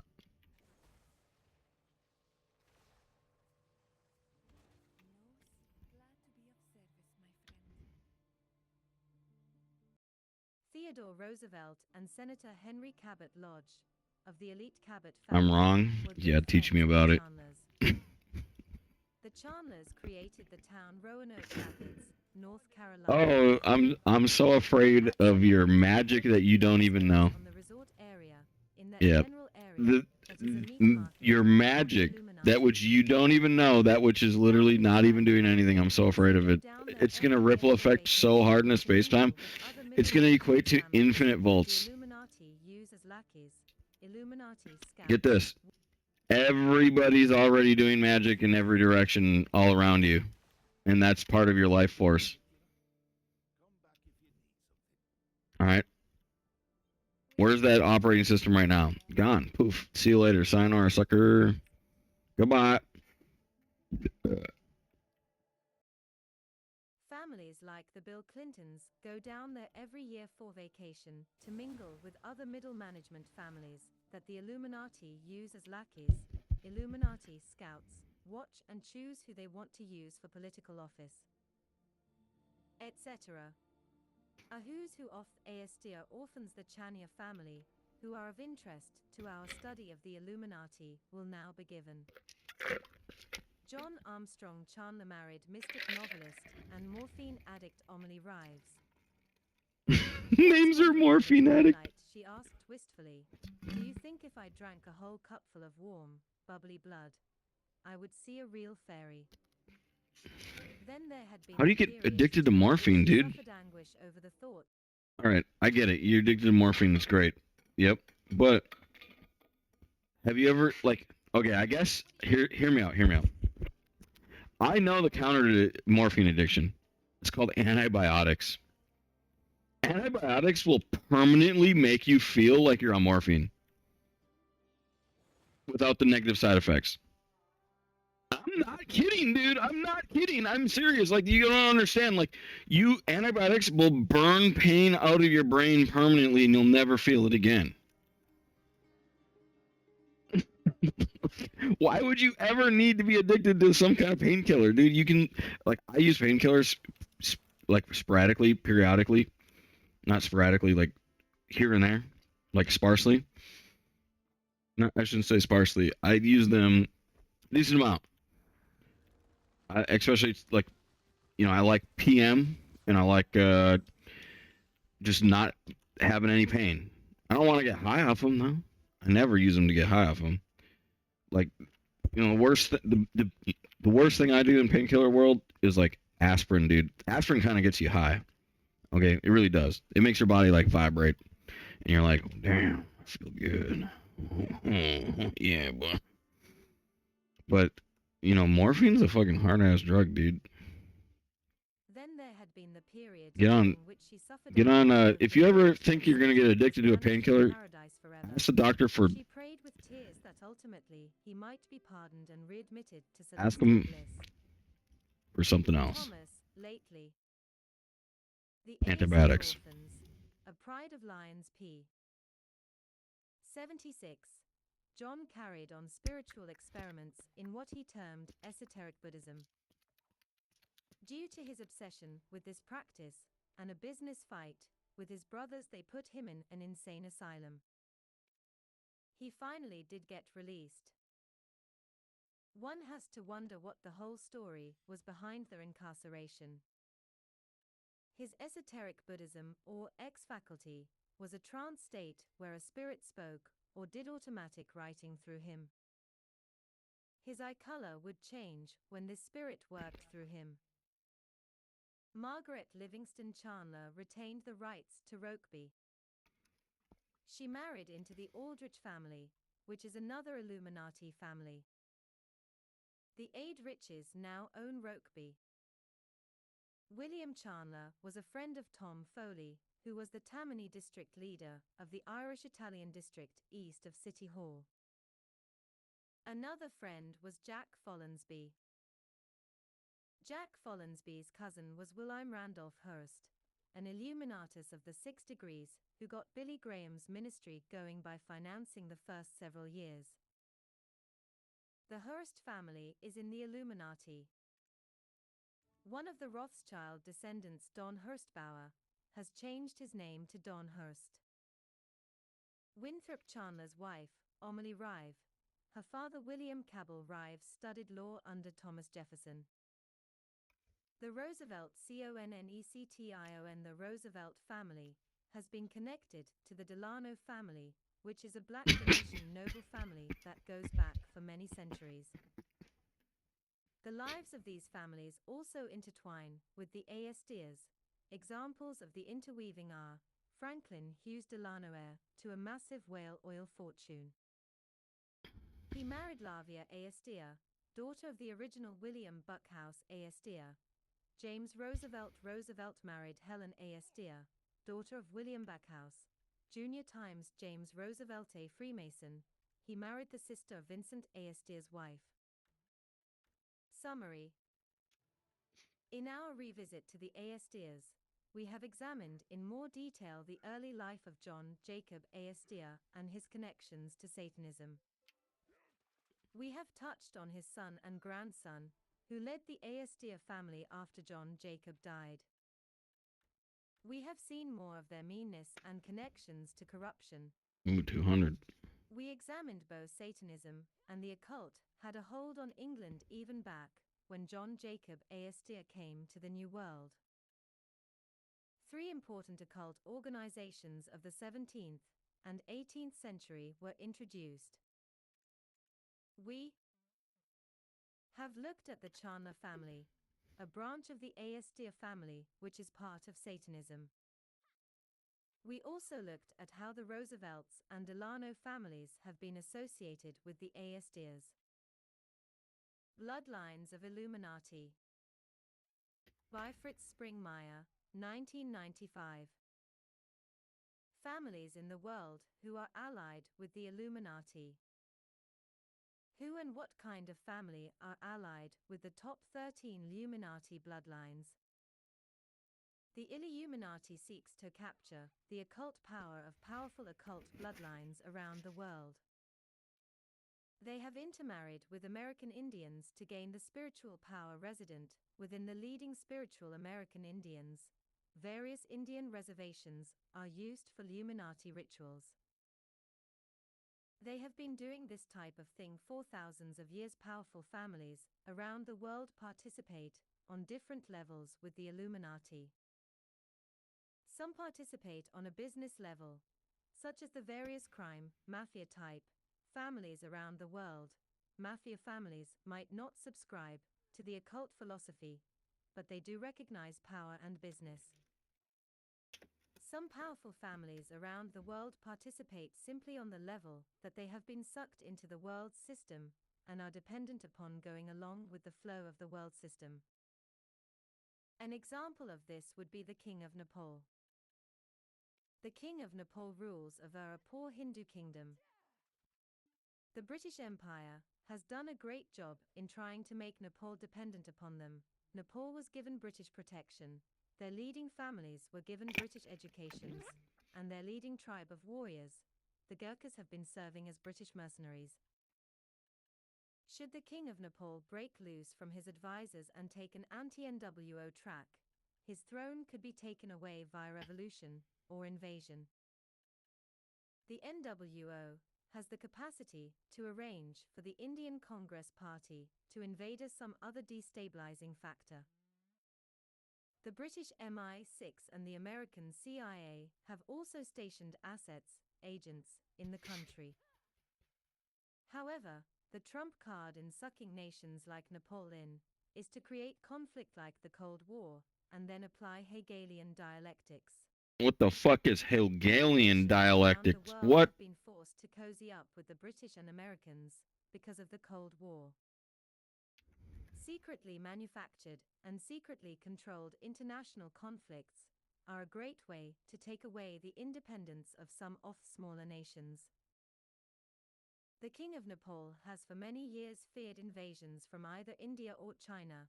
However, Switzerland has been afforded the luxury of not having to take sides in the Illuminati secretly created wars, because the Bloodlines have had such total control over Switzerland for so many centuries.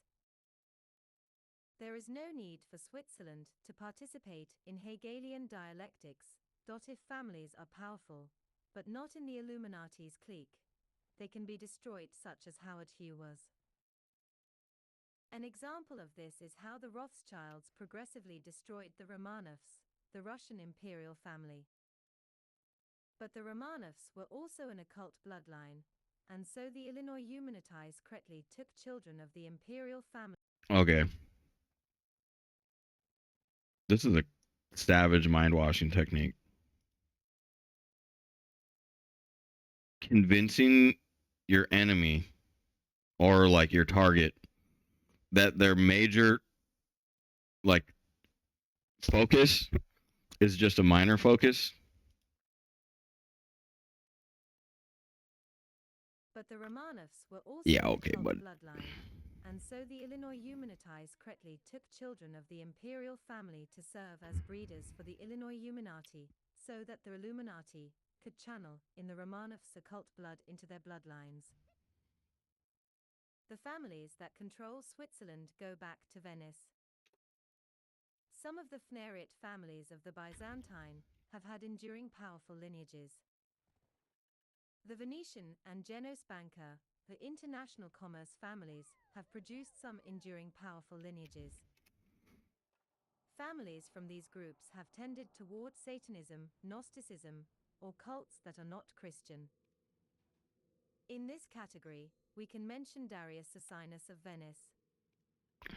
Note also that the Warburgs, who work so closely with the Rothschilds, are descendants of Abraham del Banco, an old banker in Venice.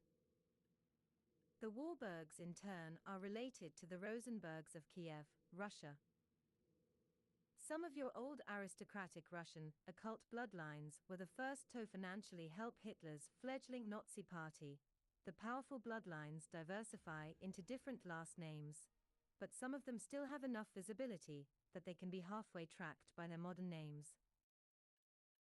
For instance, the Cabot family of Boston are descendants of Sebastian Cabot, who was born in Venice. Sebastian Cabot, whose father was John Cabot, was in turn descended from Giovanni Caboto of Genoa. Giovanni Caboto was a member of a powerful family in Genoa. In modern times, the Cabot family has been active in politics and intelligence agencies for the NWO. For instance, Thomas D. Cabot set up Radio Swan on Swan Island for the CIA. Paul Cabot was a director of J.P. Morgan and Company, beside director of other corporations that interlock with the Illuminati's power. Your ruling families in Western Europe tie back to William of Orange. There is a powerful Arabic connection to the Illuminati. Men like Serdar Iqbal Ali Shah are very knowledgeable about Arab magic and occult practices. Serdar Iqbal Ali Shah has written at least 70 books on magic and occultism. these families keep track of their genealogies, and certain members of these occult families know the histories of these families. I believe that a history of the top 13 Illuminati families is the key to understanding history. Many of the families which appear to be allied with the top families are actually related at some point back in time. Further, many of the allied families are top-level flunkies for the families with the real power. Some people have tried to put the Rothschilds in this category. But such thinking is nonsense. Not only do I have too many eyewitnesses who have come from the inside of the Illinois Illuminati who say the Rothschilds are one of the top, but one can also point to how much control and wealth the Rothschilds exercise. The process of history has been to increase their control and wealth. The overall picture can't be denied. The Rothschilds are not flunkies for some other more powerful family. I believe that an investigator will do himself a favor in tracking down the ties a family has with the top bloodlines and how that family interacts with the top families. This is the principle behind why history books discuss royalty so much. All that I encourage is that people investigate Satan's royalty in order to understand how Satan's realm, the power behind the scenes, operates. In the Be Wise as Serpents book, I gave a good example of how Satan's realm works behind the scenes. The Illuminati control the Watchtower Society. The nominal head of the Waite Society for many years was their president Fred Franz. Yet, Fred Franz had grown very old, was blind and stayed in his bed. Nathier Soler was supposedly Fred Franz's bodyguard and helper, but all communications Waite President Fred Franz had to go through 6 feet 2 inches Nathier Soler, who would supposedly ask Franz and then would come back with an answer. Apparently Soler may be from an Iraqi, Jewish bloodline. He wears big rings and has expensive tastes. Soler was the channel through whom the Illuminati could pass their decisions for the Waite onto the governing body and Bethel staff. The Bundy bloodline. My knowledge and research is limited. So much more work can be done to uncover the evil works of darkness that collaborate to destroy the Christian faith. Hopefully articles like this will serve our spotlights on the Jekylls and Hyde that ravage our land. And that seeing their opponents better, Christians will avoid the many secret spiritual undertows that drown so many.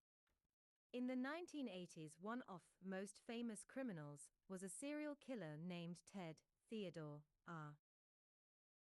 Bundy. It is not publicly known why he killed so many innocent victims. Ted Bundy told his girlfriend Elizabeth Kendall that the force caused him to kill. Bundy's confession to her was given after his final arrest in Florida. Elizabeth wrote down his confession as he gave it to her over the phone. Ted said, "I don't have R-split personality. I don't have blackouts. I remember everything I've done. Like Lake Sammamish. We went out to Farrell's for ice cream after eating hamburgers. It wasn't like I had forgotten or couldn't remember, but it was just over, gone. The force wasn't pushing me anymore. I don't understand it. The force would just consume me." Kendall, Elizabeth. The Phantom Prince: My Life with Ted Bundy. Seattle, Madrona Publishers, 1981, page 176. The force is the very term that high-level Satanists use to describe the power that they believe in, which they believe can be used for either good or evil. The movie Star Wars surprisingly used the Illuminati's term, the Force, which up until that time had been reserved for esoteric use by Satanism and the occult. This is part of the plan. To take the occult and its goals and instill it into the public's thinking and goals. so that the conspiracy becomes an open conspiracy, with the general public promoting the drive toward witchcraft as the world religion and its one world government. Who was Ted? And why did he do what he did? There are a great number of unknowns about Ted, and although it appears to the public that the newspapers covered his crimes thoroughly, often appearances can be very deceiving. If Ted Bundy was reunited to the Bundy family of the hierarchy, we could expect several things almost without doubt. 1. That his satanic activities and any occult connotations to the murders would be kept very secret by the police, the newspapers, and his family. 2. That information about the case and Ted Bundy would be closely contained. Interestingly,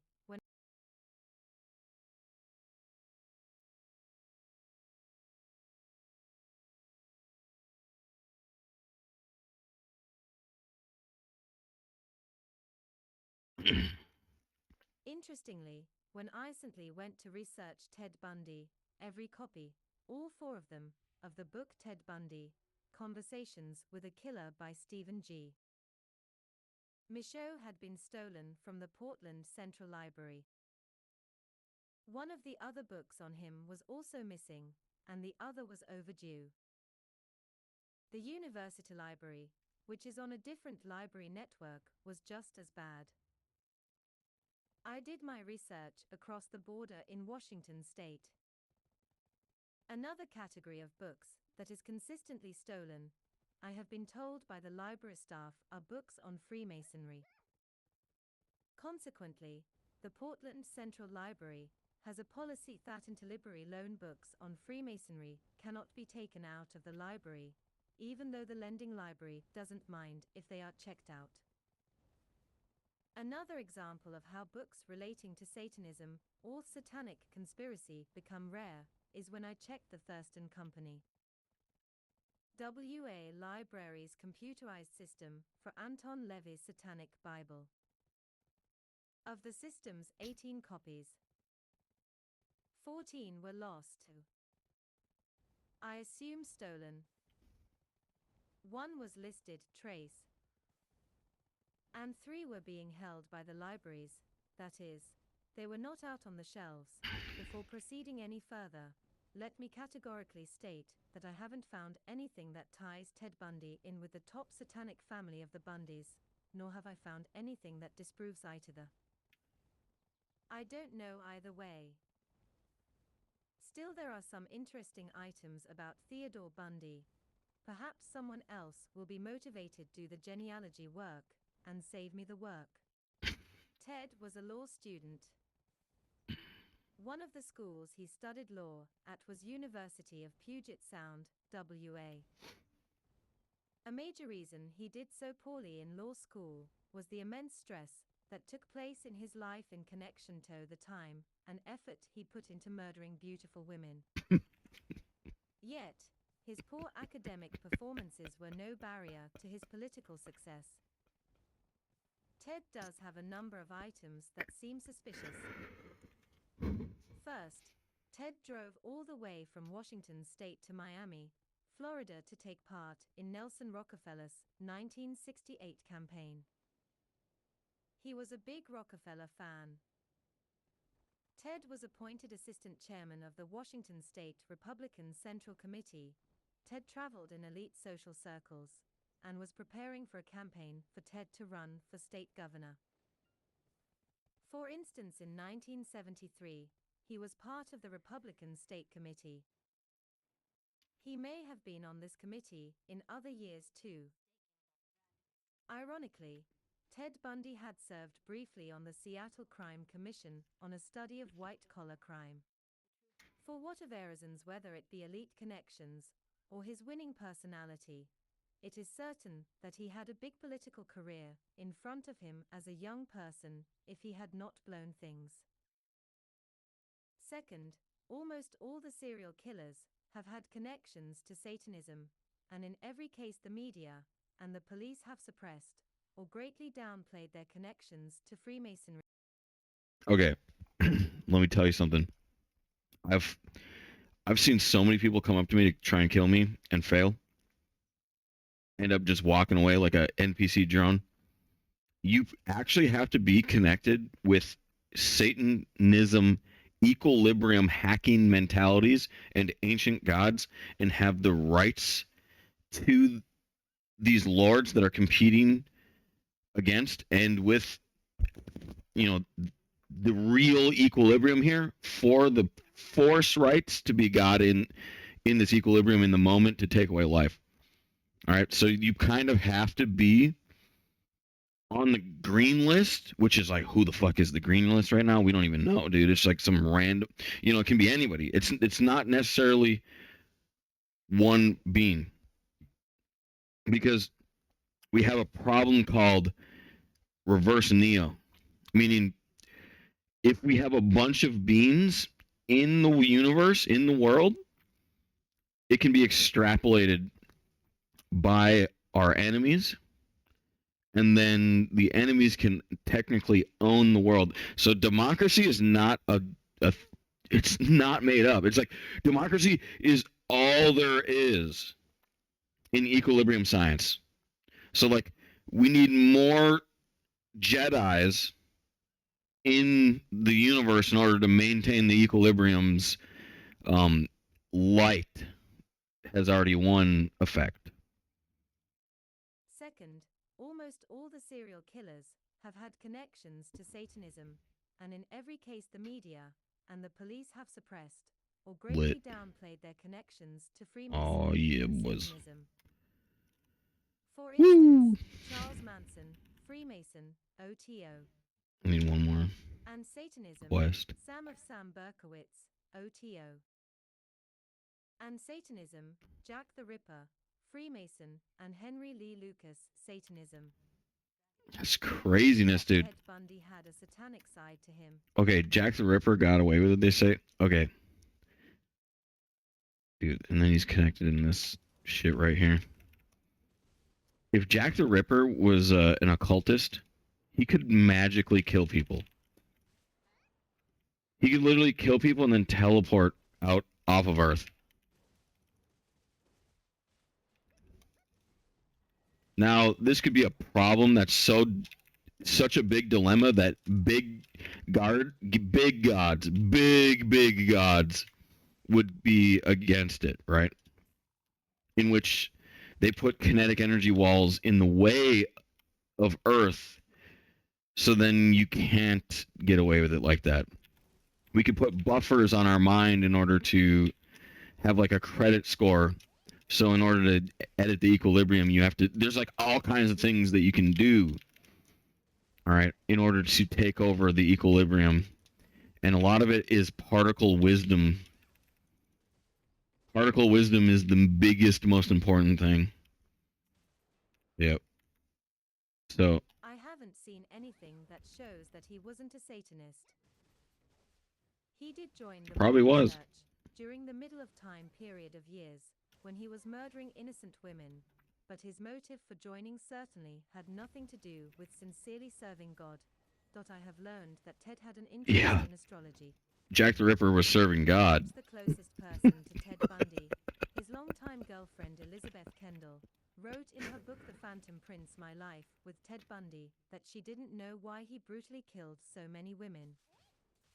Why is this shit all of a sudden the craziest killers of all time?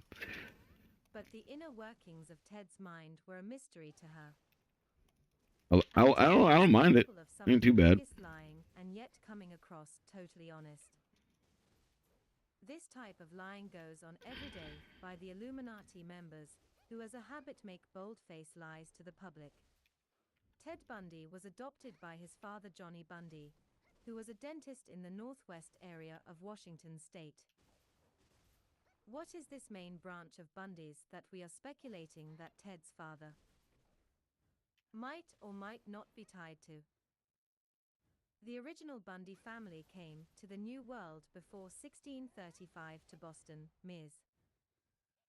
A few years later they moved to Taunton, Ms. A large branch of these Bundys went to Connecticut, and later a few went on to New York. Another group of colonial American Bundys were in North Carolina.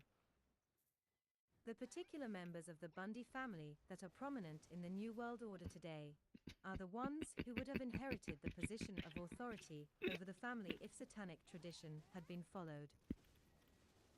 The Bundy family was an old American family that was part of Eastern establishment, but with only a few exceptions, like Congressman Solomon Bundy in the early 19th century.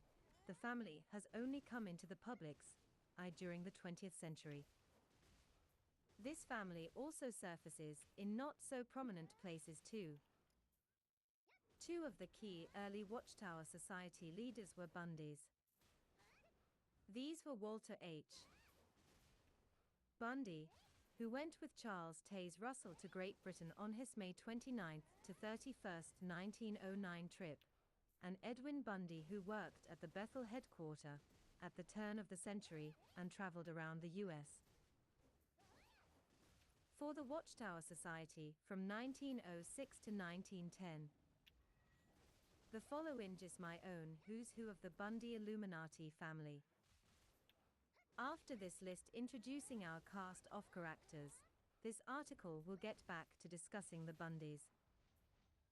Who's who of THEBUNDY Eric Bundy, placed in charge of the prisoner Howard Hughes by the Illuminati family of Onassis. More about this later. Eugene H. Bundy, lawyer, judge, 1889 to 1896, present. And DIR.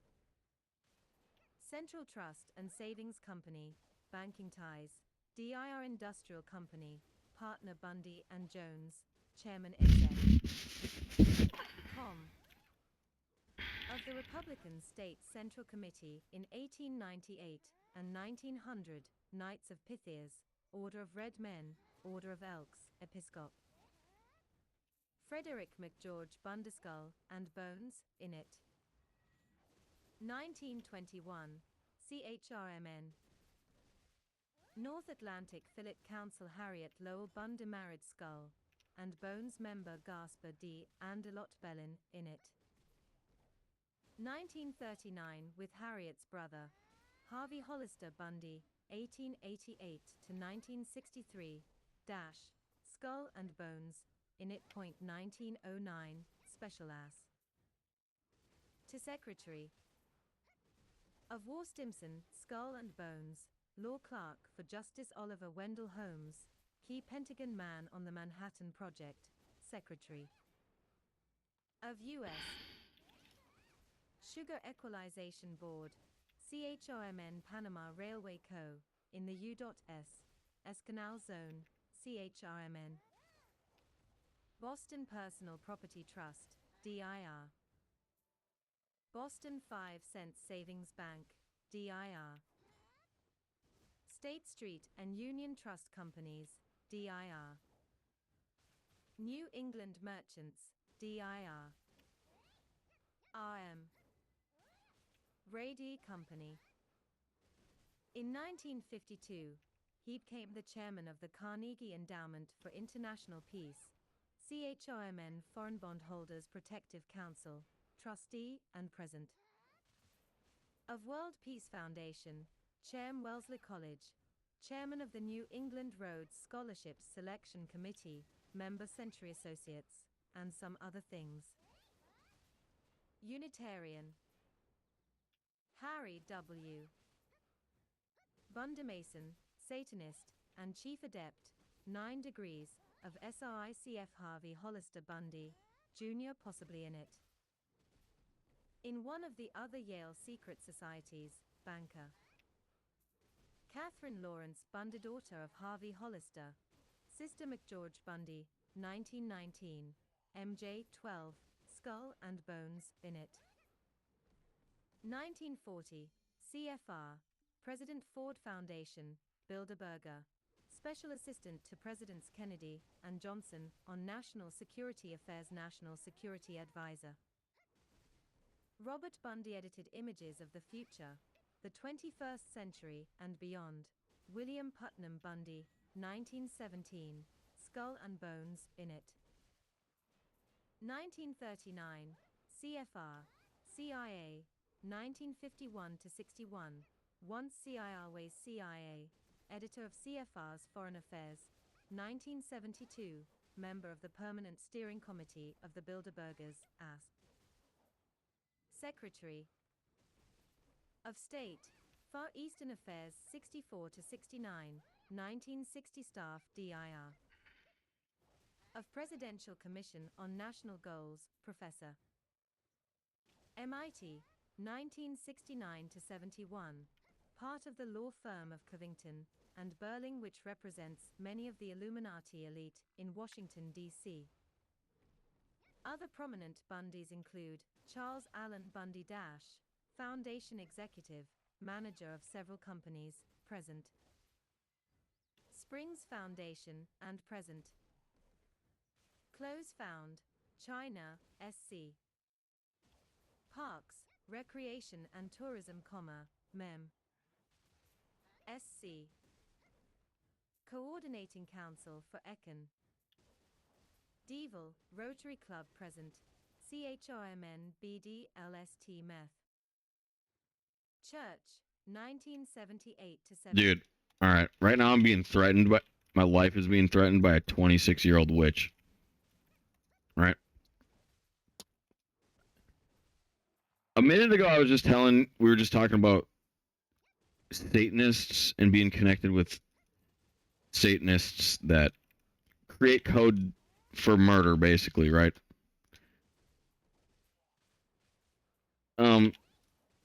You realize that you're not associated with these people, right?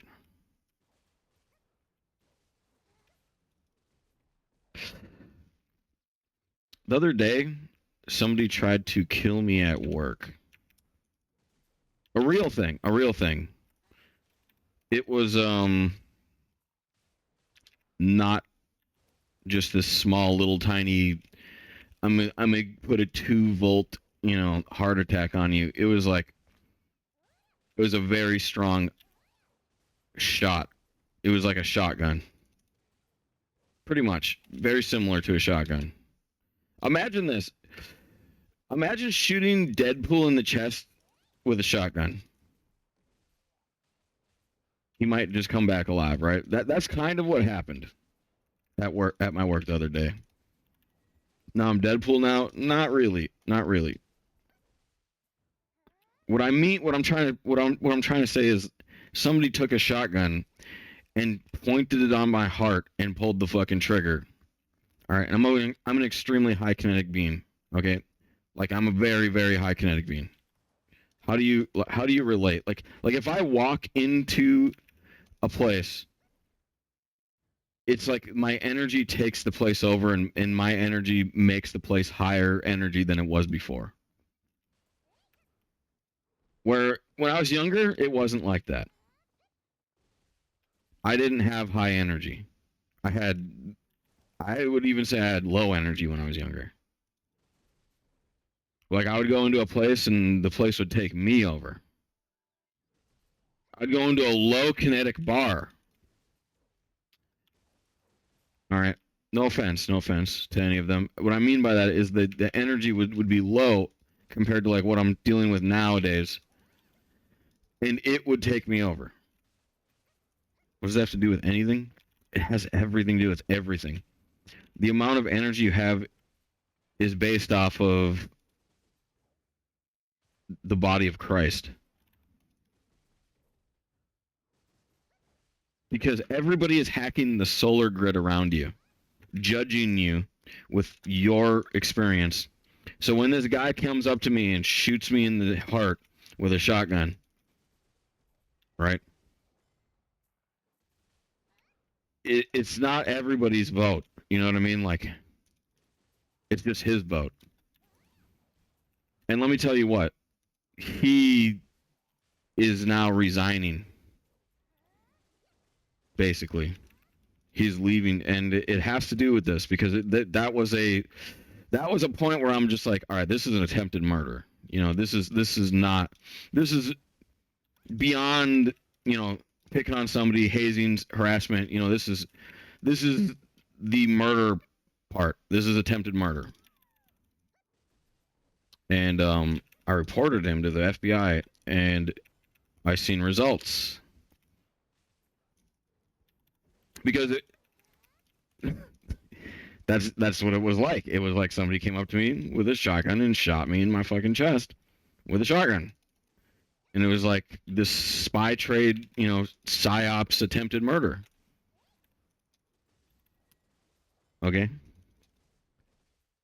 He would be more associated with these groups of beings that are like trying to hack the universe to take over the equilibrium in order to gain an advantage, to have religious rights to do murder. Religious rights meaning capitalism rights, okay? Not real rights. There is no such thing as real rights to do murder unless you are enacting a law that which is a death sentence, which is a capital crime, with like home invasion in certain states, or a lot of stuff like that, right? There's a lot of stuff that you can kill people over, but I've never done any of those things. So, at least here in these vectors, like in America. 1978 to 79. And it's not, that's what you think. It's what I know. It's what we all know. That's why I'm here living and teaching you, and you're not here teaching me. Charles W. I'm the teacher. You're the student. Bundesek. No offense.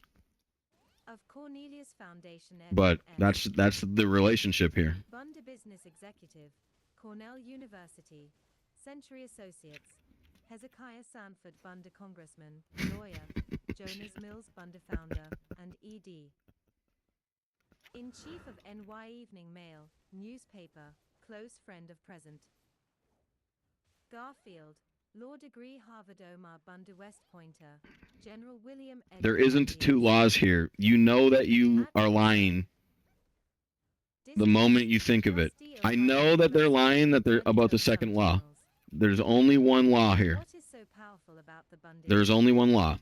Truth wave it. Truth wave it. Recognize the Bunde family as Okay. Truth wave. Truth wave, truth wave, truth wave. All right, we're going to do it right now. Somebody said that there's two. Why does there have to be two laws in the same place? And that's, like I said, it's not true. There isn't two laws here. There's only one established order. And it's not about what you believe. It's not about what you believe. Truth wave has nothing to do with what you believe. Like you're just talking nonsense right now. I know every motion that you make in order to spoof truth wave. Okay? Such as this one right here. What did I just do, boys and girls? Cast upon the universe intent to change.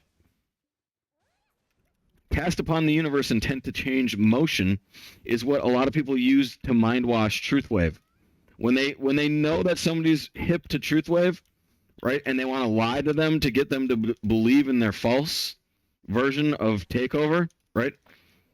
They try to use cast upon the universe at the same time. There's also make in a vector command, right? These are huge mind-washing dilemmas. When people are trying to mind-wash you, make in a vector command means you hover over a vector and then lie around it, right? Or lie in it, right? Make in a vector makes it so that the truth wave gets spoofed.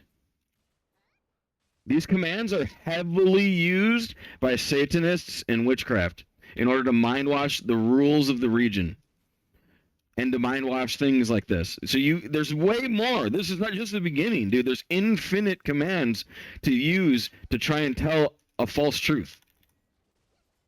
Meaning there's false embedded in a truth.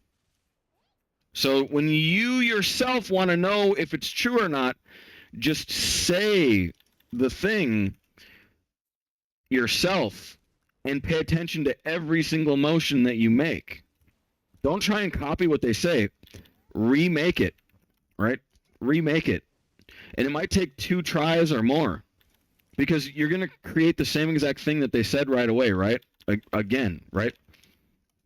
But you have to subtract certain parts to get to the root fundamental of what it is. And you can do this thing called no meaning hashtagging too. This sentence has no meaning can make it so that it spoofs truth wave as well. It'll have no meaning. So it won't have any feeling, it won't have any emotion. Truth waves is a real thing. We naturally get truth wave from the biggest body of Christ, which is all of us. Boom, Most Illuminati. Americans would not recognize the Bundy family as a powerful elite family. However, during recent history, two Bundy brothers held the key positions that controlled most of the information that was fed to U.S.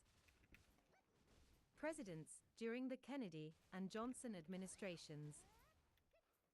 When Johnson took over after J.F. Kennedy was assassinated, McGeorge Bundy was in the key position as National Secretary, advisor to determine what the president did and didn't hear. His brother was in a key State Department position. Both Bundy brothers were also fraternal brothers of the Illuminati Order of the Skull and Bones. Interestingly, Jonas Mills Bundy, 1835 to 1891, was a key advisor to President Grant, President Garfield, and President Chester A. Arthur McGeorge Bundy and his brother William P. Bundy have held important CFR and important Bilderberger positions. This in itself makes it clear that the position and power of these two men is extensive. McGeorge Bundy sat on MJ 12, which is the Council of Wise Men that rules the United States. CB Wise as Serpents CHPTR 2.13 for an explanation about what MJ 12 is and documentation. United States has been the most powerful nation overall on the earth, so without a doubt McGeorge has had both great public known and great secret power. The three most prominent Bundys to write about are Harvey Hollister Bundy, Sr., William P. Bundy, and McGeorge Bundy. We will now take a look at these three along with Eric Bundy, who was given a key position in a sinister plot to steal all wealth and power of Howard Hughes and Harry W. Bundy, who was a chief adept of one branch of the Illuminati. Harvey Hollister Bundy Sr. His grandfather was a lawyer and a congressman, and his father was a lawyer. Harvey also became a lawyer.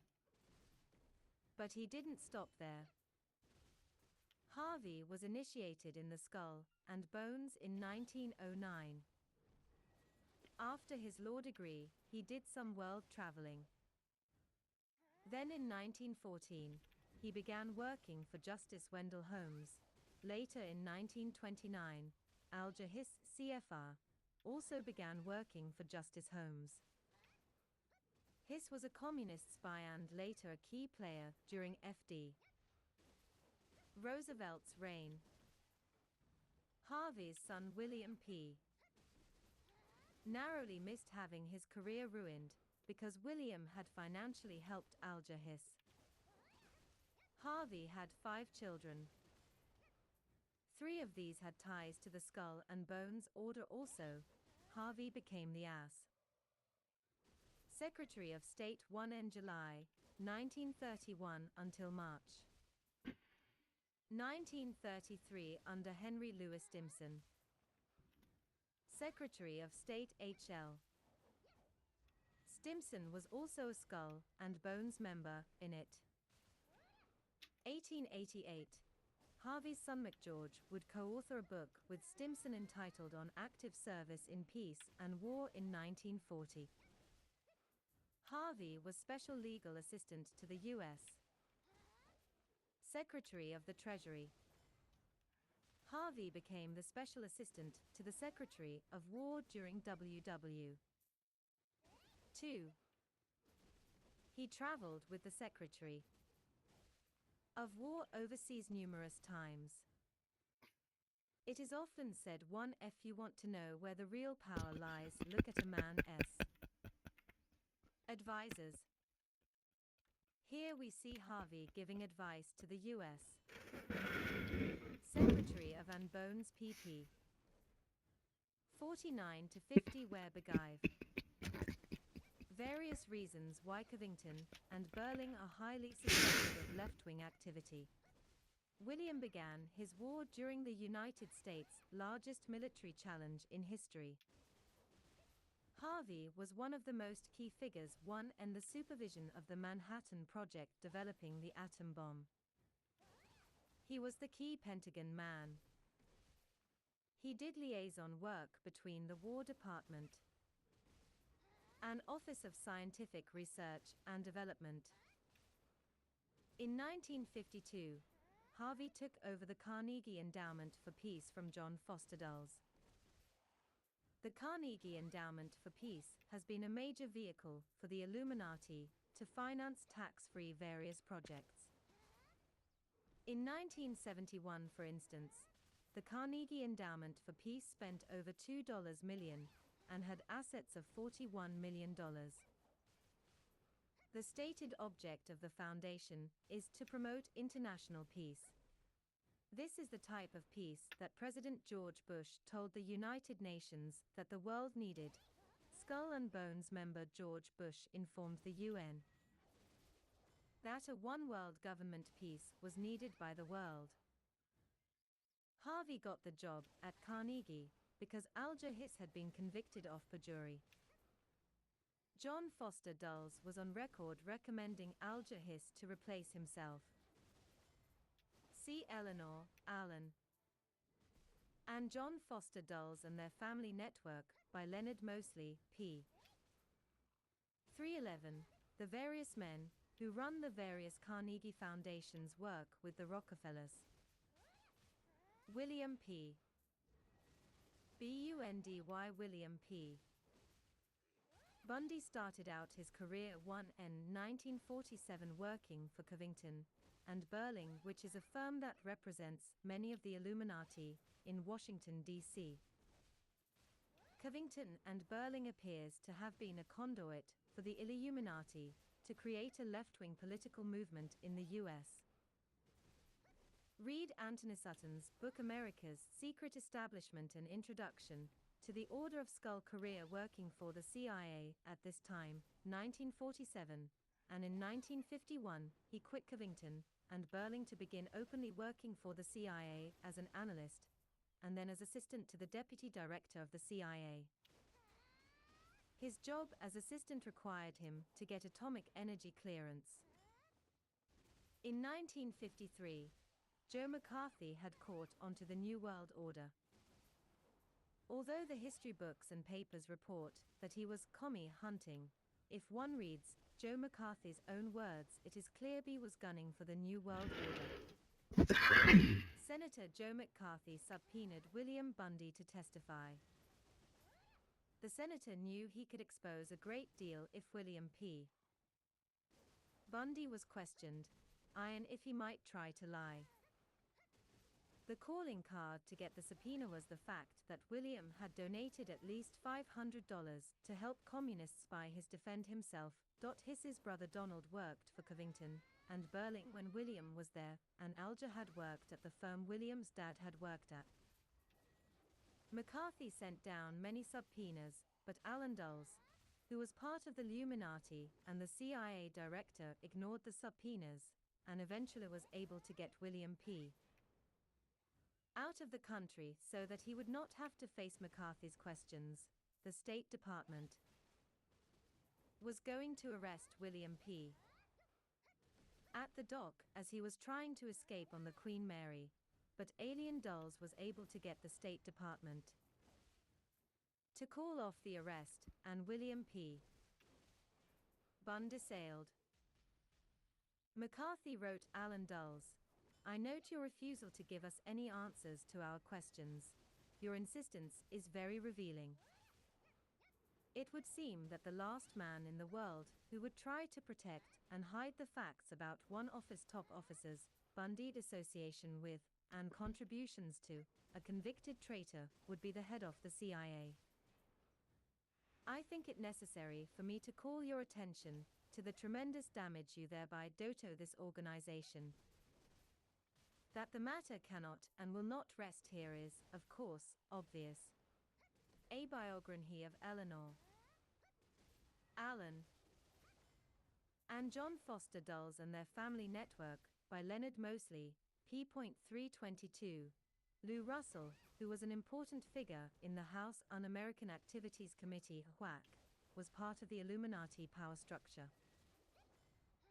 This is something one wouldn't expect. It appears like some of the men McCarthy thought were on his side weren't.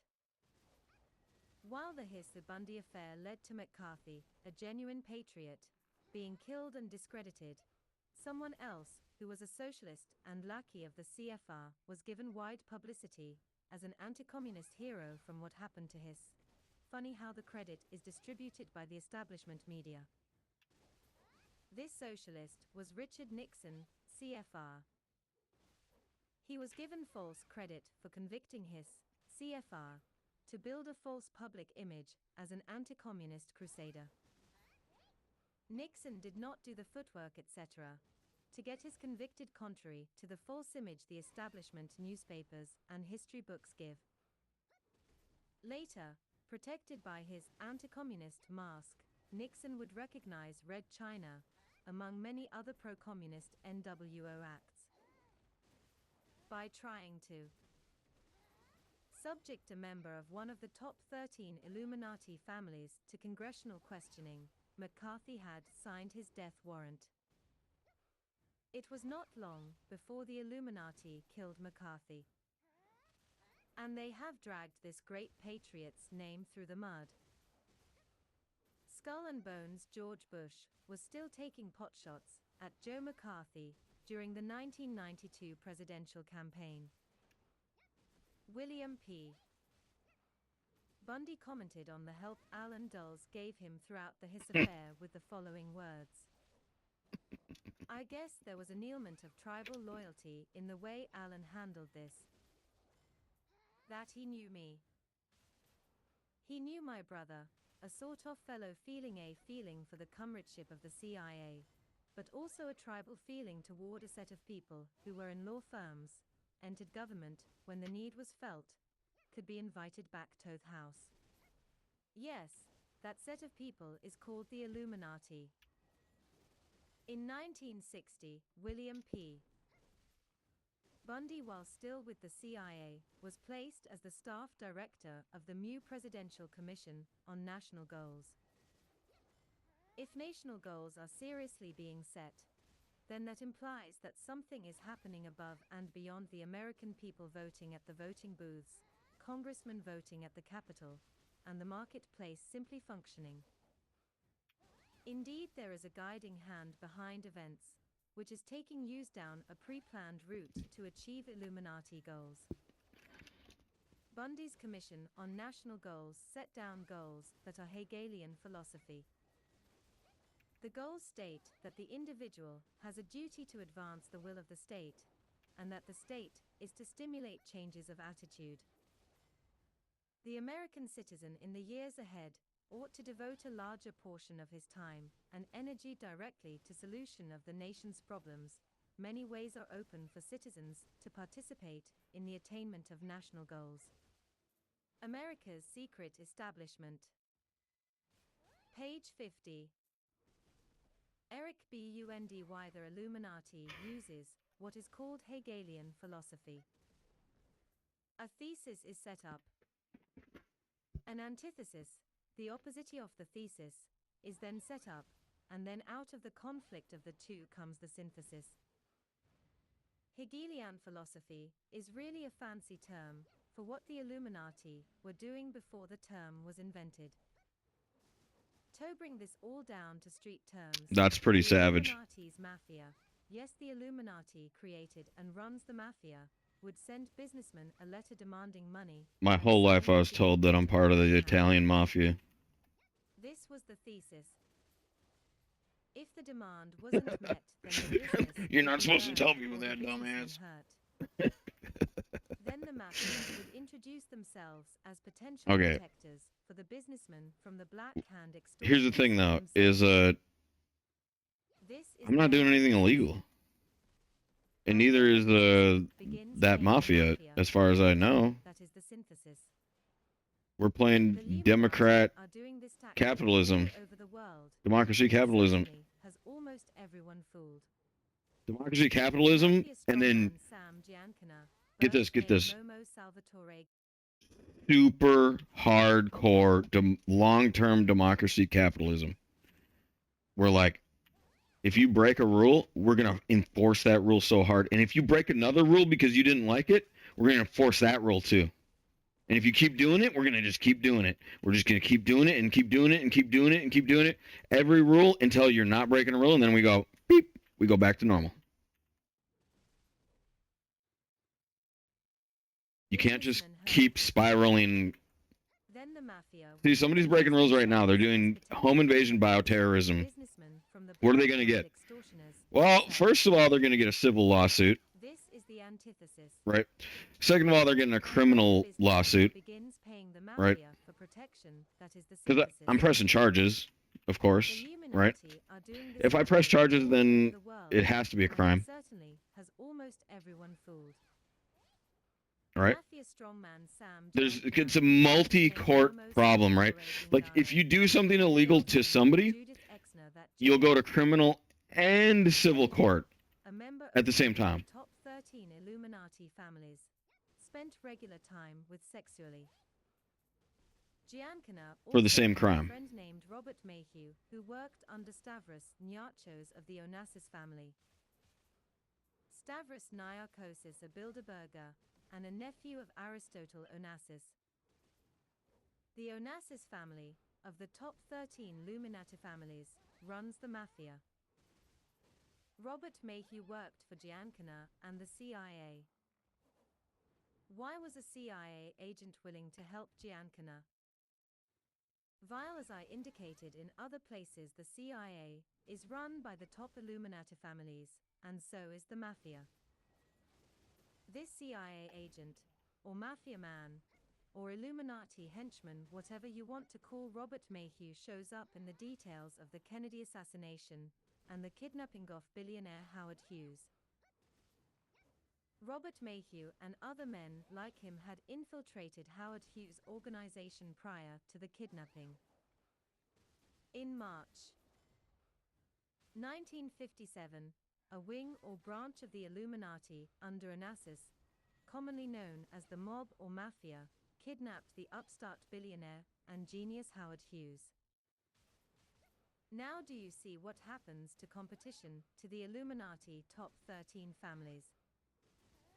Either you join them, or you are destroyed. Satan must keep his organization intact. From the best inside information I have obtained concerning this area of Illuminati activity, apparently two, who were lookalike to Howard Hughes were used. The reason two were used will be explained.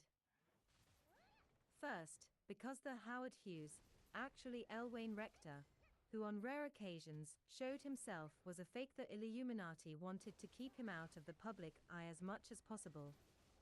So it made sense to have another double.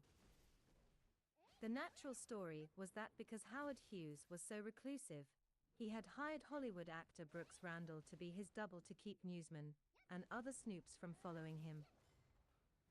When Howard Hughes, L.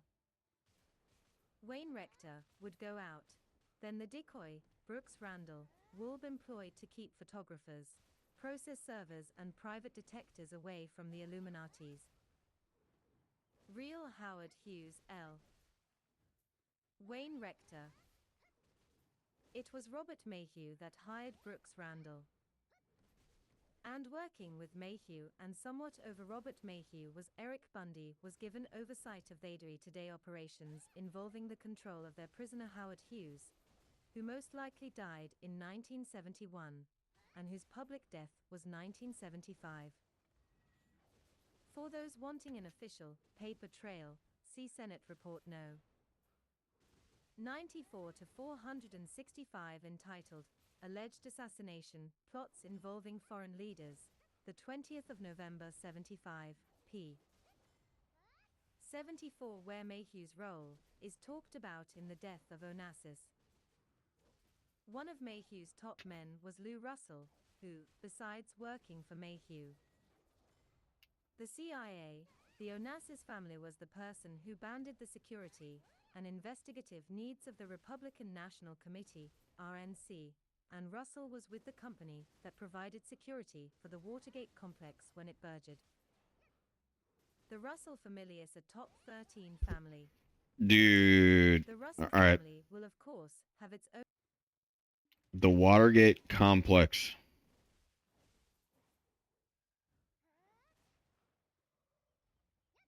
Whew. Okay. I heard that Watergate had to do with. Okay, this is just speculative too. So keep this one on the back burners. Don't be putting it on, so far up yet. I'm in between and don't know. Had to do with the signing off of waterboarding U.S. citizens, possibly. And why it's called Watergate is meaning that it's the opening of waterboarding, like a portal, basically, a portal to waterboard people. And it has to do with equilibrium and secrecy and trying to, move the United States government away from receiving the complaints of those that they're signing off to waterboard, possibly.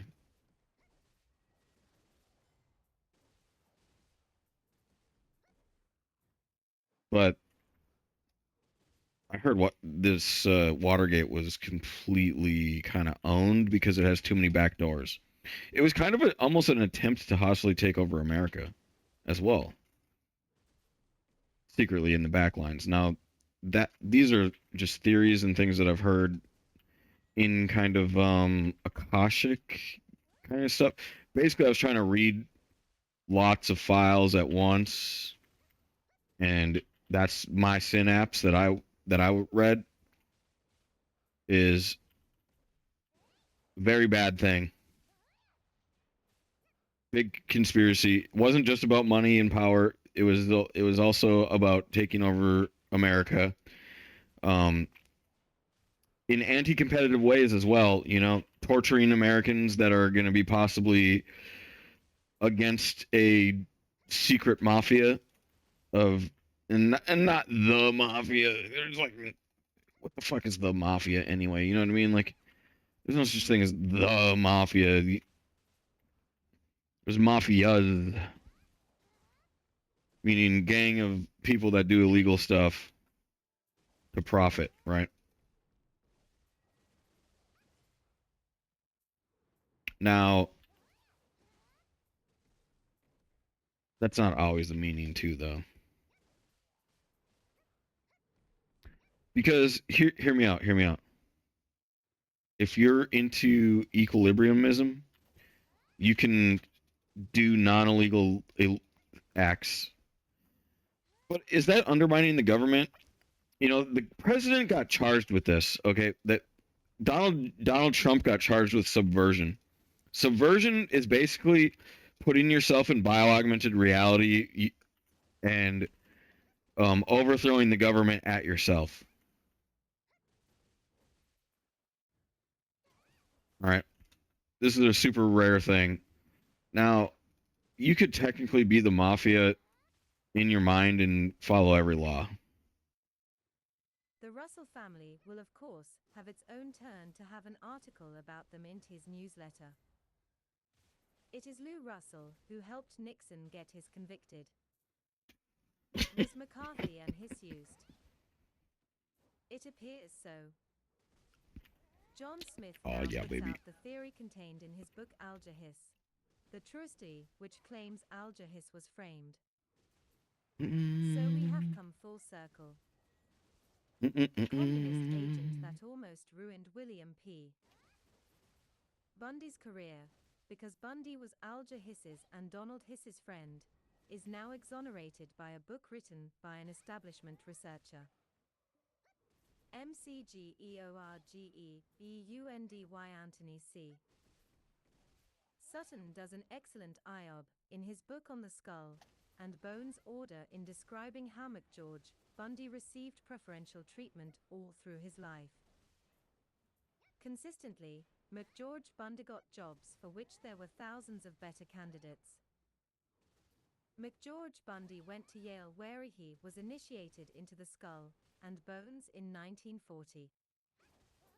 McGeorge then went to Harvard. After this, McGeorge joined the Army as a private. Very few privates ever achieve the rate of promotion that McGeorge received. Within a year after joining as a private, McGeorge was promoted to captain. Within 1 year. Made a captain, he was placed on staff to plan the logistics and other This man went to basic training, got promoted to captain. That is honestly fantastic. How can a greenhorn Without experience have the experience to know how much supplies, etc., are needed for a certain operation? Bear in mind that these calculations are for battles in which the wrong combination of supplies could mean death or defeat for a unit. As Sutton points out on pg 51, can a 23-year-old, with no military experience, undertake planning for amphibious operations? The answer is obviously no, even if his father, the Order, is in the Pentagon as an aide to the Secretary of War, the Order. After the war, McGeorge continues his phenomenal climb from job to bigger job, often with no credentials. 1945. He becomes assistant to the Secretary of War and co-authors a book with Stimson. Then McGeorge, without any experience or credentials in economics, becomes a consultant to the Economic Cooperation Administration. Then he becomes foreign policy analyst for presidential candidate Thomas Dewey. Christians may recognize from the instruction that the Bible gives that pride warps our abilities to accurately see. How much pride has been installed in men like McGeorge that they feel comfortable to hop from one unqualified position to another and to make weighty decisions. 1949, Bundy was invited to Harvard University to teach as an assistant professor, and in 4 years is made the dean of the Faculty of Arts and Sciences at Harvard. How does anyone become dean of a prestigious university department after 4 years of teaching? Not only has McGeorge been treated as if he is an instant military genius, an economic whiz, now he is Dean of the Arts and Sciences. Bundy becomes the National Security Advisor. From 1961 to 1966, he is the Special Assistant for National Security Affairs to the President. This gives him great control over what the presidents are told. For instance, on pages 177 to 178, Sutton quotes a conversation between McGeorge Bundy, Dina Chisholm the Scroll, and key another Illuminati initiation point, and President Kennedy recorded in a memorandum. President Kennedy is led to believe that the United States has deserted its ally of Portugal to aid nationalists in Angola, when in fact the U.S. was supporting Marxist guerrillas, that is communist guerrillas. In 1966, McGeorge was appointed president of the Ford Foundation, another Illuminati foundation that is promoting their agenda. McGeorge brought in Harold Howe too to be vice president, a position that Howe was unqualified for, except that Howe was a skull and bones brother and was a team player that would help promote the New World Order agenda with its Hegelian philosophy and socialism. Both of the Fords on the Foundation board resigned in disgust at the way these Skull and Boners were using the Ford Foundation. Skull and Harry boners? W. She said skull and boners. UNDY Harry W. Bundy was a Mason, a Satanist, and the chief adept, 9 degrees, of the Colorado part of the SRIC.to clarify to the reader what this all means. Allow me to inform you about the structures Satan has built. Pure Satanism, in order to function easier, has set up some branches which are secret, but if the public hears about these branches, they have a veneer of respectability. Dr. Win Westcott, a famous Satanist and the supreme magus of SRIA, wrote the rare book History of the Societas Rosicruciana in Anglia. 9. It was privately printed by these Masonic Rosicrucians on December 30, 1900, and later received the Brother Museum Press mark of 0475H54. Within this rare book, the leader of the S.I.A. spells out the purpose of the organization to the Brotherhood. The aim of the society, searching out the secrets of nature. To facilitate the study of the system of philosophy founded upon the Kabbalah and the doctrines of Hermes Trismegistus. Hermes Trismegistus, as many of you know, means the thrice greatest Hermes, who was the Egyptian scribe god who is claimed to be the author of all magical writing. Are you kidding me right now? Credited for the grossly evil satanic witchcraft rituals that the ancient Egyptians and modern Everything keeps leading to Hermes, dude. I swear to God. Hermes and Thoth. Hermes and Thoth. Everything, even Illuminati, frickin' Satan and CIA posts going right back to Hermes and Thoth. Obtainable from followers of Jesus Christ. 5220 Ashley Drive, Evansville, Indiana 477. Everything's just connected, dude. To the same shit. Just writing. A number of branches of the Illuminati were created with the same pattern as the Bavarian Illuminati, and these branches sometimes refer to themselves as Illuminati. Okay. Let me come clean really quick. I was voted king of an equilibrium. And maybe even more than one equilibrium. A really big equilibrium that I've read that Jesus was a king of. I'm the same exact rank that Jesus used to be in this equilibrium, that which not this one that you're in right now necessarily, because there's infinite ways to tap into an equilibrium. Okay, graviton stuff, science and stuff, shenanigans, stuff like that. Equilibrium's hierarchy was like, you're king now, have fun. I'm like, is that good or bad? I don't really know. What the fuck? All right, but anyway. As I was just writing, a number of branches of the Illuminati were created with the same pattern as the Bavarian Illuminati, and these branches sometimes refer to themselves as Illuminati, and rightly so, since they are integral part of Satanism. One branch has been set up within Freemasonry called Societas Rosicruciana. They coil themselves Rosicruciana and Christians. How they attach the army of Christ to Satanism is beyond my imagination. Perhaps the Christ consciousness they seek justifies in their minds calling themselves exclusively Christian.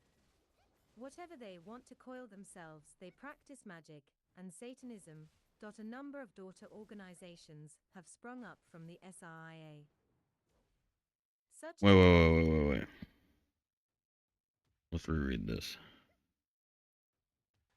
Alright, first of all, if you die in BDO, it's a humongous problem, so give me a second. I'll probably never die to them. I have unlimited pot and a billion DP, but I'm going to move here for a second.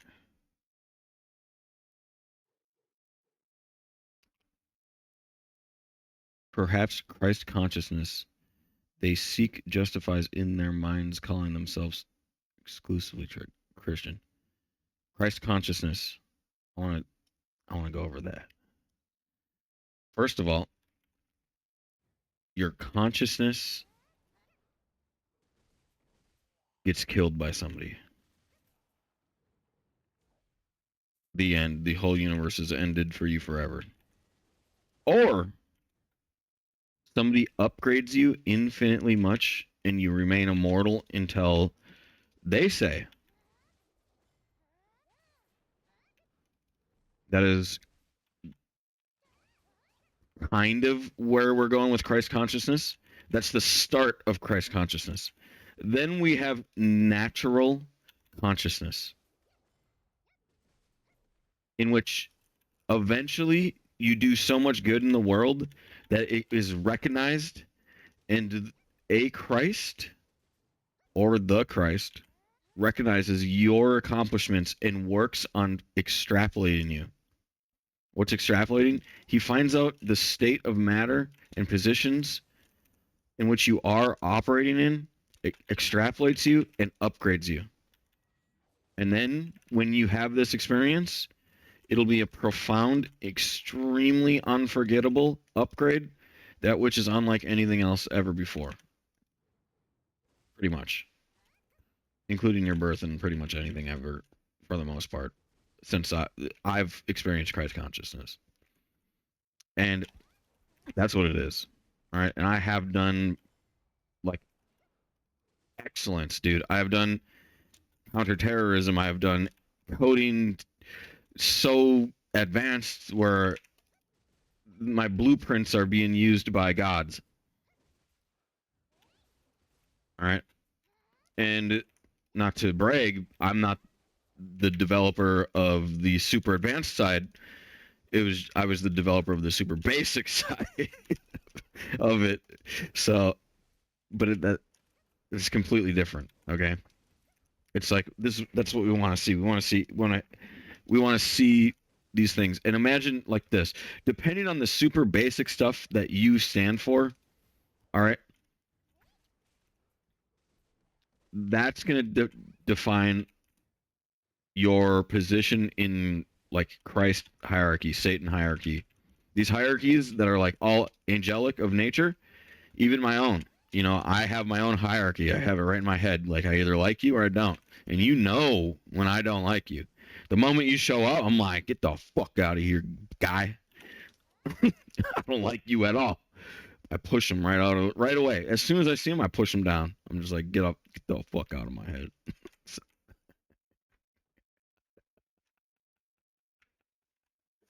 Oh boy.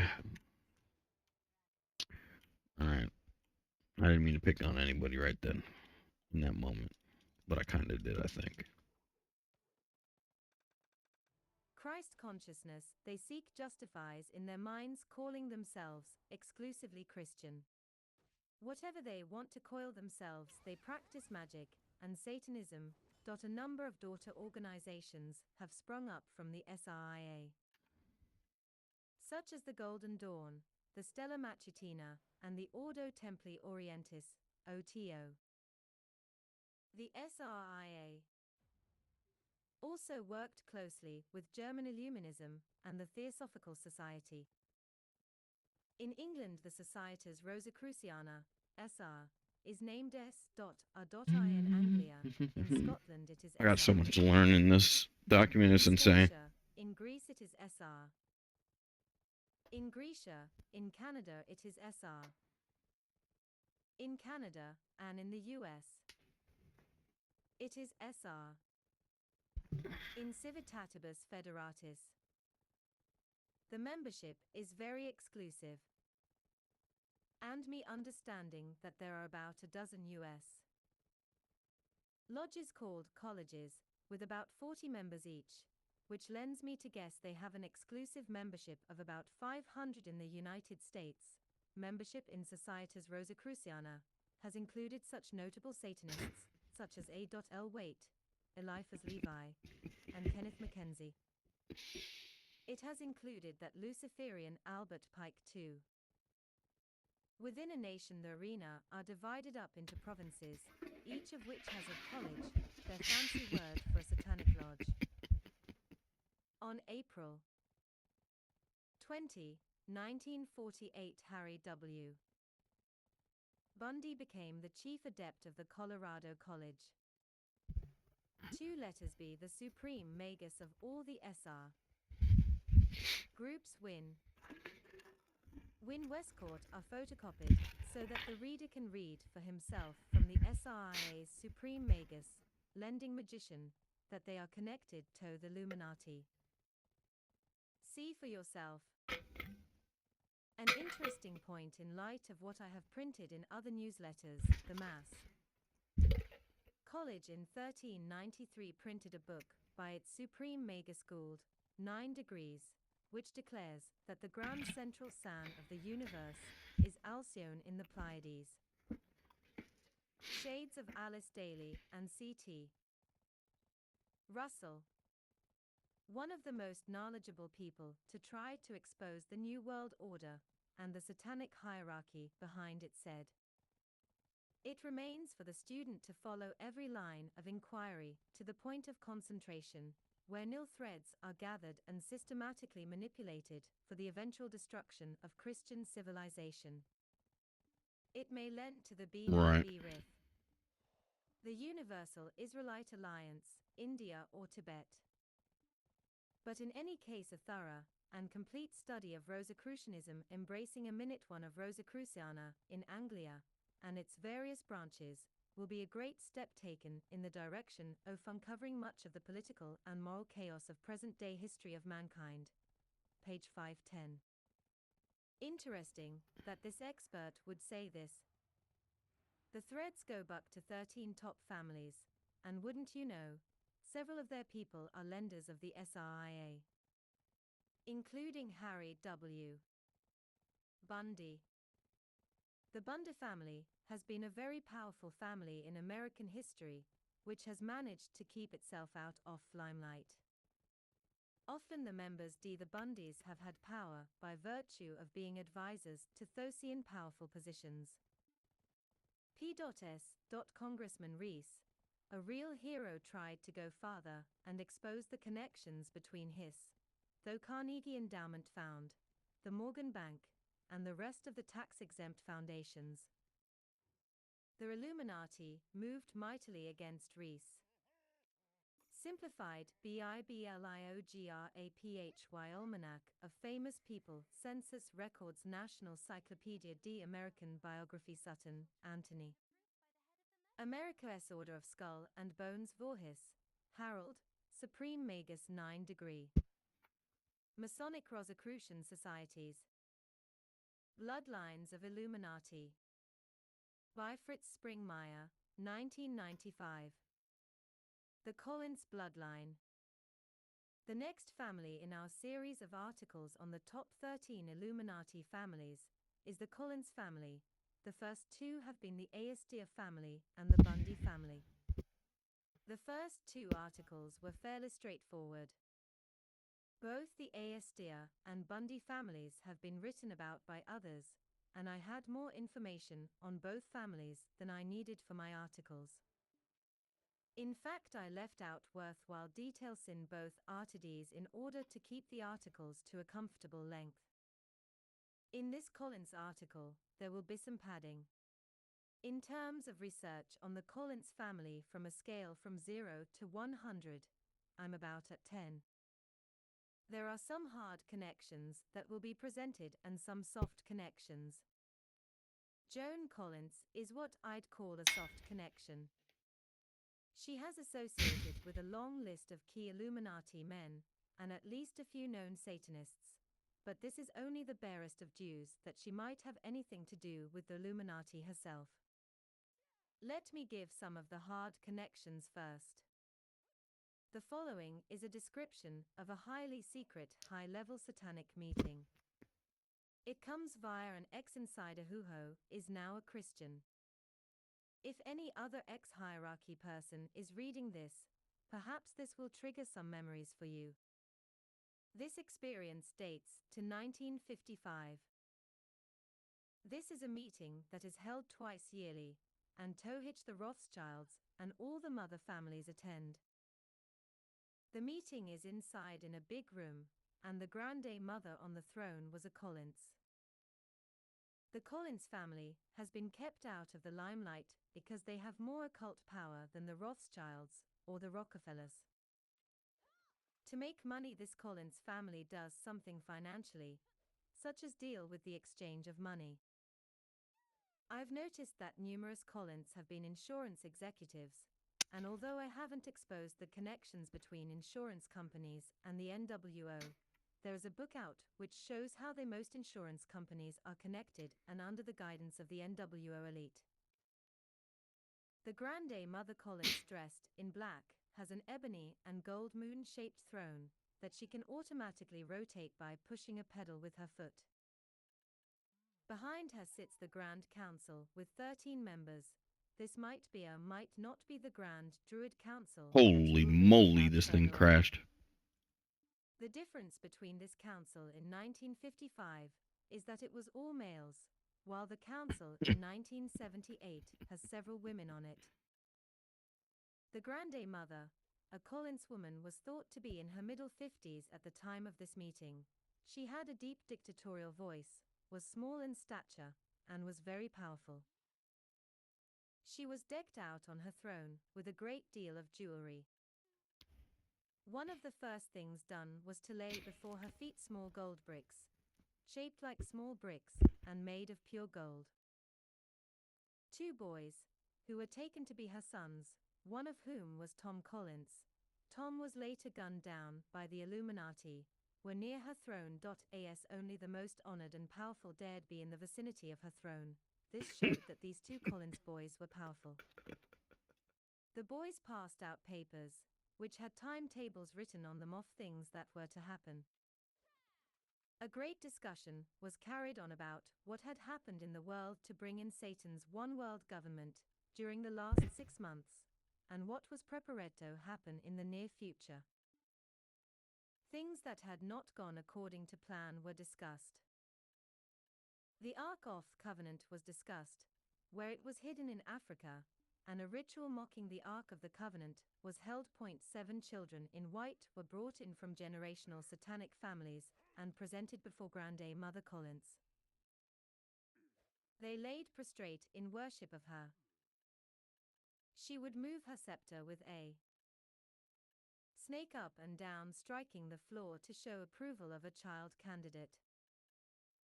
Then 7 other children were sacrificed for the 7 approved children, 1 for each child, whose name would then be written with a quill using the sacrificed child's blood. The children were given oaths. The Grande Mother rotated her throne and faced the Council of 13 and declared, speaking in English, "This is tomorrow's generation, a chosen few." The John the Baptist of the Antichrist put in an appearance, but the Antichrist at that time was not born, or only a tiny baby. Was this Benjamin Cream? The ex-insider didn't learn the name of this John the Baptist, forerunner of the Antichrist. However, the descriptions of this occult John the Baptist do match Benjamin Cream.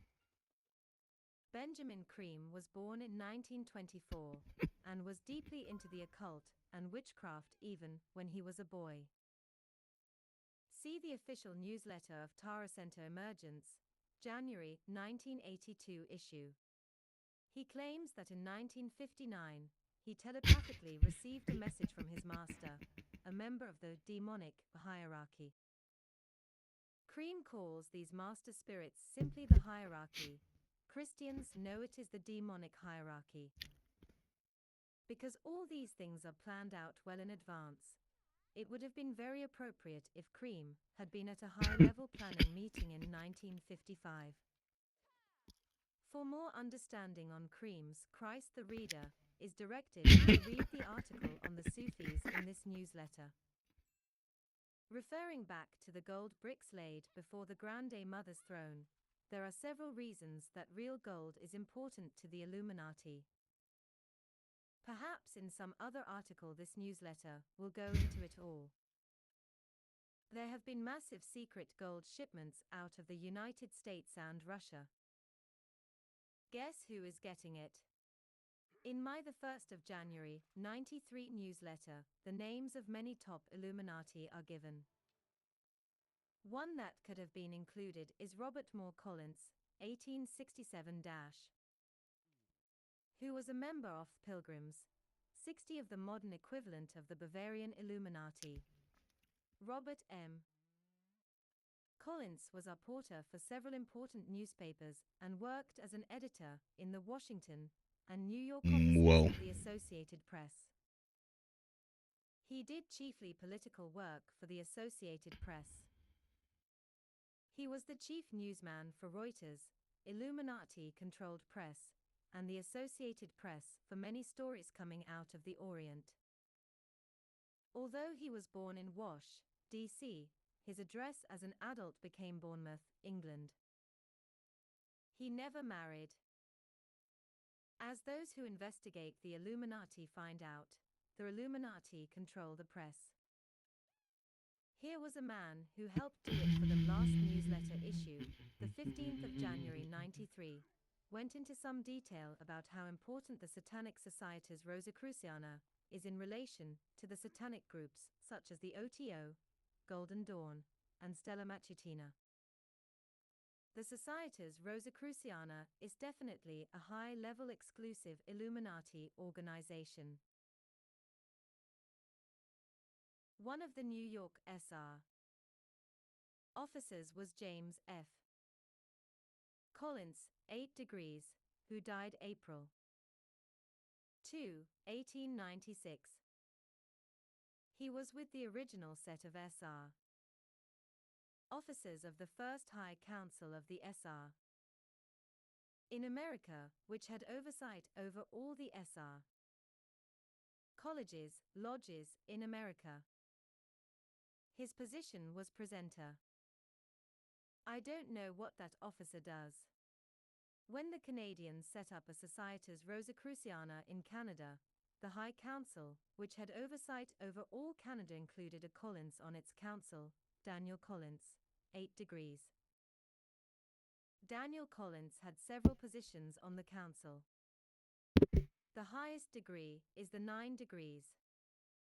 If you've read the January 1st, 1993 newsletter, or Be Wise as Serpents, you have come across the Grande Druid Council.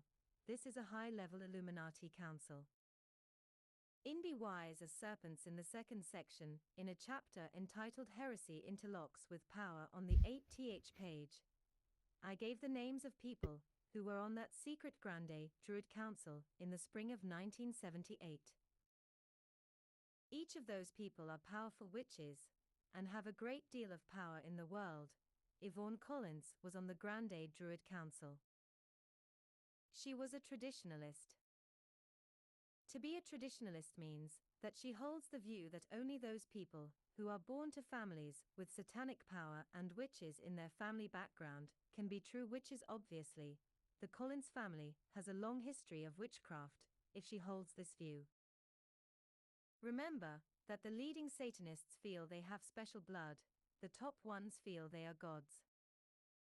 Even Grande Masters may teach their selected children they are the God which created the children. This last statement makes more sense when one learns the methods, state of mind, and beliefs of the satanic hierarchy.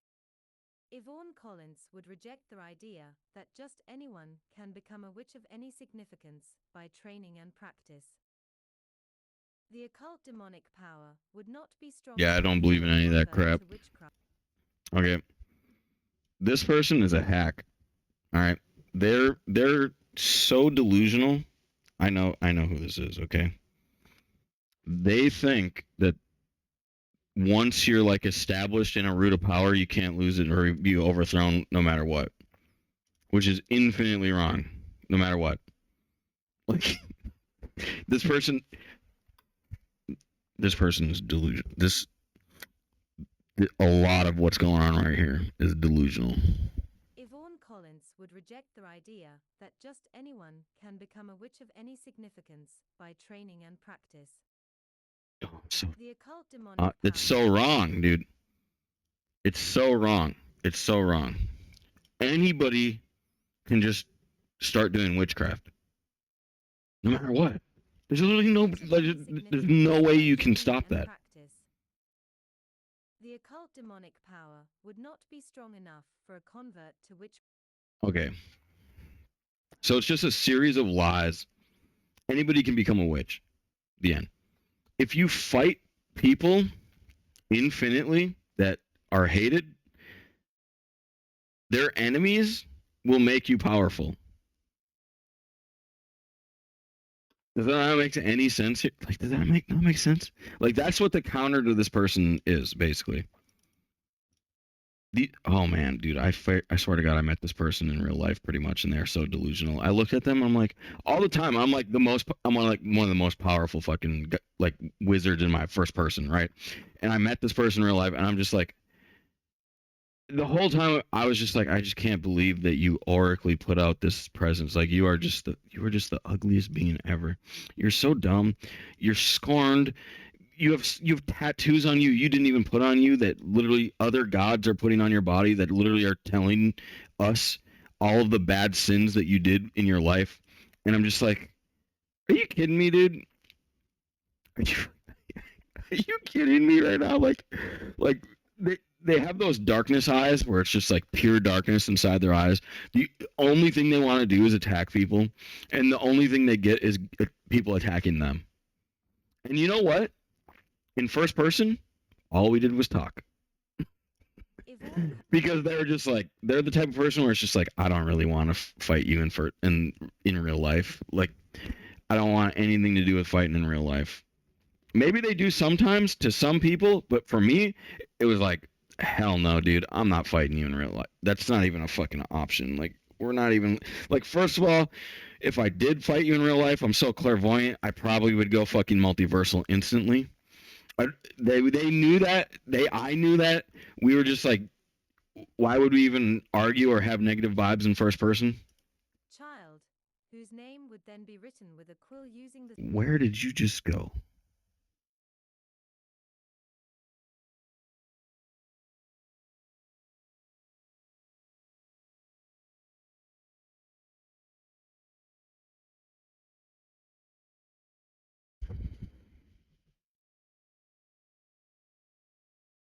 Child, whose name would then be written with a quill using the sacrificed child's blood. The children were given oaths. The Grande Mother rotated her throne and faced the Council of 13.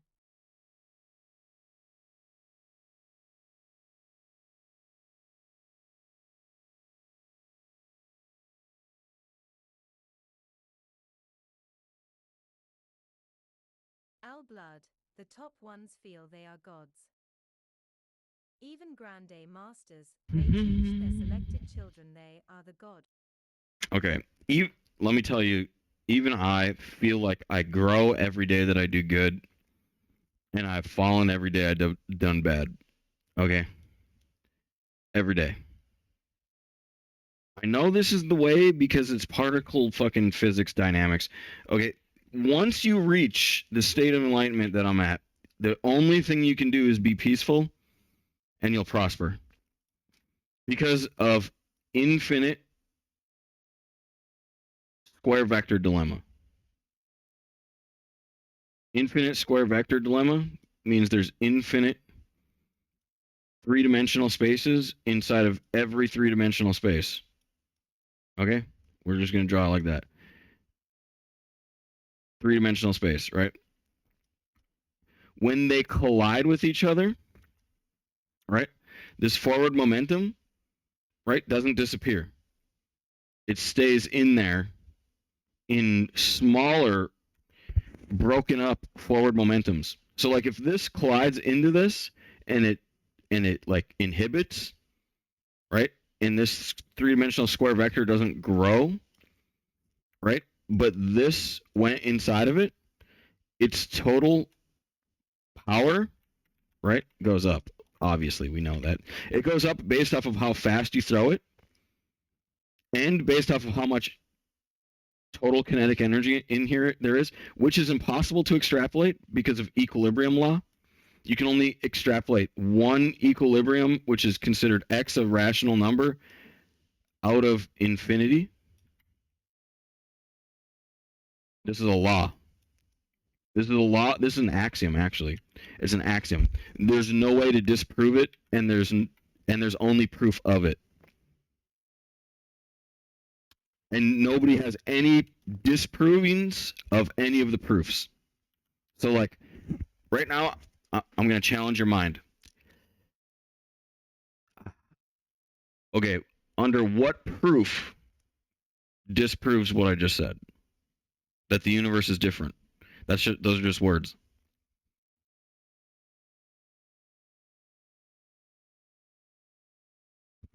The universe only operates this way. Okay, and we have infinite proof of it. This is not a theory. Inside of every square vector is infinite square vectors. Guess what? If you select, watch this. I'm gonna get a perfect square, right? A perfect cube. This one's gonna blow your mind, right? Perfect cube. I'm gonna go to the next closest perfect cube. But wait, there's more. Watch this. This is gonna be. Okay, this is the next most perfect cube, right? No matter what, there's infinite perfect cubes in between those two. But it was the next one. No, it's not. It's not. Relative to your simulation, it was the next one. You understand?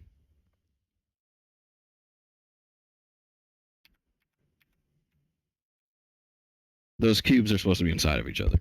Basically like this. It doesn't matter. Doesn't matter. Okay, that's what I'm trying to say right now.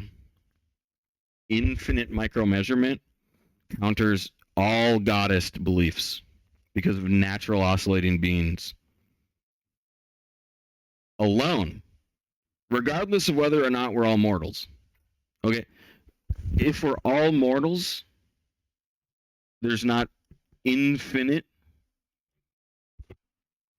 smaller mass inside of all mass. There is infinite vectors. That's a law.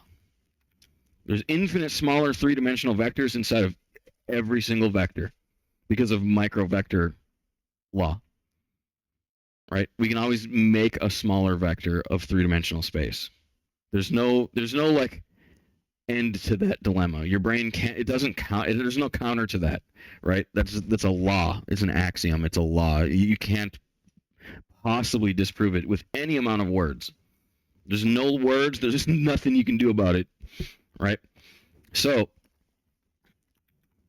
just this alone, right? We're all mortal means we explode and then there's no more mass and we don't operate and we all die, right? That's we're all mortal, heat death dilemma. The problem with that is infinite smaller operating vectors, meaning inside your smallest there's infinitely smaller, and inside of that there's infinitely smaller, and it's operating already. And look at you, you're in there. Look, that's our whole universe inside that one. That's one of our redundancy 10 trillion XYZ blah, blah, blah, blah, blah, blah, blah, alien logic speaks, woo, yippee, right? Boom. F witchcraft, if she holds. These are laws that this person hasn't concluded to yet, and they're supposed to be like an ancient compared to me. Maybe not my soul, maybe not my gods or creators or whatever, or my parents. Maybe not compared to them. Maybe not compared to my family. And here's another thing is like all you have to do is be the enemy of really bad people, or not necessarily really bad people. You just have to be the enemy of not even the enemy. As long as you hate the people that which will give you power. Right?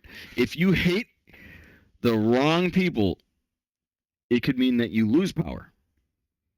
That's why I disagree so heavily with this crap right now. This Eking in English, this is tomorrow's generation, a chosen few. The John the Baptist of the Antichrist put in an appearance, but the Antichrist at that time was not born, or only a tiny baby. Churches to speak to, of which a Baptist church was one. He warned what was going on. He was gunned down in a grocery store parking lot.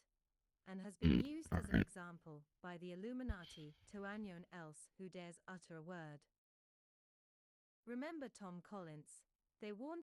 Basically, everything Antichrist sucks. Remember Tom Collins? They warn people in the colonies. This reminds me of another incident, which happened to a brother in Olympia, Washington. They say that they're Christian. They try and have a hierarchy. They try to pretend to be us. They try to pretend to be this Christian brother was working. the law. The guy who got out was obviously rich. His suit had to be in the neighborhood of $800, and his wife had fox furs around her neck. They said their son was going to work for the state and they wanted to look for a home for him. The woman was being independent and said, "I don't want to go see the houses. I want to talk to this nice man." The houses were done by Donahue Construction. The men went on to look at the houses, and the woman remained behind and talked. This Christian is an easy talker with people. He struck up a conversion naturally. He said, "I think it's great Ronald Reagan got elected. He's going to be a good president." The woman replied, "We wanted George Bush to get it." "Who's we?" The Christian asked to this rich lady who kept tossing her furs back and forth. "The Illuminati," she said, "we're the enlightened ones, and George Bush was trained by us." Unfortunately, the men had just returned at this point and were entering the room. Okay. The man with the Dude, I heard George Bush Sr. was into time bubble science. That was so strong that he could separate every American and put them back together. And get this, if you have time bubble science that good, it sounds crazy, right? It sounds crazy. But imagine having time bubble science that's that good. You could literally just spoof the enemy like, "Oh, we're over here." But really, you weren't. George Bush was trained by us. Unfortunately, the men had just returned at this point and were That's what I entering heard. the room. I heard The man with the expensive suit was livid. "Shut your mouth," he yelled. She huffed back. "Well, if you insist." Yeah, and then the enemies are all He then turned to the attacking, Christian, who he didn't know, and attacking a politely spoofed told bubble. him that they had failed to find anything that suited them. "Thank you very much, everything is secure," and handed him the keys. Then he dragged the woman to the Mercedes, giving her hell all the way for Okay, talking. George Bush Sr. is, I'm pretty sure he's on the obelisk, so we still do have him. Pretty sure. An extremely rare incident. I mean, maybe he's not working on us right now, though. Live their entire lives. That could be a problem. See, here's another thing, too. You got to think about, like, we're only as strong as our strongest link, too. You know what I mean? Like, our strongest link can carry us, my guys. Like, it's a different universe than you think it is. Like, if our strongest link can do crazy things. You will not walk into these people's houses and find incriminating books or objects. Remember, You cannot walk into these people's... What? Hold up, that's me. Dude, I had a CIA raid on my house one time. Look at this. And they couldn't get any incrimination on me, even though I had all the drugs, dude. I was drug lording so hard they could never even catch me.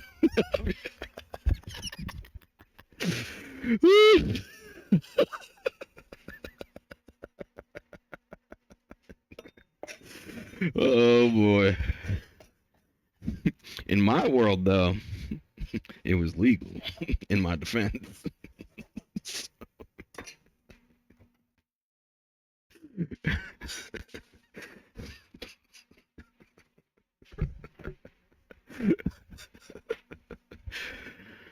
Ooh, boy.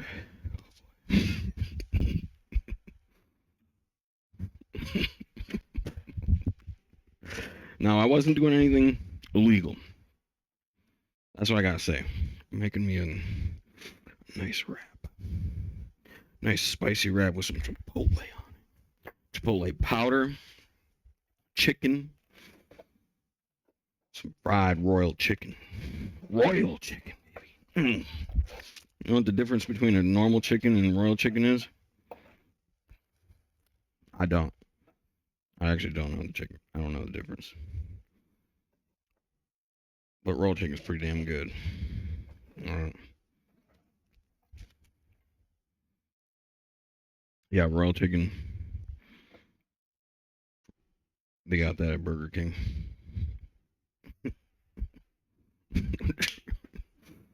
Oh man, dude. Drug lording. What I mean by that is I had this dispensary, this medical dispensary. They had like the best stuff. All right, I used to go through them. Who was it? Bloom. They honestly do have like some of the best stuff. Like they're on the next level. All right. And some out of date bitch thought it was Raid Matthew time, apparently. And she was like an ex-CIA canceled. She was canceled, but she didn't think it though. She didn't know it.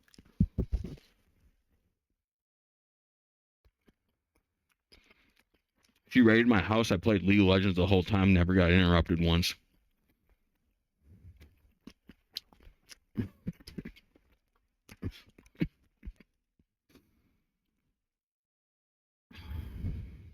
I wasn't even doing anything wrong either, though.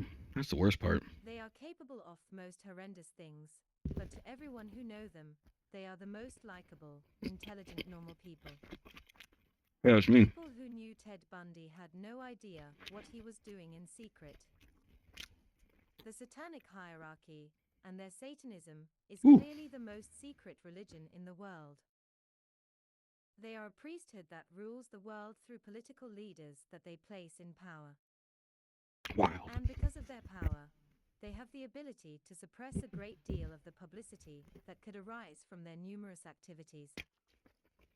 To describe the security methods employed to keep high-level Satanism secret could take an entire book. Let's just put it this way. If you were a billionaire, which several of the leading Olympians, King Illuminati, are, what kind of security could you afford? And what kind of clout would you have with national governments and police forces to get even governments to provide security for you? They do like reverse stalking the press and the media and body trading, and basically like Earth is the Sims. All at once. And they do like goal-oriented stuff and have like groups of people behind artificial intelligence that they can micromanage and work on the sector, and the goals are obviously displayed. They're like video game makers, dude. They make video games for people, and then they hostily take over real worlds with video game logic. Remember, these people own the press and the media. They will but they're super discredit anyone. Lower dimensional. No offense. I see right through their code all the time. Every time I see a person like that, I'm like, you're one of those motherfuckers, aren't you? Earth's a video game. You're crazy. They will kill or discredit anyone who exposes them. Don't be surprised. What I mean by the lower dimensional is their version of runic is like 100 years away from English, basically. Like, I'm not even playing, dude. Like, it's like barely above the normies.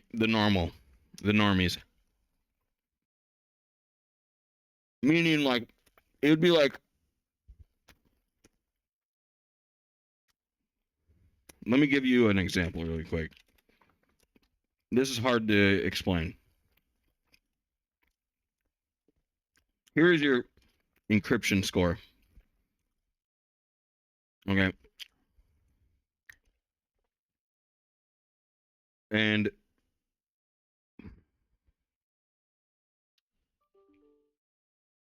Man, it's hard to explain this. Anyway. The graph I wanted to explain is something like this. Where like it just keeps on going and going and going pretty much up forever. That's how I feel. That's what I feel like. Encryption at a certain point, like in order to break through from here to here, it might literally be the next civilization that's like more encrypted than you. All right, but encryption doesn't work like this. It's infinite, non-parallel, right? So that's why I don't even know what to put right here. You know what I mean? Like this isn't even a real thing. This is just something I'm trying to explain. The next most difficult thing to figure out is like infinitely higher. I don't know how to explain that. It's like this right here, to achieve that, you had to be pretty much already right here. Or just naturally born here. Okay? Which kind of shows the that one person's belief earlier, like, oh, witches can only be born into witchcraft. Well, yeah, because it's fucking infinitely fucking hard to decrypt the motherfucking infinite fucking universe dilemma. All right? This is infinite encryption. So in order to literally be it, I have to be born as it. But guess what? It's not true. Because you can alternate into it. Don't be surprised if both of these happen. Tome, the author. You can totally do both. They can kill the body, they cannot It's just kill the soul. Our Christian God reigns. They also control the CIA and FBI. You know, I don't believe in this for a second either.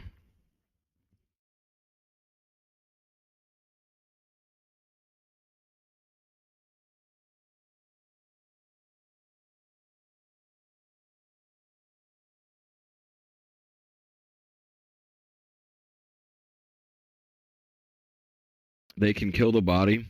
They cannot kill the soul. I don't believe in that. That's garbage. That's mind washing. Okay. How do you kill a soul? Okay. First of all, that's a rigged question. How do you not kill a soul? Nope.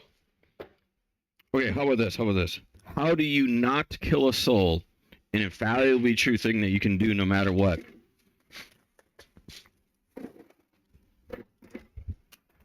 See, that's why this is bullshit. You are matter no matter what. And you need kinetic energy in order to move no matter what. So like there's paralyzed people. Paralyzed people are because the operation doesn't work the way that it should be. And there's people that fixed paralyzed people. All right. What I'm trying to say here, all right, is that anybody that says that you can't kill the soul is mind washing. That is 100% mind washing, no matter what. Okay, watch this. Watch this.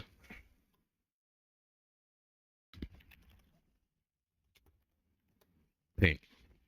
The whole idea of a soul is that you're an operating system, infinitely operating with infinite vectors, right?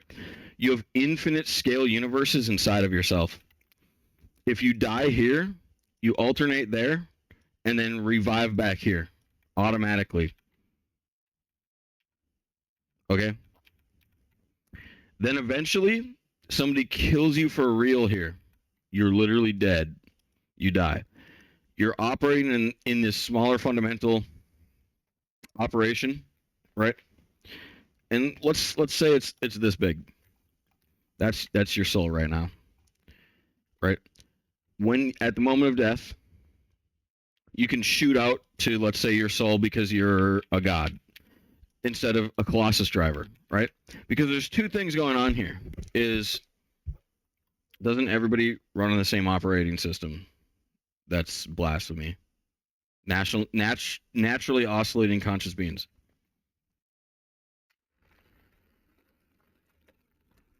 No, that's straight up blasphemy. It is blasphemy. All right. Dimensions in the Bible are X, Y, Z, not parallel on-scene dimensions. Okay, meaning if your soul's outside your body, cool, you're a Jedi. If your soul's inside your body, you're a Colossus driver. Okay, you're one of those two things no matter what. The end. You can be a Jedi driver with a humongous amount of energy.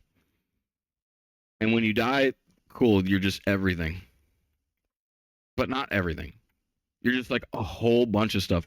And get this. It's because these energies right here, these energies are smallest bits of matter, communicating with smallest bits of matter, operating to keep you alive. All of these are quantum entangled with even smaller bits of matter operating with each other to keep you alive. Okay. That is killable. If an ancient giant fucking god comes down here to Earth and goes, you're just a Jedi to this degree, and I have infinite certainty that this kinetic command right here will go into your soul and kill every vector that which you are and exterminate you no matter what. Full lethal injection. Your state of immortality is now being checked. You're at check. And you go, what are you going to do that for?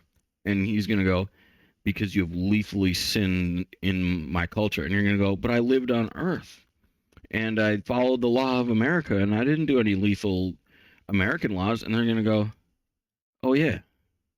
It was that other witch over there that has this tiny soul that's as big as this dot of right here. And it was their friend, too. So instead, I'm going to use this one, and I'm going to go in there and beat them to death, and they're going to die. And if you say that that's not possible, then computers aren't possible. Phones aren't possible. Talking isn't possible. This isn't possible. Living isn't possible. All right? Experiences are made out of three-dimensional vectors no matter what, and motion. All right? So there's 4 dimensions of space-time, and it isn't the 4 dimensions you think. It's vacuum, mass, rotational momentum, and forward momentum. Those are the 4 dimensions of space-time. That's 4D, boys. We live in 4D. You can't prove anything else. You can't. You literally only have vacuum, mass, momentum, and rotational momentum. That's it. That's 4D. 4D. The end. All right? In 4D, we can paralyze you forever with the right kinetic command. And then we can unparalyze you forever, too, with the right kinetic command, because we figure out the state of equilibrium and assume the infinity. Not only are we assuming the infinity, we are putting shields in front of the infinities that we don't know. So you're in here experiencing with us. We have a shield right here. What's a shield? That's the unexplored territory. We push unexplored and unknown away from you, right? And we can paralyze you. We can teleport you. We can manipulate you. We can control you. And we can kill you with this technology. It's to do with equilibrium science. Upper dimensional operating system can find a lower dimensional operating system, but an upper dimensional operating system cannot figure out the universe, because that is what infinity is. Infinity is going to be outside